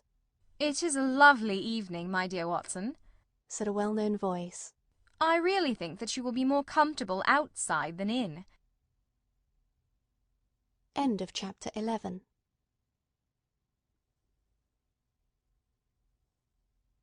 The Hound of the Baskervilles by Sir Arthur Conan Doyle. Chapter 12. Death on the Moor. For a moment or two I sat breathless, hardly able to believe my ears. Then my senses and my voice came back to me, while a crushing weight of responsibility seemed in an instant to be lifted from my soul. That cold, incisive, ironical voice could belong to but one man in all the world. "Holmes!" I cried. "Holmes!" "Come out," said he. "And please be careful with the revolver." I stooped under the rude lintel, and there he sat upon a stone outside, his grey eyes dancing with amusement as they fell upon my astonished features. He was thin and worn, but clear and alert, his keen face bronzed by the sun and roughened by the wind. In his tweed suit and cloth cap he looked like any other tourist upon the moor, and he had contrived, with that cat-like love of personal cleanliness which was one of his characteristics, that his chin should be as smooth and his linen as perfect as if he were in Baker Street. "I never was more glad to see any one in my life," said I, as I wrung him by the hand. "Or more astonished, eh?" "Well, I must confess to it." "The surprise was not all on one side, I assure you. I had no idea that you had found my occasional retreat, still less that you were inside it, until I was within 20 paces of the door." "My footprint, I presume?" "No, Watson. I fear that I could not undertake to recognise your footprint amid all the footprints of the world. If you seriously desire to deceive me, you must change your tobacconist, for when I see the stub of a cigarette marked Bradley, Oxford Street, I know that my friend Watson is in the neighbourhood. You will see it there beside the path. You threw it down, no doubt, at that supreme moment when you charged into the empty hut." "Exactly." "I thought as much. And knowing your admirable tenacity, I was convinced that you were sitting in ambush, a weapon within reach, waiting for the tenant to return. So you actually thought that I was the criminal." "I did not know who you were, but I was determined to find out." "Excellent, Watson. And how did you localise me? You saw me, perhaps, on the night of the convict hunt, when I was so imprudent as to allow the moon to rise behind me." "Yes, I saw you then." "And have no doubt searched all the huts until you came to this one?" "No, your boy had been observed, and that gave me a guide where to look." "The old gentleman with the telescope, no doubt. I could not make it out when first I saw the light flashing upon the lens." He rose and peeped into the hut. "Ah, I see that Cartwright has brought up some supplies. What's this paper? So you have been to Coombe Tracey, have you?" "Yes." "To see Mrs. Laura Lyons?" "Exactly." "Well done. Our researches have evidently been running on parallel lines, and when we unite our results, I expect we shall have a fairly full knowledge of the case." "Well, I am glad from my heart that you are here, for indeed the responsibility and the mystery were both becoming too much for my nerves. But how in the name of wonder did you come here, and what have you been doing? I thought that you were in Baker Street working out that case of blackmailing." "That was what I wished you to think." "Then you use me, and yet do not trust me," I cried with some bitterness. "I think that I have deserved better at your hands, Holmes." "My dear fellow, You have been invaluable to me, in this as in many other cases, and I beg that you will forgive me if I have seemed to play a trick upon you. In truth, it was partly for your own sake that I did it, and it was my appreciation of the danger which you ran which led me to come down and examine the matter for myself. Had I been with Sir Henry and you, it is confident that my point of view would have been the same as yours, and my presence would have warned our very formidable opponents to be on their guard. As it is, I have been able to get about as I could not possibly have done had I been living in the hall, and I remain an unknown factor in the business, ready to throw in all my weight at a critical moment. But why keep me in the dark? For you to know could not have helped us, and might possibly have led to my discovery. You would have wished to tell me something, or in your kindness you would have brought me out some comfort or other, and so an unnecessary risk would be run. I brought Cartwright down with me. You remember the little chap at the express office, and he has seen after my simple wants. A loaf of bread and a clean collar. What does man want more? He has given me an extra pair of eyes upon a very active pair of feet, and both have been invaluable. Then all my reports have been wasted. My voice trembled as I recalled the pains and the pride with which I had composed them. Holmes took a bundle of papers from his pocket. Here are your reports, my dear fellow, and very well thumbed, I assure you. I made excellent arrangements, and they are only delayed 1 day upon their way. I must compliment you exceedingly upon the zeal and the intelligence which you have shown over an extraordinarily difficult case. I was still rather raw over the deception which had been practised upon me, but the warmth of Holmes's praise drove my anger from my mind. I felt also in my heart that he was right in what he said, and that it was really best for our purpose that I should not have known that he was upon the moor. That's better, said he, seeing the shadow rise from my face. And now tell me the result of your visit to Mrs. Laura Lyons. It was not difficult for me to guess that it was to see her that you had gone, for I am already aware that she is the one person in Coombe Tracey who might be of service to us in the matter. In fact, if you had not gone today, it is exceedingly probable that I should have gone tomorrow. The sun had set, and dusk was settling over the moor. The air had turned chill, and we withdrew into the hut for warmth. There, sitting together in the twilight, I told Holmes of my conversation with the lady. So interested was he that I had to repeat some of it twice before he was satisfied. This is most important, said he when I had concluded. It fills up a gap which I had been unable to bridge in this most complex affair. You are aware, perhaps, that a close intimacy exists between this lady and the man Stapleton. I did not know of a close intimacy. There can be no doubt about the matter. They meet, they write, there is a complete understanding between them. Now this puts a very powerful weapon into our hands. If I could only use it to detach his wife. His wife?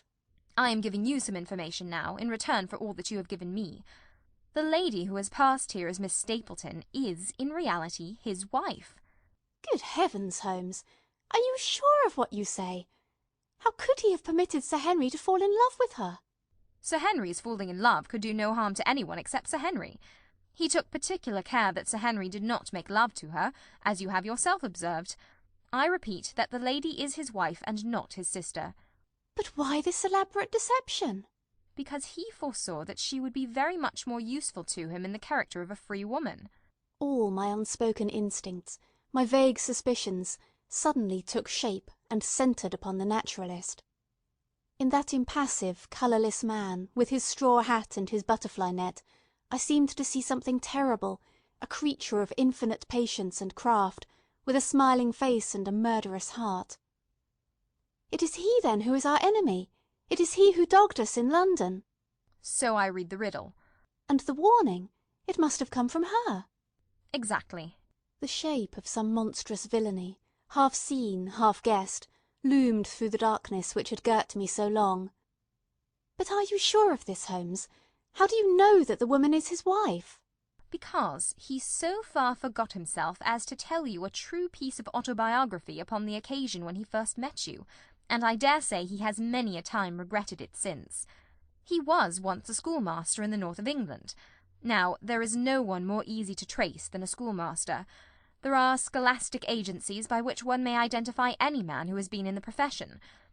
A little investigation showed me that a school had come to grief under atrocious circumstances, and that the man who had owned it, the name was different, had disappeared with his wife. The descriptions agreed. When I learned that the missing man was devoted to entomology, the identification was complete. The darkness was rising, but much was still hidden by the shadows. "If this woman is in truth his wife, where does Mrs. Laura Lyons come in?" I asked. That is one of the points upon which your own researches have shed a light. Your interview with the lady has cleared the situation very much. I did not know about a projected divorce between herself and her husband. In that case, regarding Stapleton as an unmarried man, she counted no doubt upon becoming his wife. And when she is undeceived? Why, then we may find the lady of service. It must be our first duty to see her, both of us, tomorrow. Don't you think, Watson, that you are away from your charge rather long? Your place should be at Baskerville Hall. The last red streaks had faded away in the west, and night had settled upon the moor. A few faint stars were gleaming in a violet sky. "One last question, Holmes," I said as I rose. "Surely there is no need of secrecy between you and me. What is the meaning of it all? What is he after?" Holmes's voice sank as he answered, "It is murder, Watson. Refined, cold-blooded, deliberate murder. Do not ask me for particulars. My nets are closing upon him, even as his are upon Sir Henry, and with your help he is already almost at my mercy. There is but one danger which can threaten us. It is that he should strike before we are ready to do so. Another day, 2 at the most, and I have my case complete. But until then, guard your charge as closely as ever a fond mother watched her ailing child. Your mission today has justified itself, and yet I could almost wish that you had not left his side. Hark!" A terrible scream, a prolonged yell of horror and anguish, burst out of the silence of the moor. That frightful cry turned the blood to ice in my veins. "Oh, my God!" I gasped. "What is it? What does it mean?" Holmes had sprung to his feet, and I saw his dark athletic outline at the door of the hut, his shoulders stooping, his head thrust forward, his face peering into the darkness. "Hush!" he whispered. "Hush!" The cry had been loud on account of its vehemence, but it had pealed out from somewhere far off on the shadowy plain. Now it burst upon our ears, nearer, louder, more urgent than before. "Where is it?" Holmes whispered, and I knew from the thrill of his voice that he, the man of iron, was shaken to the soul. "Where is it, Watson?" "There, I think." I pointed into the darkness. "No, there." Again the agonized cry swept through the silent night, louder and much nearer than ever. And a new sound mingled with it, a deep, muttered rumble, musical and yet menacing, rising and falling like the low, constant murmur of the sea. "The hound!" cried Holmes. "Come, Watson, come! Great heavens, if we are too late!" He had started running swiftly over the moor, and I had followed at his heels. But now, from somewhere among the broken ground immediately in front of us, there came one last despairing yell, and then a dull, heavy thud. We halted and listened. Not another sound broke the heavy silence of the windless night. I saw Holmes put his hand to his forehead like a man distracted. He stamped his feet upon the ground. "He has beaten us, Watson. We are too late." "No, no, surely not." "Fool that I was to hold my hand. And you, Watson, see what comes of abandoning your charge. But by heaven, if the worst has happened, we'll avenge him." Blindly we ran through the gloom, blundering against boulders, forcing our way through gorse bushes, panting up hills and rushing down slopes, heading always in the direction whence those dreadful sounds had come. At every rise Holmes looked eagerly round him, but the shadows were thick upon the moor, and nothing moved upon its dreary face. "Can you see anything?" "Nothing." "But hark! What is that?" A low moan had fallen upon our ears. There it was again, upon our left. On that side a ridge of rocks ended in a sheer cliff which overlooked a stone-strewn slope. On its jagged face was spread-eagled some dark, irregular object. As we ran towards it, the vague outline hardened into a definite shape. It was a prostrate man face downward upon the ground, the head doubled under him at a horrible angle, the shoulders rounded and the body hunched together, as if in the act of throwing a somersault. So grotesque was the attitude that I could not for the instant realise that that moan had been the passing of his soul. Not a whisper, not a rustle, rose now from the dark figure over which we stooped. Holmes laid his hand upon him, and held it up again with an exclamation of horror. The gleam of the match which he struck shone upon his clotted fingers, and upon the ghastly pool which widened slowly from the crushed skull of the victim. And it shone upon something else which turned our hearts sick and faint within us, the body of Sir Henry Baskerville. There was no chance of either of us forgetting that peculiar ruddy tweed suit, the very one which he had worn on the first morning that we had seen him in Baker Street. We caught the one clear glimpse of it, and then the match flickered and went out, even as the hope had gone out of our souls. Holmes groaned, and his face glimmered white through the darkness. "The brute! The brute!" I cried with clenched hands. "Oh, Holmes, I shall never forgive myself for having left him to his fate." I am more to blame than you, Watson. In order to have my case well rounded and complete, I have thrown away the life of my client. It is the greatest blow which has befallen me in my career. But how could I know? How could I know that he would risk his life alone upon the moor in the face of all my warnings? That we should have heard his screams! My God, those screams! And yet have been unable to save him. Where is this brute of a hound which drove him to his death? It may be lurking among these rocks at this instant. And Stapleton, where is he? He shall answer for this deed. He shall. I will see to that. Uncle and nephew have been murdered. The one frightened to death by the very sight of a beast which he thought to be supernatural, the other driven to his end in his wild flight to escape from it. But now we have to prove the connection between the man and the beast. Save from what we heard, we cannot even swear to the existence of the latter, since Sir Henry has evidently died from the fall. But by heavens, cunning as he is, the fellow shall be in my power before another day is past. We stood with bitter hearts on either side of the mangled body, overwhelmed by this sudden and irrevocable disaster which had brought all our long and weary labours to so piteous an end. Then, as the moon rose, we climbed to the top of the rocks over which our poor friend had fallen, and from the summit we gazed out over the shadowy moor, half silver and half gloom. Far away, miles off, in the direction of Grimpen, a single steady yellow light was shining. It could only come from the lonely abode of the Stapletons. With a bitter curse I shook my fist at it as I gazed. Why should we not seize him at once? Our case is not complete. The fellow is wary and cunning to the last degree. It is not what we know, but what we can prove. If we make one false move, the villain may escape us yet. What can we do? There will be plenty for us to do tomorrow. Tonight we can only perform the last offices to our poor friend. Together we made our way down the precipitous slope and approached the body, black and clear against the silvered stones. The agony of those contorted limbs struck me with a spasm of pain and blurred my eyes with tears. "We must send for help, Holmes. We cannot carry him all the way to the hall." "Good heavens, are you mad?" He had uttered a cry and bent over the body. Now he was dancing and laughing and wringing my hand. Could this be my stern, self-contained friend? These were hidden fires indeed. A beard! A beard! The man has a beard! A beard? It is not the baronet. It is... Why, it is my neighbour, the convict. With feverish haste we had turned the body over, and that dripping beard was pointing up to the cold, clear moon. There could be no doubt about the beetling forehead, the sunken animal eyes. It was indeed the same face which had glared upon me in the light of the candle from over the rock, the face of Selden, the criminal. Then, in an instant, it was all clear to me. I remembered how the baronet had told me that he had handed his old wardrobe to Barrymore. Barrymore had passed it on in order to help Selden in his escape.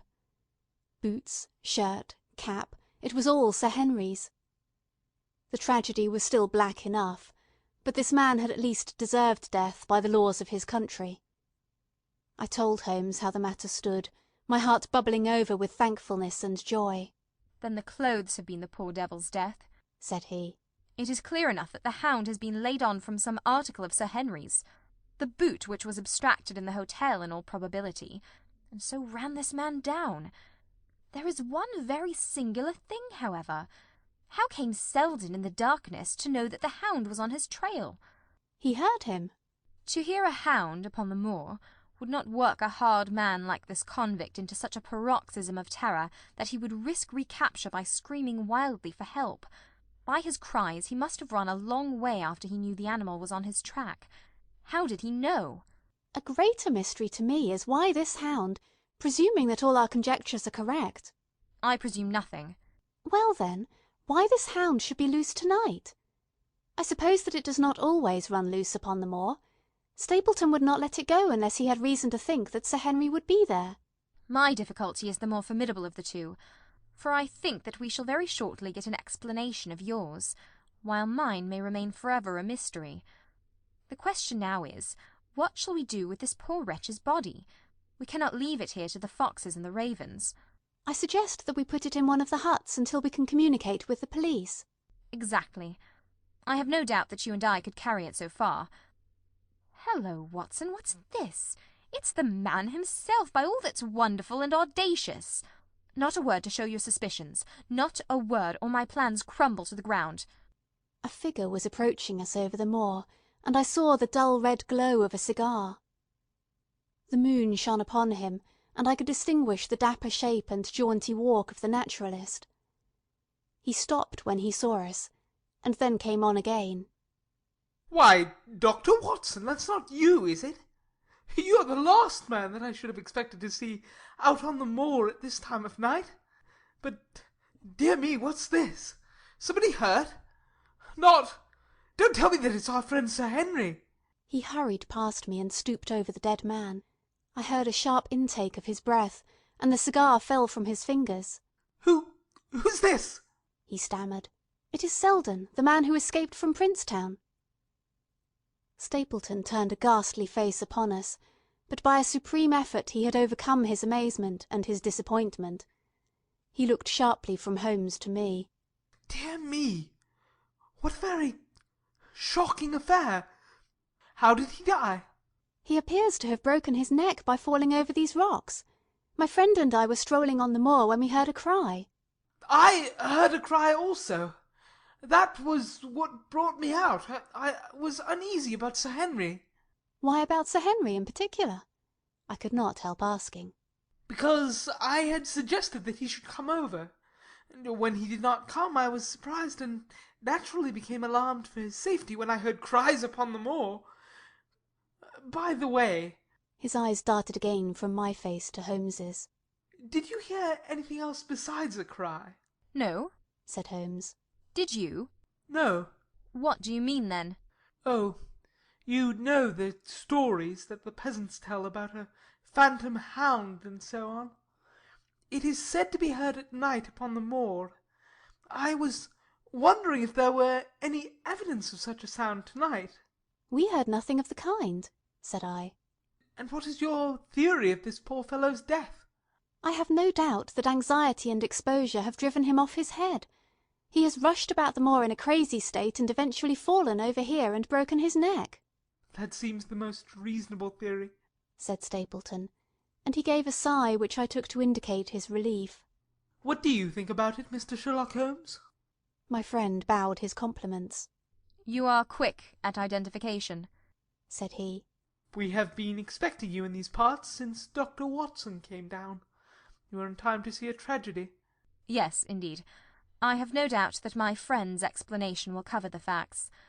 I will take an unpleasant remembrance back to London with me tomorrow." "Oh, you return tomorrow?" "That is my intention." "I hope your visit has cast some light upon these occurrences which have puzzled us." Holmes shrugged his shoulders. "One cannot always have the success for which one hopes.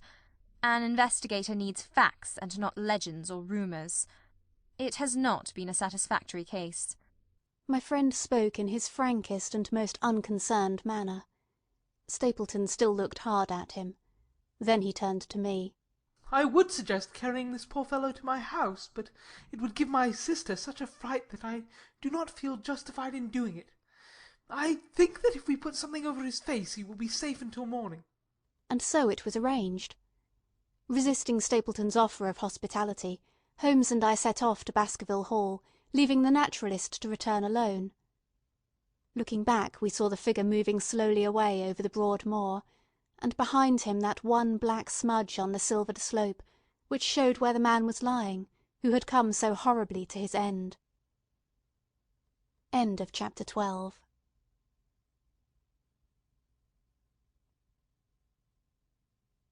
The Hound of the Baskervilles by Sir Arthur Conan Doyle. Chapter 13. Fixing the Nets.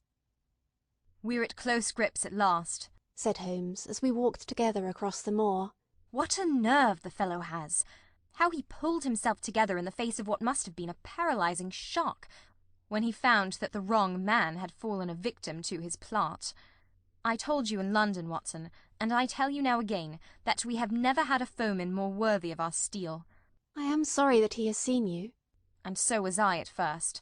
But there was no getting out of it." "What effect do you think it will have upon his plans now that he knows you are here?" "It may cause him to be more cautious, or it may drive him to desperate measures at once. Like most clever criminals, he may be too confident in his own cleverness and imagine that he has completely deceived us." "Why should we not arrest him at once?" "My dear Watson, you were born to be a man of action. Your instinct is always to do something energetic. But supposing, for argument's sake, that we had him arrested tonight, what on earth the better off should we be for that? We could prove nothing against him. There's the devilish cunning of it. If he were acting through a human agent, we could get some evidence. But if we were to drag this great dog to the light of day, it would not help us in putting a rope round the neck of its master." "Surely we have a case." "Not a shadow of one. Only surmise and conjecture. We should be laughed out of court if we came with such a story and such evidence." "There is Sir Charles's death." "Found dead without a mark upon him. You and I know that he died of sheer fright, and we know also what frightened him. But how are we to get 12 stolid jurymen to know it? What signs are there of a hound? Where are the marks of its fangs?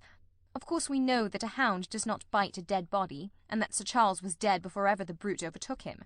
But we have to prove all this, and we are not in a position to do it." "Well then, tonight." "We are not much better off tonight. Again, there was no direct connection between the hound and the man's death. We never saw the hound. We heard it, but we could not prove that it was running upon this man's trail. There is a complete absence of motive. No, my dear fellow, we must reconcile ourselves to the fact that we have no case at present, and that it is worth our while to run any risk in order to establish one." "And how do you propose to do so?" "I have great hopes of what Mrs. Laura Lyons may do for us when the position of affairs is made clear to her. And I have my own plan as well.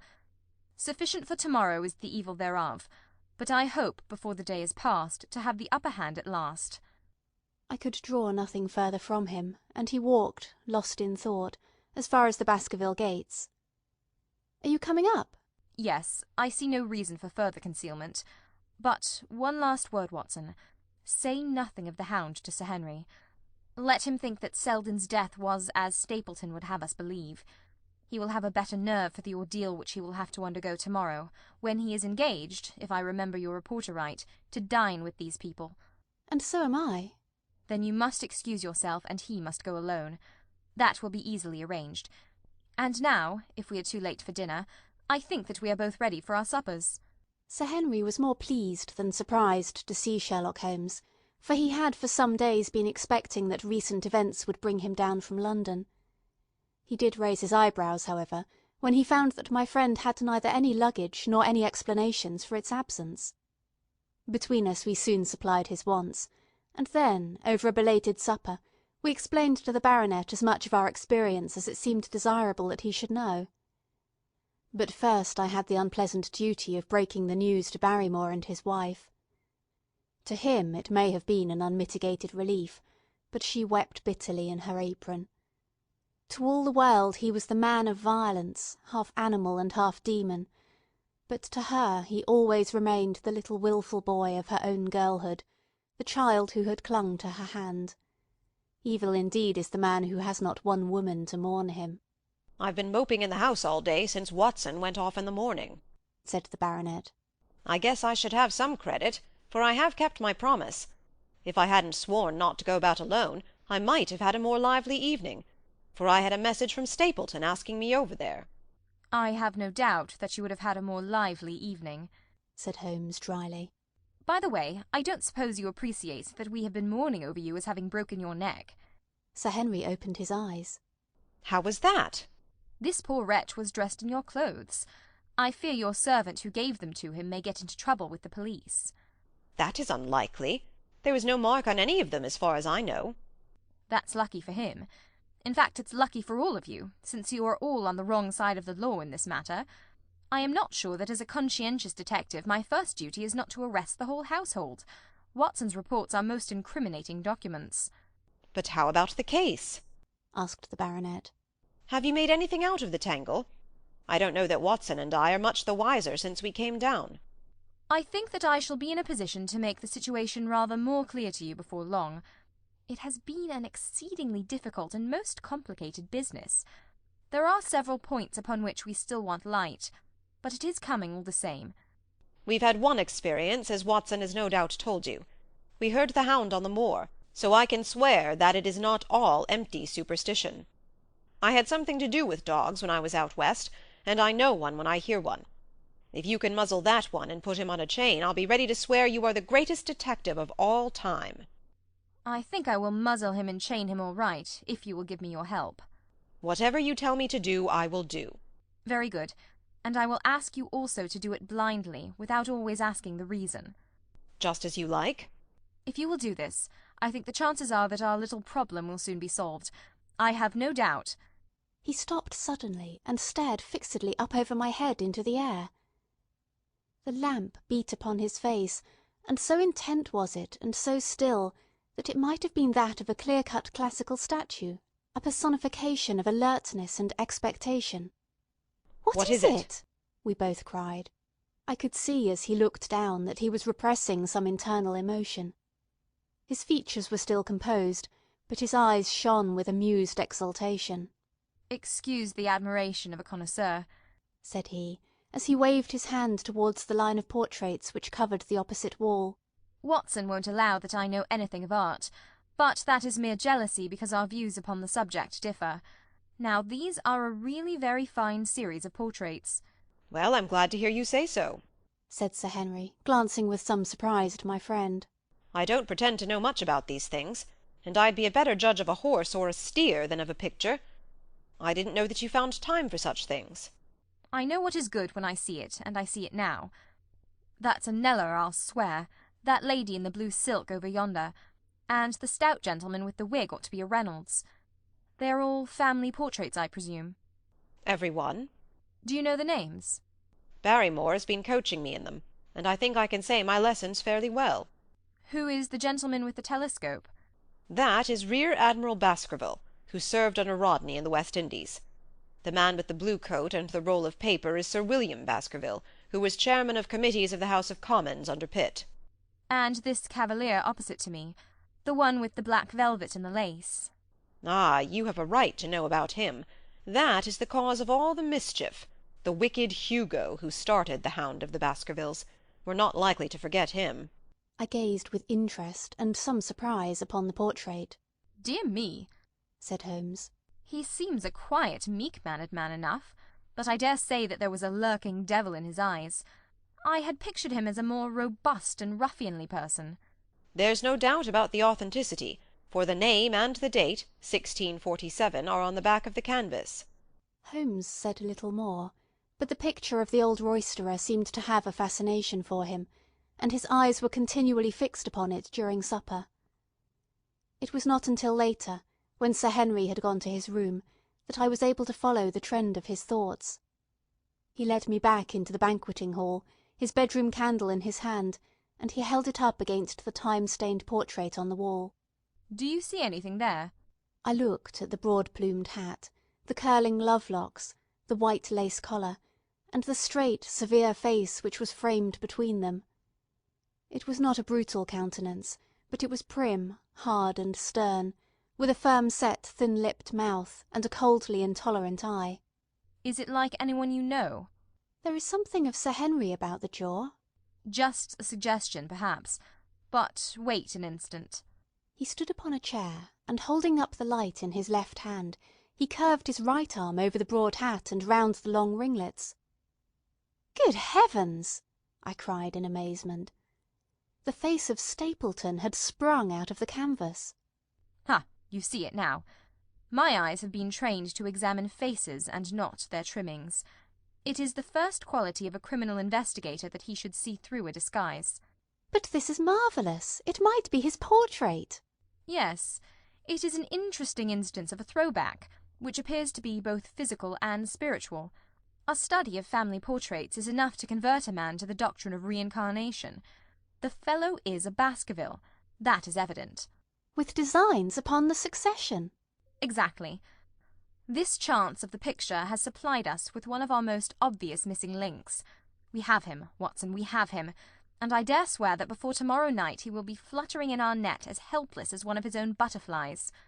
A pin, a cork, and a card, and we add him to the Baker Street collection. He burst into one of his rare fits of laughter as he turned away from the picture. I have not heard him laugh often, and it has always boded ill to somebody. I was up betimes in the morning, but Holmes was afoot earlier still, for I saw him as I dressed coming up the drive. Yes, we should have a full day today, he remarked, and he rubbed his hands with the joy of action. The nets are all in place, and the drag is about to begin. We'll know before the day is out whether we have caught our big lean-jawed pike, or whether he has got through the meshes. Have you been on the moor already? I have sent a report from Grimpen to Princetown as to the death of Selden. I think I can promise that none of you will be troubled in the matter. And I've also communicated with my faithful Cartwright, who would certainly have pined away at the door of my hut, as a dog does at his master's grave, if I had not set his mind at rest about my safety. What is the next move? To see Sir Henry. Ah, here he is. Good morning, Holmes, said the baronet. You look like a general who is planning a battle with his chief of the staff. That is the exact situation. Watson was asking for orders. And so do I. Very good. You are engaged, as I understand, to dine with our friends the Stapletons tonight. I hope that you will come also. They are very hospitable people, and I am sure that they would be very glad to see you. I fear that Watson and I must go to London.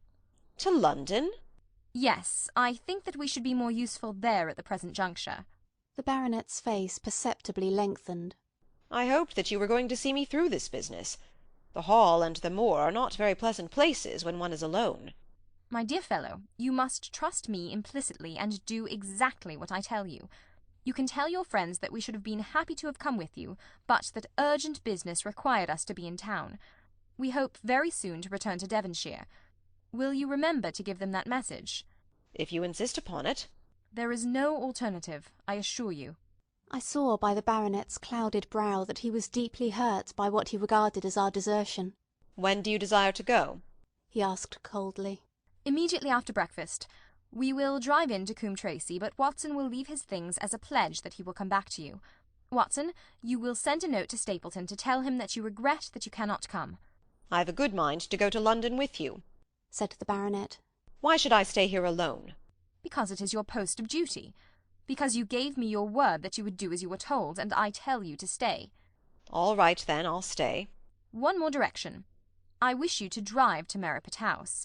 Send back your trap, however, and let them know that you intend to walk home. To walk across the moor? Yes. But that is the very thing which you have so often cautioned me not to do. This time you may do it with safety. If I had not every confidence in your nerve and courage, I would not suggest it. But it is essential that you should do it. Then I will do it. And as you value your life, do not go across the moor in any direction, save along the straight path which leads from Merripit House to the Grimpen Road, and is your natural way home. I will do just what you say. Very good. I should be glad to get away as soon after breakfast as possible, so as to reach London in the afternoon. I was much astounded by this programme, though I remembered that Holmes had said to Stapleton on the night before that his visit would terminate next day. It had not crossed my mind, however, that he would wish me to go with him, nor could I understand how we could both be absent at a moment which he himself declared to be critical. There was nothing for it, however, but implicit obedience, so we bade good-bye to our rueful friend, and a couple of hours afterwards we were at the station of Coombe Tracey, and had dispatched the trap upon its return journey. A small boy was waiting upon the platform. Any orders, sir? You will take this train to town, Cartwright. The moment you arrive, you will send a wire to Sir Henry Baskerville, in my name, to say that if he finds the pocket-book which I have dropped, he is to send it by registered post to Baker Street. Yes, sir. And ask at the station office if there is a message for me. The boy returned with a telegram, which Holmes handed to me. It ran: Wire received. Coming down with unsigned warrant. Arrive 5:40. Lestrade. That is an answer to mine of this morning.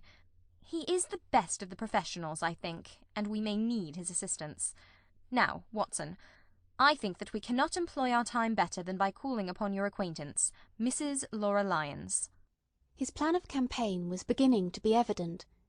He would use the baronet in order to convince the Stapletons that we were really gone, while we should actually return at the instant when we were likely to be needed. That telegram from London, if mentioned by Sir Henry to the Stapletons, must remove the last suspicions from their minds. Already I seemed to see our nets drawing closer around that lean-jawed pike. Mrs. Laura Lyons was in her office, and Sherlock Holmes opened his interview with a frankness and directness which considerably amazed her. I am investigating the circumstances which attended the death of the late Sir Charles Baskerville, said he. My friend here, Dr. Watson, has informed me of what you have communicated, and also of what you have withheld in connection with that matter. What have I withheld? She asked defiantly. You have confessed that you asked Sir Charles to be at the gate at 10 o'clock. We know that that was the place and hour of his death. You have withheld what the connection is between these events. There is no connection. In that case, the connection must indeed be an extraordinary one. But I think that we shall succeed in establishing a connection after all. I wish to be perfectly frank with you, Mrs. Lyons. We regard this case as one of murder, and the evidence may implicate not only your friend Mr. Stapleton, but his wife as well. The lady sprang from her chair. His wife? She cried. The fact is no longer a secret. The person who has passed for his sister is really his wife. Mrs. Lyons had resumed her seat. Her hands were grasping the arms of her chair, and I saw that the pink nails had turned white with the pressure of her grip. His wife? She said again. His wife? He is not a married man. Sherlock Holmes shrugged his shoulders. Prove it to me. Prove it to me. And if you can do so... The fierce flash of her eyes said more than any words. I have come prepared to do so, said Holmes, drawing several papers from his pocket. Here is a photograph of the couple taken in York 4 years ago. It is endorsed Mr. and Mrs. Vandeleur, but you will have no difficulty in recognizing him, and her also, if you know her by sight. Here are 3 written descriptions by trustworthy witnesses of Mr. and Mrs. Vandeleur, who at that time kept St. Oliver's private school. Read them, and see if you can doubt the identity of these people. She glanced at them, and then looked up at us with the set, rigid face of a desperate woman. Mr. Holmes, she said, this man had offered me marriage, on condition that I could get a divorce from my husband. He has lied to me, the villain, in every conceivable way. Not one word of truth has he ever told me. And why? Why? I imagined that all was for my own sake, but now I see that I was never anything but a tool in his hands. Why should I preserve faith with him who never kept any with me? Why should I try to shield him from the consequences of his own wicked acts? Ask me what you like, and there is nothing which I shall hold back. One thing I swear to you, and that is that when I wrote the letter I never dreamed of any harm to the old gentleman, who had been my kindest friend. I entirely believe you, madam, said Sherlock Holmes. The recital of these events must be very painful to you, and perhaps it will make it easier if I tell you what occurred, and you can check me if I make any material mistake. The sending of this letter was suggested to you by Stapleton. He dictated it. I presume that the reason he gave you was that you would receive help from Sir Charles for the legal expenses connected with your divorce. Exactly. And then, after you had sent the letter, he dissuaded you from keeping the appointment.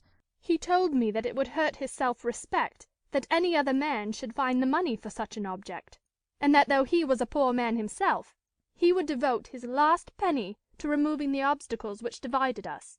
He appears to be a very consistent character. And then you heard nothing until you read the reports of the death in the paper? No. And he made you swear to say nothing about your appointment with Sir Charles? He did. He said that the death was a very mysterious one, and that I should certainly be suspected if the facts came out. He frightened me into remaining silent. Quite so. But you had your suspicions. She hesitated and looked down. I knew him, she said.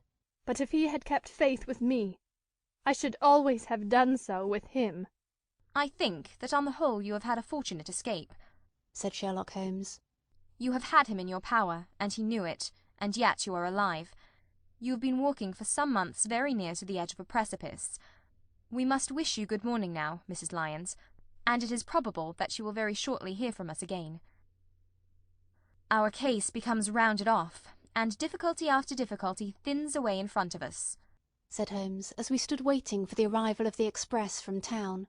I shall soon be in the position of being able to put into a single connected narrative one of the most singular and sensational crimes of modern times. Students of criminology will remember the analogous incidents in Godno, in Little Russia, in the year 66, and of course there are the Anderson murders in North Carolina, but this case possesses some features which are entirely its own.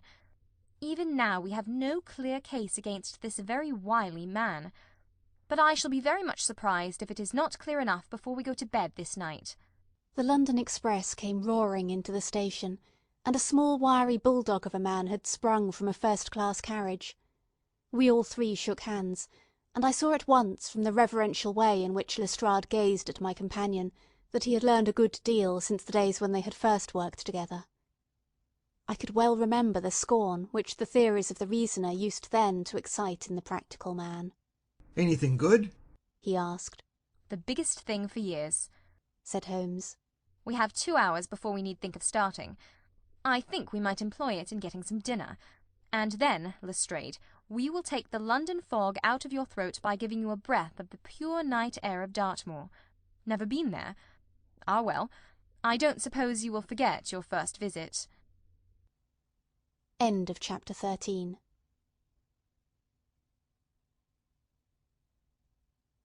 The Hound of the Baskervilles by Sir Arthur Conan Doyle. Chapter 14. The Hound of the Baskervilles.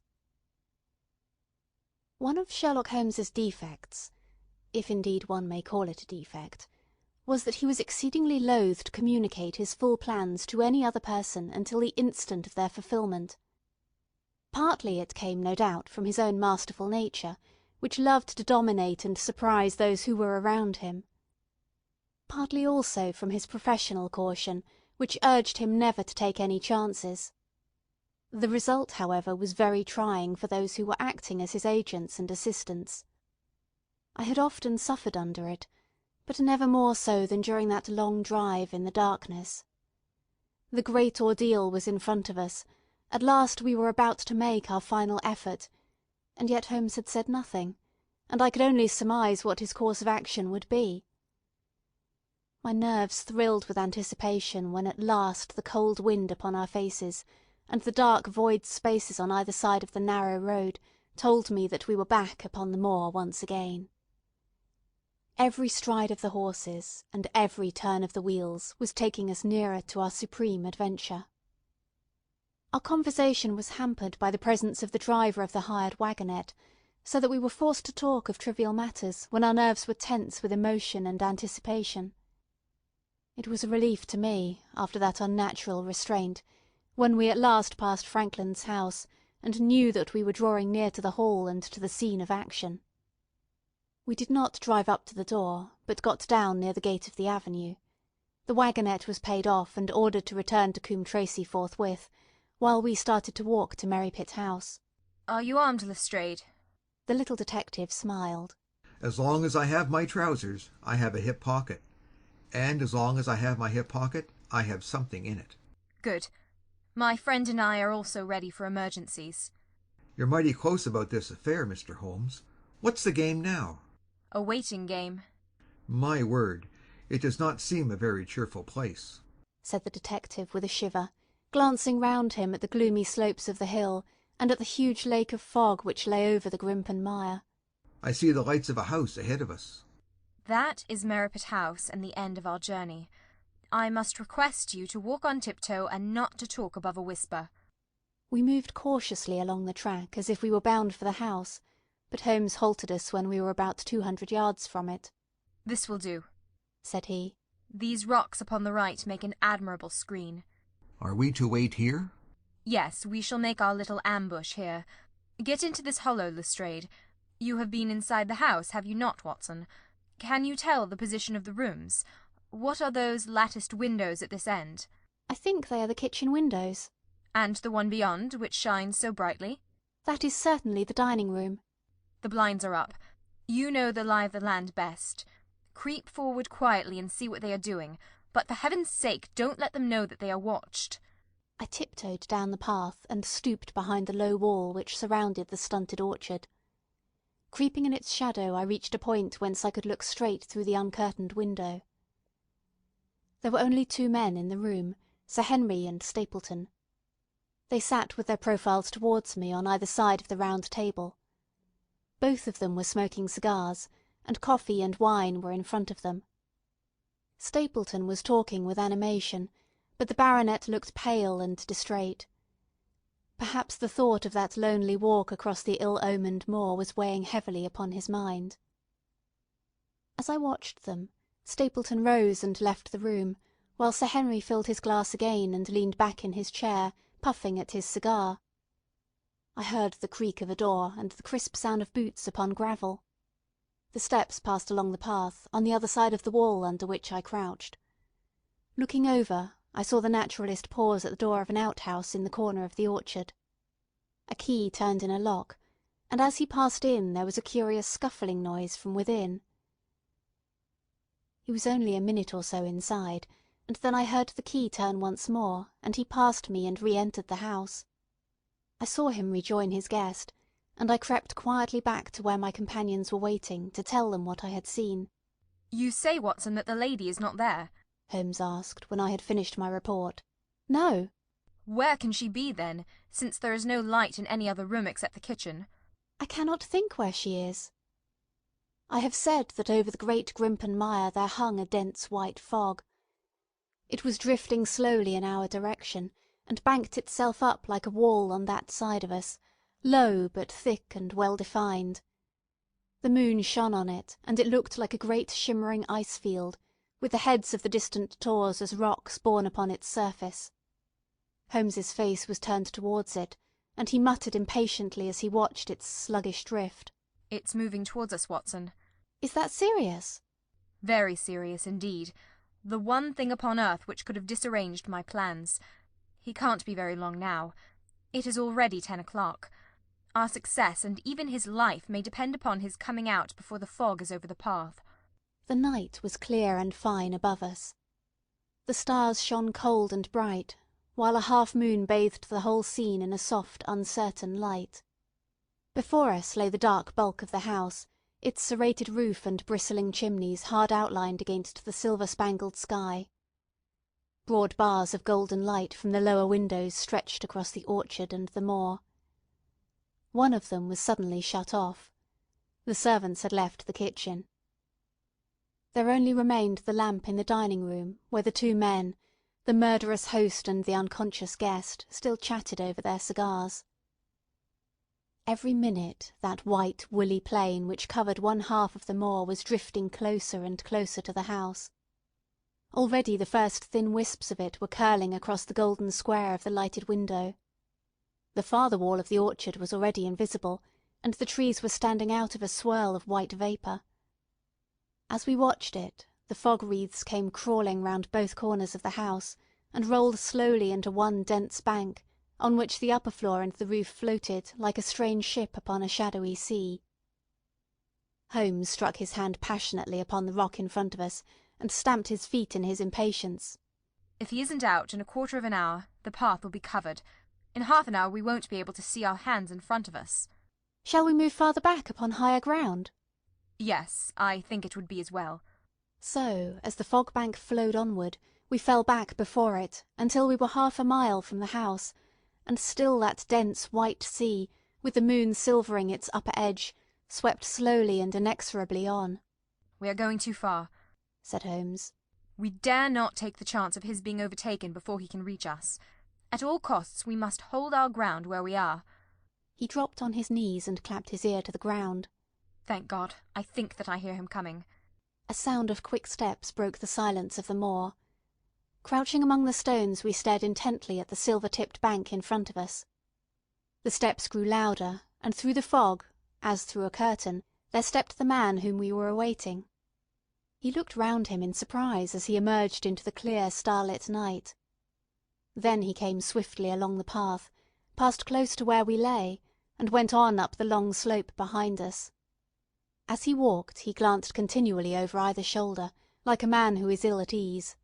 "Hist!" cried Holmes, and I heard the sharp click of a cocking pistol. "Look out! It's coming!" There was a thin, crisp, continuous patter from somewhere in the heart of that crawling bank. The cloud was within 50 yards of where we lay, and we glared at it, all three, uncertain what horror was about to break from the heart of it. I was at Holmes's elbow, and I glanced for an instant at his face. It was pale and exultant, his eyes shining brightly in the moonlight. But suddenly they started forward in a rigid, fixed stare, and his lips parted in amazement. At the same instant Lestrade gave a yell of terror and threw himself face downward upon the ground. I sprang to my feet, my inert hand grasping my pistol, my mind paralysed by the dreadful shape which had sprung out upon us from the shadows of the fog. A hound it was, an enormous coal-black hound, but not such a hound as mortal eyes have ever seen. Fire burst from its open mouth, its eyes glowed with a smouldering glare, its muzzle and hackles and dewlap were outlined in flickering flame. Never in the delirious dream of a disordered brain could anything more savage, more appalling, more hellish be conceived than that dark form and savage face which broke upon us out of the wall of fog. With long bounds the huge black creature was leaping down the track, following hard upon the footsteps of our friend. So paralysed were we by the apparition that we allowed him to pass before we had recovered our nerve. Then Holmes and I both fired together, and the creature gave a hideous howl, which showed that one at least had hit him. He did not pause, however, but bounded onward. Far away on the path we saw Sir Henry looking back, his face white in the moonlight, his hands raised in horror, glaring helplessly at the frightful thing which was hunting him down.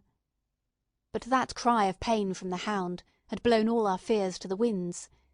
If he was vulnerable, he was mortal, and if we could wound him, we could kill him.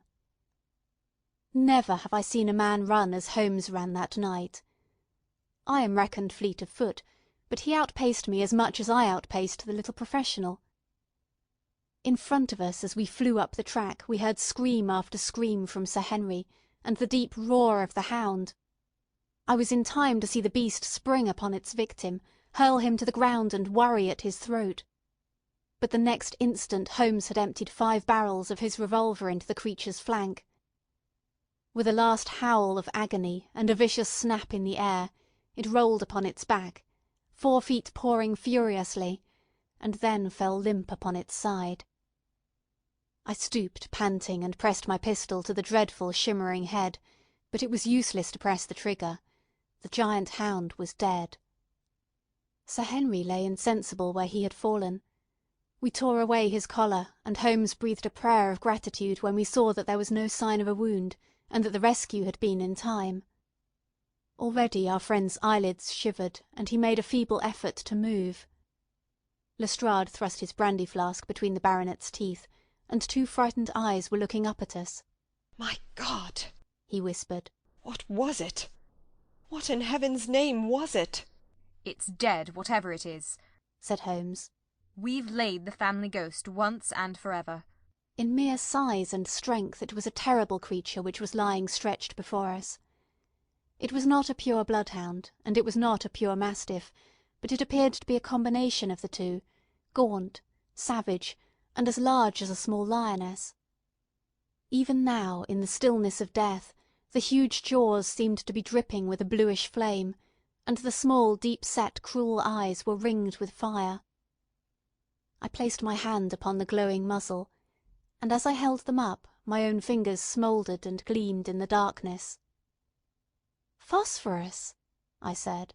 "A cunning preparation of it," said Holmes, sniffing at the dead animal. "There is no smell which might have interfered with his power of scent. We owe you a deep apology, Sir Henry, for having exposed you to this fright. I was prepared for a hound, but not for such a creature as this. And the fog gave us little time to receive him." "You have saved my life." "Having first endangered it. Are you strong enough to stand?" "Give me another mouthful of that brandy, and I shall be ready for anything. So, now, if you will help me up, what do you propose to do?" "To leave you here. You are not fit for further adventures tonight. If you will wait, one or other of us will go back with you to the hall." He tried to stagger to his feet, but he was still ghastly pale and trembling in every limb.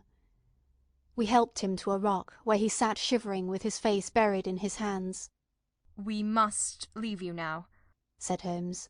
"The rest of our work must be done, and every moment is of importance. We have our case, and now we only want our man. It's 1,000 to 1 against our finding him at the house," he continued, as we retraced our steps swiftly down the path. "Those shots must have told him that the game was up." "We were some distance off, and this fog may have deadened them." "He followed the hound to call him off. Of that you may be certain. No, he's gone by this time. But we'll search the house and make sure." The front door was open, so we rushed in and hurried from room to room, to the amazement of a doddering old manservant who met us in the passage. There was no light save in the dining room, but Holmes caught up the lamp and left no corner of the house unexplored. No sign could we see of the man whom we were chasing. On the upper floor, however, one of the bedroom doors was locked. "There's someone in here," cried Lestrade. "I can hear a movement. Open this door." A faint moaning and rustling came from within. Holmes struck the door just over the lock with the flat of his foot, and it flew open. Pistol in hand, we all three rushed into the room. But there was no sign within it of that desperate and defiant villain whom we expected to see. Instead, we were faced by an object so strange and so unexpected that we stood for a moment staring at it in amazement. The room had been fashioned into a small museum, and the walls were lined by a number of glass-topped cases full of that collection of butterflies and moths, the formation of which had been the relaxation of this complex and dangerous man. In the centre of this room there was an upright beam, which had been placed at some period as a support for the old worm-eaten bulk of timber which spanned the roof. To this post a figure was tied, so swathed and muffled in the sheets which had been used to secure it, that one could not for the moment tell whether it was that of a man or a woman. One towel passed round the throat and was secured at the back of the pillar.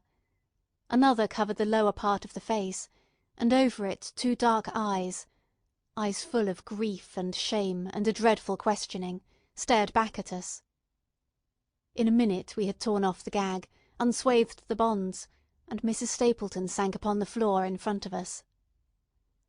As her beautiful head fell upon her chest, I saw the clear red wheal of a whiplash across her neck. "The brute!" cried Holmes.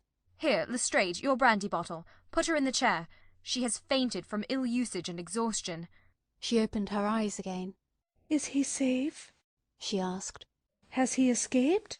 "He cannot escape us, madam." No, I did not mean my husband.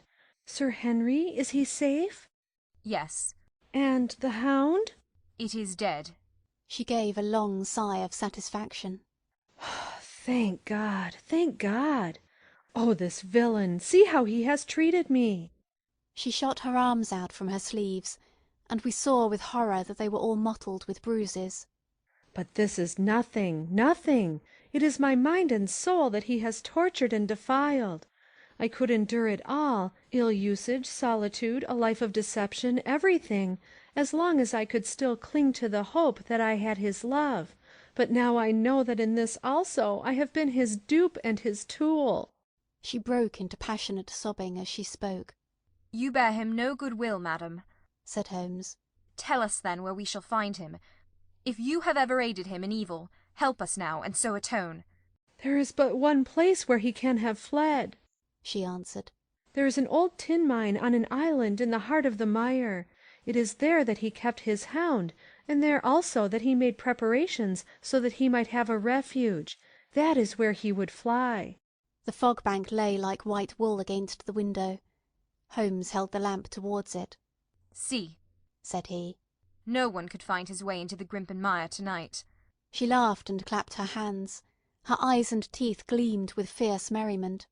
"He may find his way in, but never out," she cried.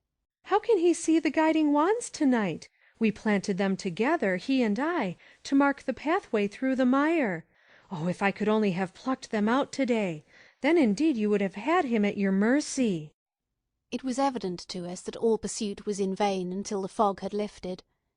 Meanwhile we left Lestrade in possession of the house, while Holmes and I went back with the baronet to Baskerville Hall. The story of the Stapletons could no longer be withheld from him, but he took the blow bravely when he learned the truth about the woman whom he had loved.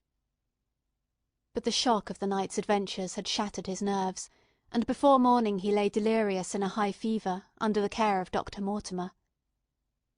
The two of them were destined to travel together round the world before Sir Henry had become once more the hale, hearty man that he had been before he became master of that ill-omened estate. And now I come rapidly to the conclusion of this singular narrative, in which I have tried to make the reader share those dark fears and vague surmises which clouded our lives so long and ended in so tragic a manner. On the morning after the death of the hound the fog had lifted, and we were guided by Mrs. Stapleton to the point where they had found a pathway through the bog. It helped us to realise the horror of this woman's life when we saw the eagerness and joy with which she laid us on her husband's track. We left her standing upon the thin peninsula of firm peaty soil which tapered out into the widespread bog. From the end of it a small wand planted here and there showed where the path zigzagged from tuft to tuft of rushes, among those green-scummed pits and foul quagmires which barred the way to the stranger. Rank reeds and lush, slimy water-plants sent an odour of decay and a heavy miasmatic vapour onto our faces, while a false step plunged us more than once thigh-deep into the dark, quivering mire, which shook for yards in soft undulations around our feet. Its tenacious grip plucked at our heels as we walked, and when we sank into it, it was as if some malignant hand was tugging us down into those obscene depths, so grim and purposeful was the clutch in which it held us.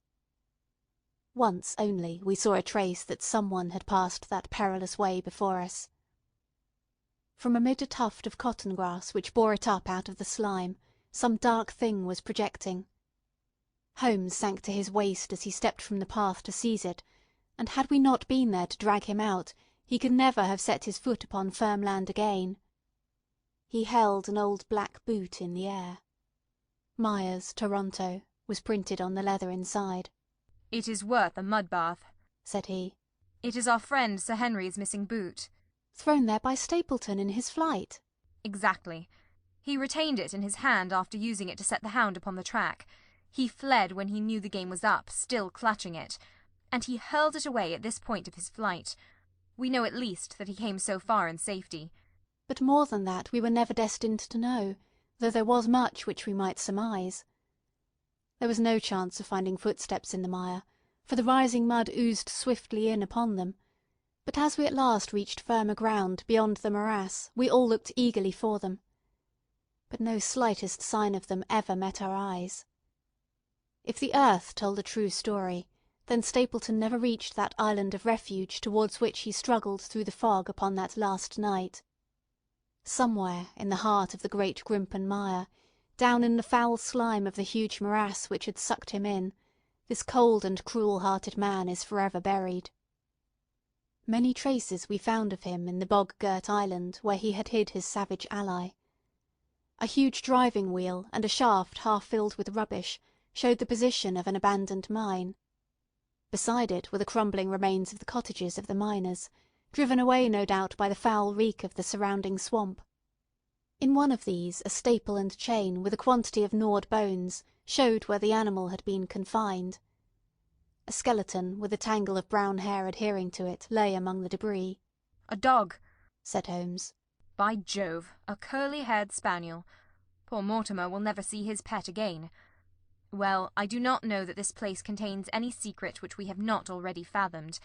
He could hide his hound, but he could not hush its voice, and hence came those cries which even in daylight were not pleasant to hear. On an emergency he could keep the hound in the outhouse at Merripit, but it was always a risk, and it was only on the supreme day, which he regarded as the end of all his efforts, that he dared do it. This paste in the tin is no doubt the luminous mixture with which the creature was daubed. It was suggested, of course, by the story of the family hellhound, and by the desire to frighten old Sir Charles to death. No wonder the poor devil of a convict ran and screamed, even as our friend did, and as we ourselves might have done, when he saw such a creature bounding through the darkness of the moor upon his track. It was a cunning device, for apart from the chance of driving your victim to his death, what peasant would venture to inquire too closely into such a creature should he get sight of it, as many have done upon the moor? I said it in London, Watson, and I say it again now, that never yet have we helped to hunt down a more dangerous man than he who is lying yonder. He swept his long arm towards the huge mottled expanse of green splotched bog, which stretched away until it merged into the russet slopes of the moor. End of chapter 14.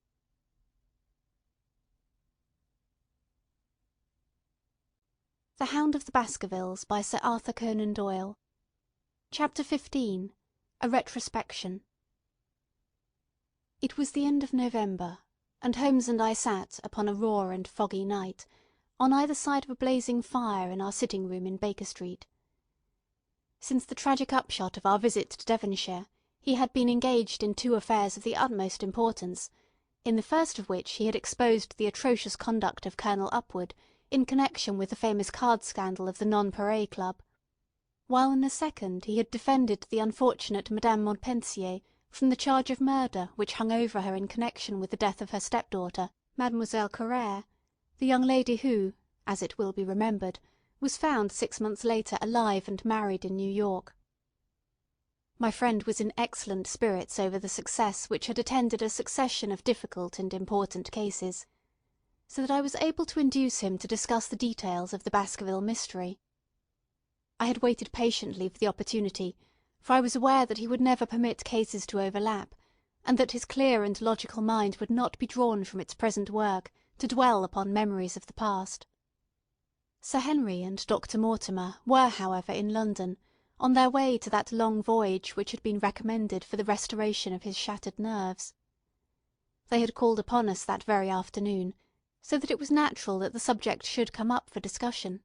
"The whole course of events," said Holmes, "from the point of view of the man who called himself Stapleton, was simple and direct, although to us, who had no means in the beginning of knowing the motives of his actions, and could only learn part of the facts, it all appeared exceedingly complex. I have had the advantage of 2 conversations with Mrs. Stapleton, and the case has now been so entirely cleared up that I am not aware that there is anything which has remained a secret to us. You will find a few notes upon the matter under the heading B in my indexed list of cases." "Perhaps you would kindly give me a sketch of the course of events from memory?" "Certainly, though I cannot guarantee that I carry all the facts in my mind. Intense mental concentration has a curious way of blotting out what has passed. The barrister who has his case at his fingers' ends and is able to argue with an expert upon his own subject finds that a week or 2 of the courts will drive it all out of his head once more. So each of my cases displaces the last, and Mademoiselle Herrings has blurred my recollection of Baskerville Hall. Tomorrow some other little problem may be submitted to my notice, which will in turn dispossess the fair French lady and the infamous Upward. So far as the case of the Hound goes, however, I will give you the course of events as nearly as I can, and you will suggest anything which I may have forgotten. My inquiries show beyond all question that the family portrait did not lie, and that this fellow was indeed a Baskerville.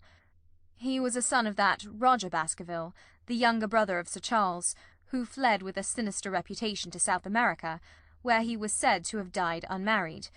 He did, as a matter of fact, marry, and had one child, this fellow, whose real name is the same as his father's. He married Beryl Garcia, one of the beauties of Costa Rica, and having purloined a considerable sum of public money, he changed his name to Vandeleur and fled to England, where he established a school in the east of Yorkshire. His reason for attempting this special line of business was that he had struck up an acquaintance with a consumptive tutor upon the voyage home, and that he had used this man's ability to make the undertaking a success. Fraser, the tutor, died, however, and the school, which had begun well, sank from disrepute into infamy. The Vandeleurs found it convenient to change their name to Stapleton, and he brought the remains of his fortune, his schemes for the future, and his taste for entomology to the south of England. I learned at the British Museum that he was a recognised authority upon the subject, and that the name of Vandeleur has been permanently attached to a certain moth which he had, in his Yorkshire days, been the first to describe. We now come to that portion of his life which has proved to be of such intense interest to us. The fellow had evidently made inquiry, and found that only 2 lives intervened between him and a valuable estate. When he went to Devonshire, his plans were, I believe, exceedingly hazy, but that he meant mischief from the first is evident from the way in which he took his wife with him in the character of his sister. The idea of using her as a decoy was clearly already in his mind, though he may not have been certain how the details of his plot were to be arranged. He meant, in the end, to have the estate, and he was ready to use any tool or run any risk for that end. His first act was to establish himself as near to his ancestral home as he could, and his second was to cultivate a friendship with Sir Charles Baskerville and with the neighbours. The baronet himself told him about the family hound, and so prepared the way for his own death. Stapleton, as I will continue to call him, knew that the old man's heart was weak and that a shock would kill him. So much he had learned from Dr. Mortimer. He had heard also that Sir Charles was superstitious, and had taken this grim legend very seriously. His ingenious mind instantly suggested a way by which the baronet could be done to death, and yet it would be hardly possible to bring home the guilt to the real murderer. Having conceived the idea, he proceeded to carry it out with considerable finesse. An ordinary schemer would have been content to work with a savage hound. The use of artificial means to make the creature diabolical was a flash of genius upon his part. The dog he bought in London from Ross and Mangles, the dealers in Fulham Road. It was the strongest and most savage in their possession. He brought it down by the North Devon line, and walked a great distance over the moor so as to get it home without exciting any remarks. He had already on his insect hunts learned to penetrate the Grimpen mire, and so had found a safe hiding-place for the creature. Here he kennelled it and waited his chance. But it was some time coming. The old gentleman could not be decoyed outside of his grounds at night. Several times Stapleton lurked about with his hound, but without avail. It was during these fruitless quests that he, or rather his ally, was seen by peasants, and that the legend of the demon dog received a new confirmation. He had hoped that his wife might lure Sir Charles to his ruin, but here she proved unexpectedly independent. She would not endeavour to entangle the old gentleman in a sentimental attachment which might deliver him over to his enemy. Threats, and even, I am sorry to say, blows refused to move her. She would have nothing to do with it, and for a time Stapleton was at a deadlock. He found a way out of his difficulties through the chance that Sir Charles, who had conceived a friendship for him, made him the minister of his charity in the case of this unfortunate woman, Mrs. Laura Lyons. By representing himself as a single man, he acquired complete influence over her, and he gave her to understand that, in the event of her obtaining a divorce from her husband, he would marry her. His plans were suddenly brought to a head by his knowledge that Sir Charles was about to leave the hall, on the advice of Dr. Mortimer, with whose opinion he himself pretended to coincide. He must act at once, or his victim might get beyond his power. He therefore put pressure upon Mrs. Lyons to write this letter, imploring the old man to give her an interview on the evening before his departure for London. He then, by a specious argument, prevented her from going, and so had the chance for which he had waited. Driving back in the evening from Coombe Tracey, he was in time to get his hound, to treat it with his infernal paint, and to bring the beast round to the gate at which he had reason to expect that he would find the old gentleman waiting. The dog, incited by its master, sprang over the wicket-gate and pursued the unfortunate baronet, who fled screaming down the yew alley. In that gloomy tunnel it must indeed have been a dreadful sight to see that huge black creature, with its flaming jaws and blazing eyes, bounding after its victim. He fell dead at the end of the alley, from heart disease and terror. The hound had kept upon the grassy border, while the baronet had run down the path, so that no track but the man's was visible. On seeing him lying still, the creature had probably approached to sniff at him, but finding him dead had turned away again. It was then that it left the print which was actually observed by Dr. Mortimer. The hound was called off and hurried away to its lair in the Grimpen Mire, and a mystery was left which puzzled the authorities, alarmed the countryside, and finally brought the case within the scope of our observation. So much for the death of Sir Charles Baskerville. You perceive the devilish cunning of it, for really it would be almost impossible to make a case against the real murderer. His only accomplice was one who could never give him away, and the grotesque, inconceivable nature of the device only served to make it more effective.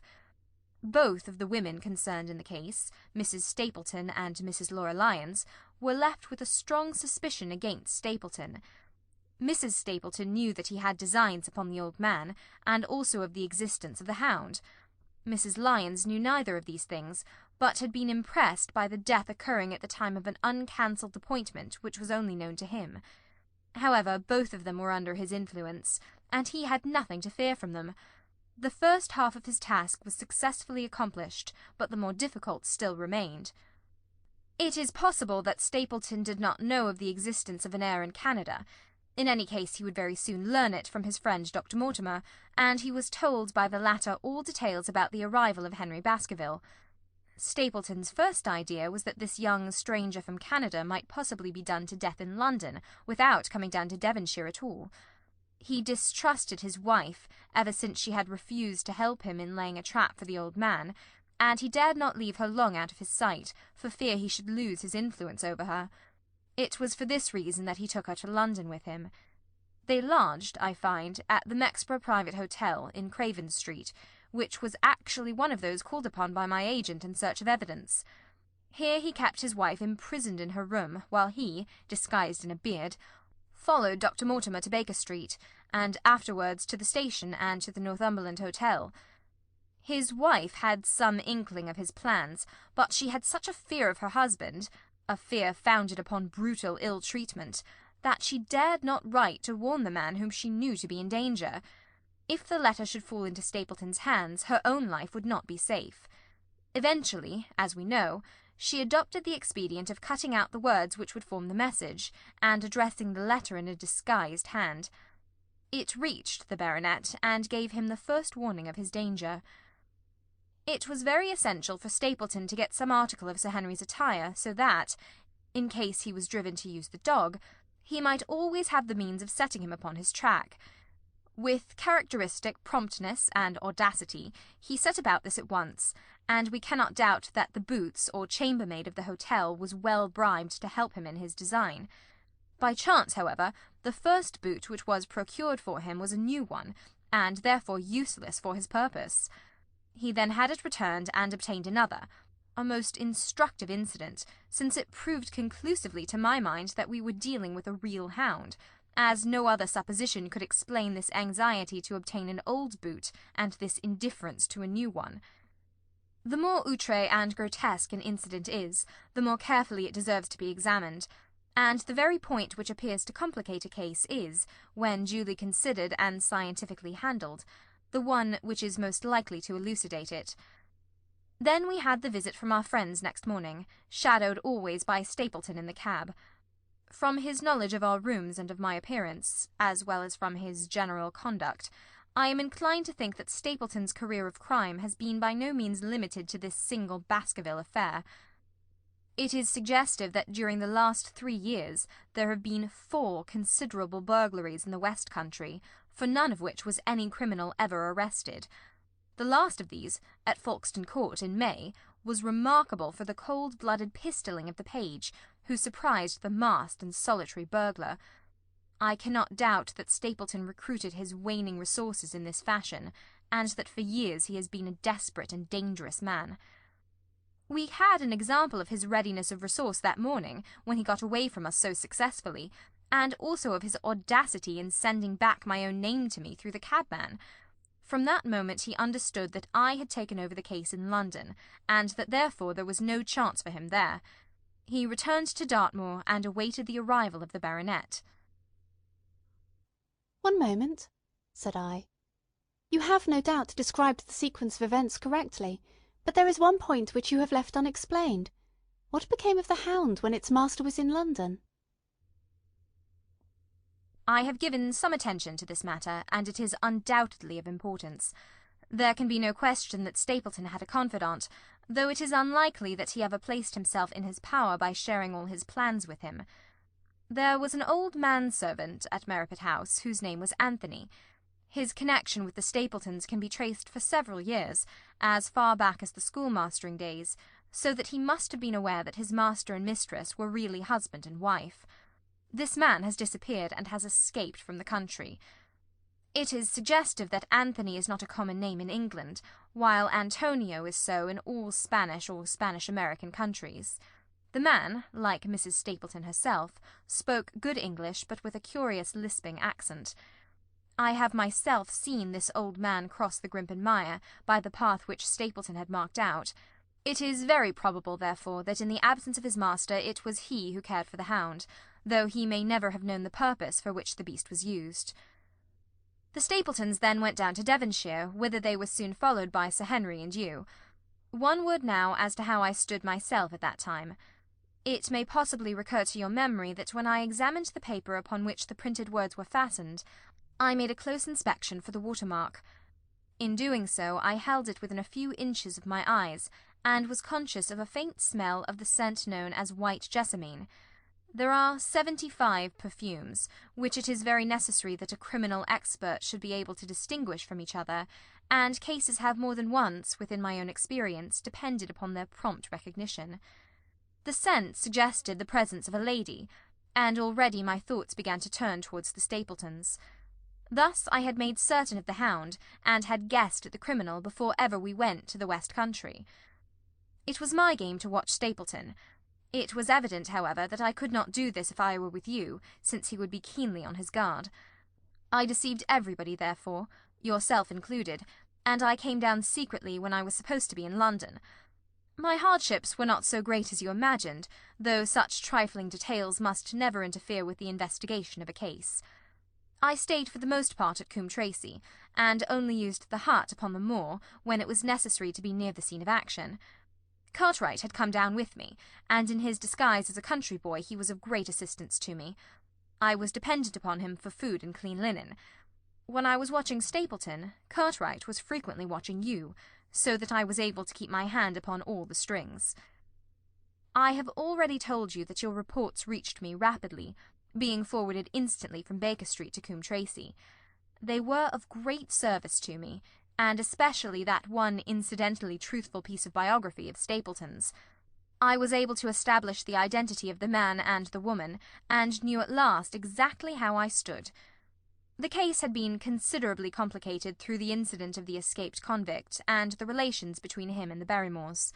This also you cleared up in a very effective way, though I had already come to the same conclusions from my own observations.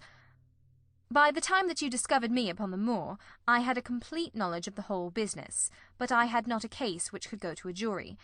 Even Stapleton's attempt upon Sir Henry that night, which ended in the death of the unfortunate convict, did not help us much in proving murder against our man. There seemed to be no alternative but to catch him red-handed, and to do so we had to use Sir Henry, alone and apparently unprotected, as a bait. We did so, and at the cost of a severe shock to our client, we succeeded in completing our case and driving Stapleton to his destruction. That Sir Henry should have been exposed to this is, I must confess, a reproach to my management of the case, but we had no means of foreseeing the terrible and paralysing spectacle which the beast presented, nor could we predict the fog which enabled him to burst upon us at such short notice. We succeeded in our object at a cost which both the specialist and Dr. Mortimer assure me will be a temporary one. A long journey may enable our friend to recover not only from his shattered nerves, but also from his wounded feelings. His love for the lady was deep and sincere, and to him the saddest part of all this black business was that he should have been deceived by her. It only remains to indicate the part which she had played throughout. There can be no doubt that Stapleton exercised an influence over her, which may have been love, or may have been fear, or very possibly both, since they are by no means incompatible emotions. It was, at least, absolutely effective. At his command she consented to pass as his sister, though he found the limits of his power over her when he endeavoured to make her the direct accessory to murder. She was ready to warn Sir Henry so far as she could without implicating her husband, and again she tried to do so. Stapleton himself seems to have been capable of jealousy, and when he saw the baronet paying court to the lady, even though it was part of his own plan, still he could not help interrupting with a passionate outburst which revealed the fiery soul which his self-contained manner so cleverly concealed. By encouraging the intimacy, he made it certain that Sir Henry would frequently come to Merripit House, and that he would sooner or later get the opportunity which he desired. On the day of the crisis, however, his wife turned suddenly against him. She had learned something of the death of the convict, and she knew that the Hound was being kept in the outhouse on the evening that Sir Henry was coming to dinner. She taxed her husband with his intended crime, and a furious scene followed, in which he showed her for the first time that she had a rival in his love. Her fidelity turned in an instant to bitter hatred, and he saw that she would betray him.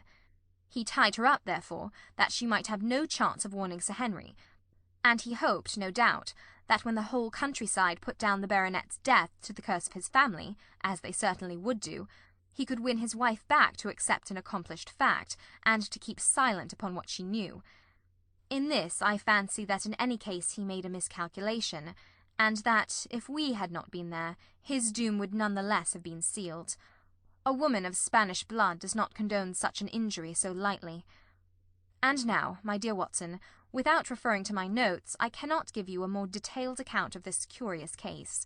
I do not know that anything essential has been left unexplained. He could not hope to frighten Sir Henry to death as he had done the old uncle with his bogey hound. The beast was savage and half-starved. If its appearance did not frighten its victim to death, at least it would paralyse the resistance which might be offered. No doubt. There remains only one difficulty. If Stapleton came into the succession, how could he explain the fact that he, the heir, had been living unannounced under another name so close to the property? How could he claim it without causing suspicion and inquiry? It is a formidable difficulty, and I fear that you ask too much when you expect me to solve it. The past and the present are within the field of my inquiry, but what a man may do in the future is a hard question to answer. Mrs. Stapleton has heard her husband discuss the problem on several occasions. There were 3 possible courses. He might claim the property from South America, establish his identity before the British authorities there, and so obtain the fortune without ever coming to England at all. Or he might adopt an elaborate disguise during the short time that he need be in London. Or again, he might furnish an accomplice with the proofs and papers, putting him in as heir, and retaining a claim upon some proportion of his income. We cannot doubt, from what we know of him, that he would have found some way out of the difficulty. And now, my dear Watson, we have had some weeks of severe work, and for one evening, I think, we may turn our thoughts into more pleasant channels. I have a box for Les Huguenots. Have you heard the Diresques? Might I trouble you, then, to be ready in half an hour, and we can stop at Marcini's for a little dinner on the way. End of chapter 15. End of The Hound of the Baskervilles by Sir Arthur Conan Doyle.